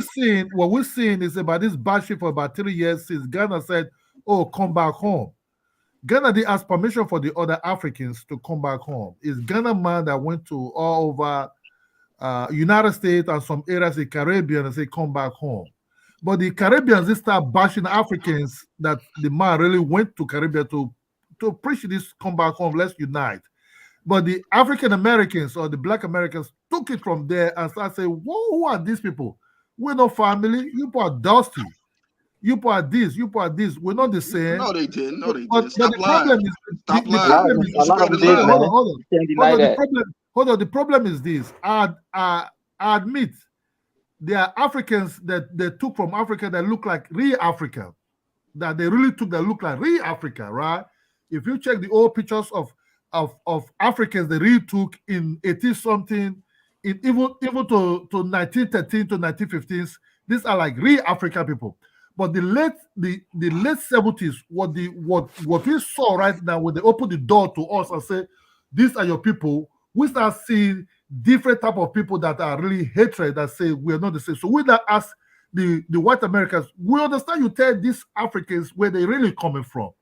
Where are these Africans that you were telling the story to? Because the door you open to us that is a total different door. These are not the doors of the people that you people really took. Because they are not Indians, they're not Blackfoot, they're not Cherokee, they are Not not Jew.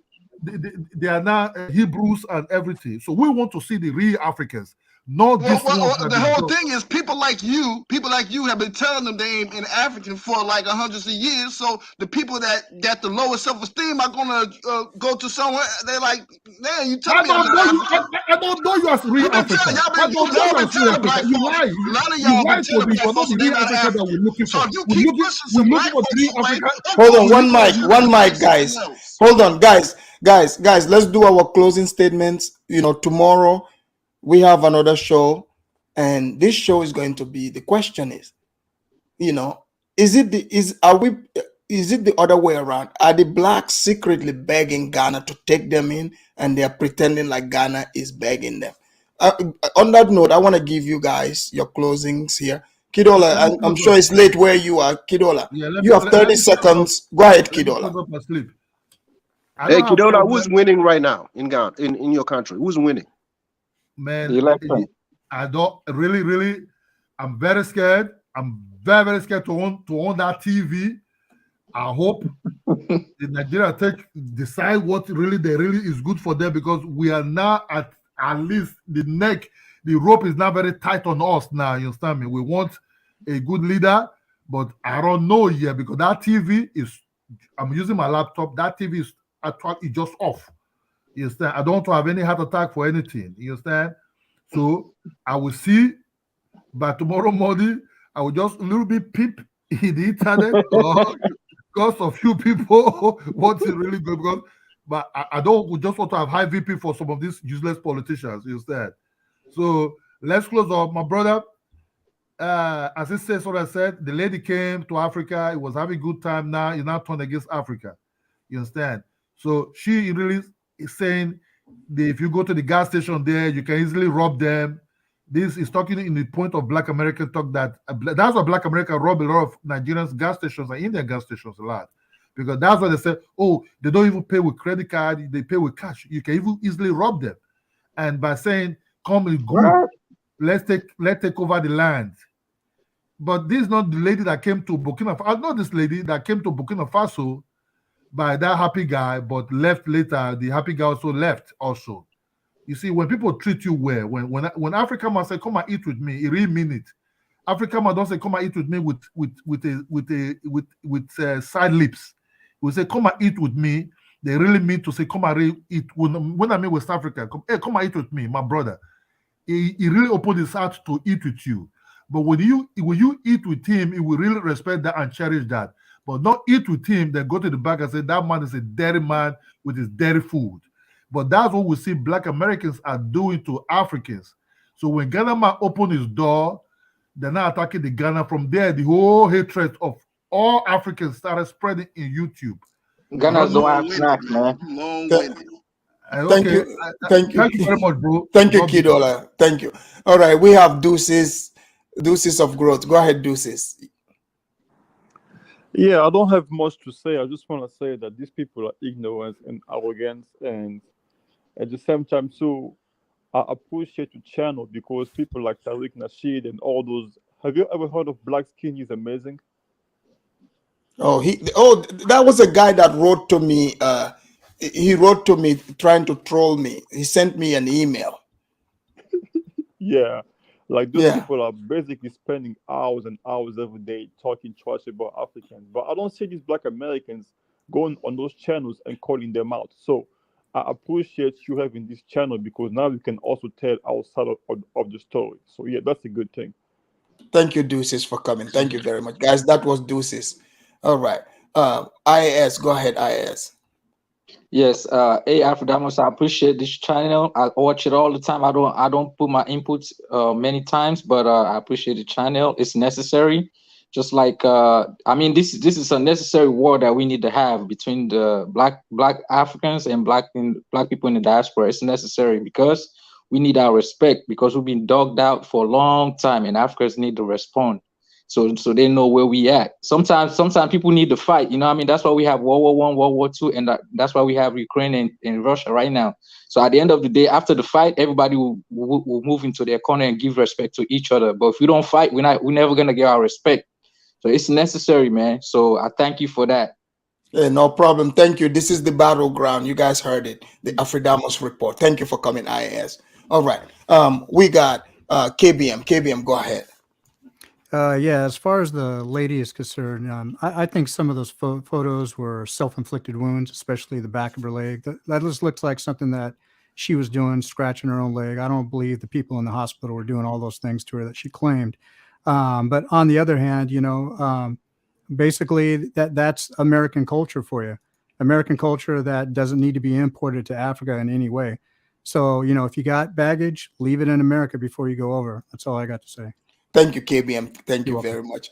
And St. James, St. James, go ahead. Big Black gets the last word because Big Black, is Black History Month, so he's got the black privilege. He gotta use his black coupon before it ends. Go ahead. Got you, man. I appreciate the show, and I really respect everybody else's opinion. We're trying to keep it respectful, like I said, there is no need just to be here and bash someone. And like I said, I have known this lady ever since she moved to this side of the continent. She hasn't made any video, disrespecting anybody, in Africa. So I was taken aback about this video because to me, I felt like the wine was a little strong for her. I don't know. So I hope in the near future she will reconsider this video.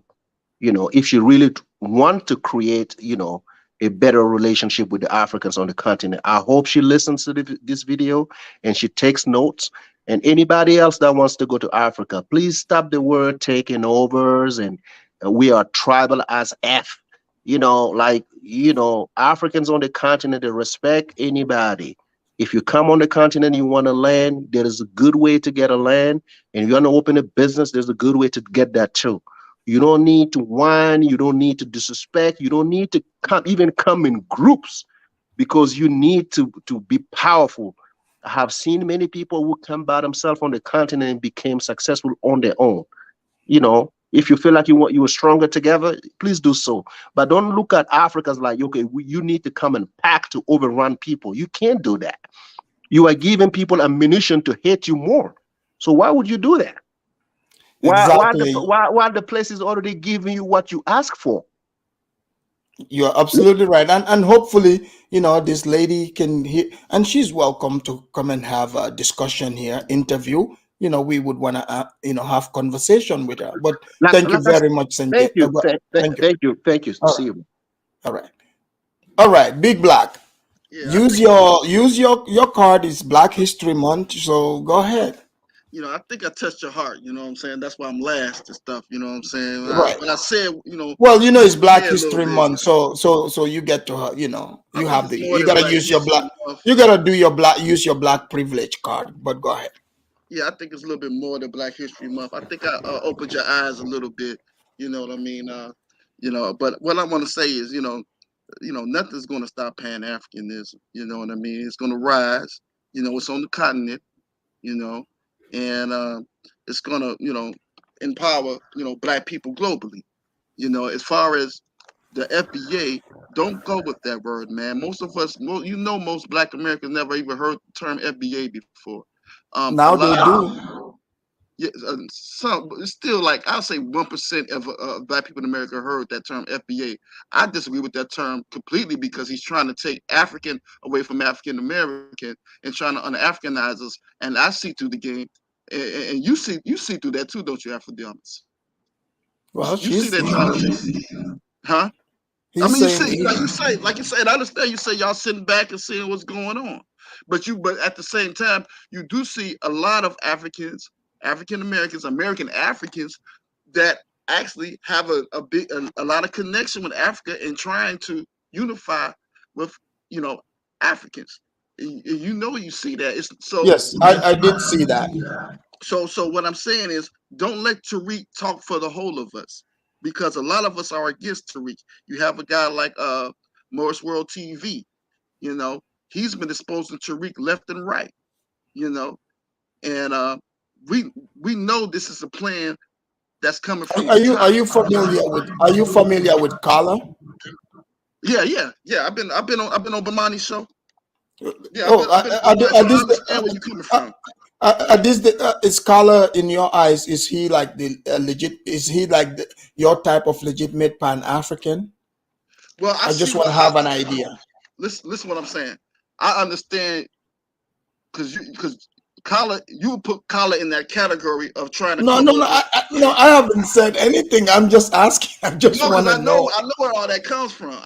I know where all that comes from because Kala, what he's saying is that we have a connection with Liberia, that we can come over and maybe get some land. Let me ask you, do you agree with that concept?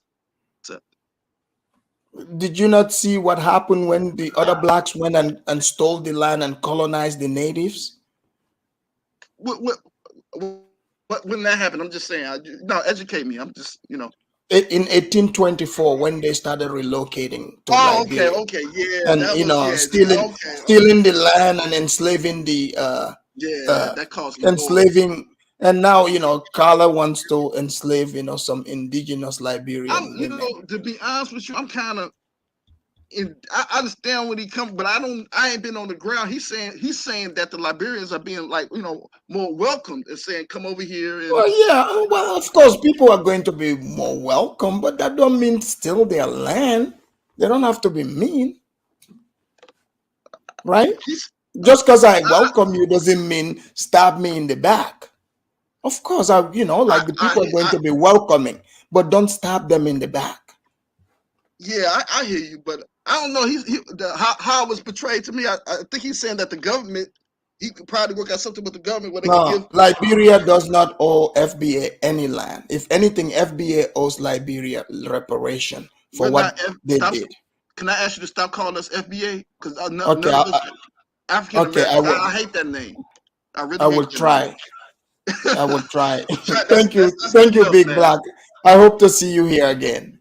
All right, man. Hey, man. But on the real, man, shout out. I don't mind your a little criticism, but shout out to the Pan Africans that actually, love Africa and want to see the best for Africa, man. Yes, shout out to them. Thank you. I mean, more. You know what I'm saying? I'm just saying, bring some of them on the panel, man. Don't just. Yeah, I mean, some of them come around. Carla comes around. But just don't paint a picture as if all African Americans think like Tariq, because we don't. All right. Well, thank you very much. Thank you. Guys, that was Big Black. He came in representing his Pan-African people. Let me read some of the super chats before we leave. MS Delta said, lesson from Liberia. When you colonize, bring enough guns.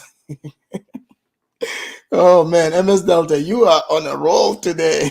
MS Delta wants the blacks to bring guns. Lesson, bring your guns if you're going to colonize. I think I agree with that. He said, long live the USA. That woman came running to the USA. I mean, she couldn't wait to get to White Zaddy. And a lot of, just like Key Dollar says it, A lot of these Negroes are sitting here talking about the white man, is oppressing me, but in the meantime, they're busy eating peanut butter and jelly sandwich, or they're going to McDonald's getting their Big Macs, or Jack in the Box, Kentucky Fried Chicken, you name it. We all know, the fast food trend. So this is why you see people like, some people would call into this show, they would ask, do we have ice creams? Others are asking about waffles. In fact, there was a woman in Ghana. You would think she would take that opportunity to lose weight, but instead she was crying because she could not find her favorite snack. Woman, what happened to, climbing a tree? When I was a kid, my snack is the fruit in season. I'll tell you a quick story before I close out. Did I tell you guys when I was growing up, I used to go to what they call video club. We had what they call video clubs. So you would go, I pay 50 cents. Guys, I was so much into movies, and I'm still is.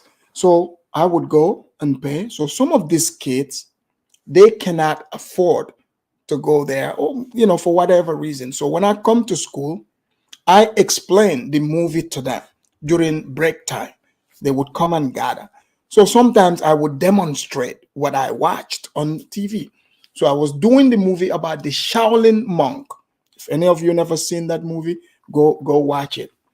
And I'm explaining. I used this kid as demonstration. I kicked him. He cried, but I begged, we all are like, no, don't. So he doesn't snitch on me because I would get in trouble. You guys know, elementary, primary school. I was worried, but this lying ass kid went and snitched on me, and I got in trouble. Since then, I started charging people money for me to tell the stories of the movie because I want them to take liability too. That was the liability insurance. If you don't have money to give me, then I would take your payments in fruits, oranges, mangoes, guava. I'm open. I can tell you part 1, part 2 of the movie and explain it all to you. So I've been receiving super chats since I was a kid. I've been doing YouTube since I was a kid. So on that note, please make sure you hit the like, hit the super chat, share this video. And I want to thank MS Delta and all the people that contributed to this show. MS Delta is the sponsor of today's show once again.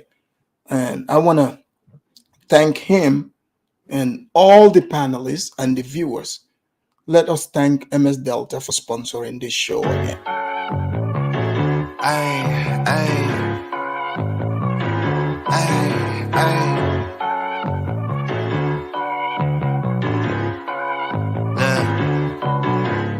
Baby girl love my bop and I like me too. No roof on my top and my babe see-through. Hating on the pen, don't stop, shit ain't gon' feed you. I've been all on my grind, so why I need you? Baby girl love my bop and I like me too. No roof on my top and my babe see-through. Hating on the pen, don't stop, shit ain't gon' feed you. I've been all on my grind, so why I need you? All right, thank you very much, guys, for the super chat. So, guys, as you know, it is Black History Month. The show, I had a great time. I don't know about you, but with every show, the conversation dictates the theme, the music, the sound that I would play, that you would remember, to keep you company until we return back here. So there's no better music, better sound, hands down, that all of you love. I'm going to close out with that. Until next time, I'm your host, Afridamus. See you guys. Peace. You a grown-ass man. You call me to troll me. Did you get what you want out of this? Did it make you feel better now? There's a difference. I don't bother people I don't like. And this is what you have to deal with niggas. What they built, what they did, what they gained. You wanna live off somebody else's law. What they built, what they did, what they gained. You wanna live off somebody else's law. Niggas are the worst people on earth. I do understand why they made them slaves. I think one of the worst things that happened was they stopped making them slaves. If they'd have kept niggas as slaves, we'd have built more shit. We'd have been better people. Whenever black people were under the oppression of white people, they did more. They were more productive people. Name the shit you built since being out of slavery. Name it. Name it. Let me explain. You claim you built DC. You were enslaved when you did that. You claim you built the railroads. You were enslaved when you did that. Everything you claim you built in America, it's when white people had the whip on your ass. What have you built since? Come on, what have you built since? Nobody wants to talk about the facts. Now all you do is go around and begging white people for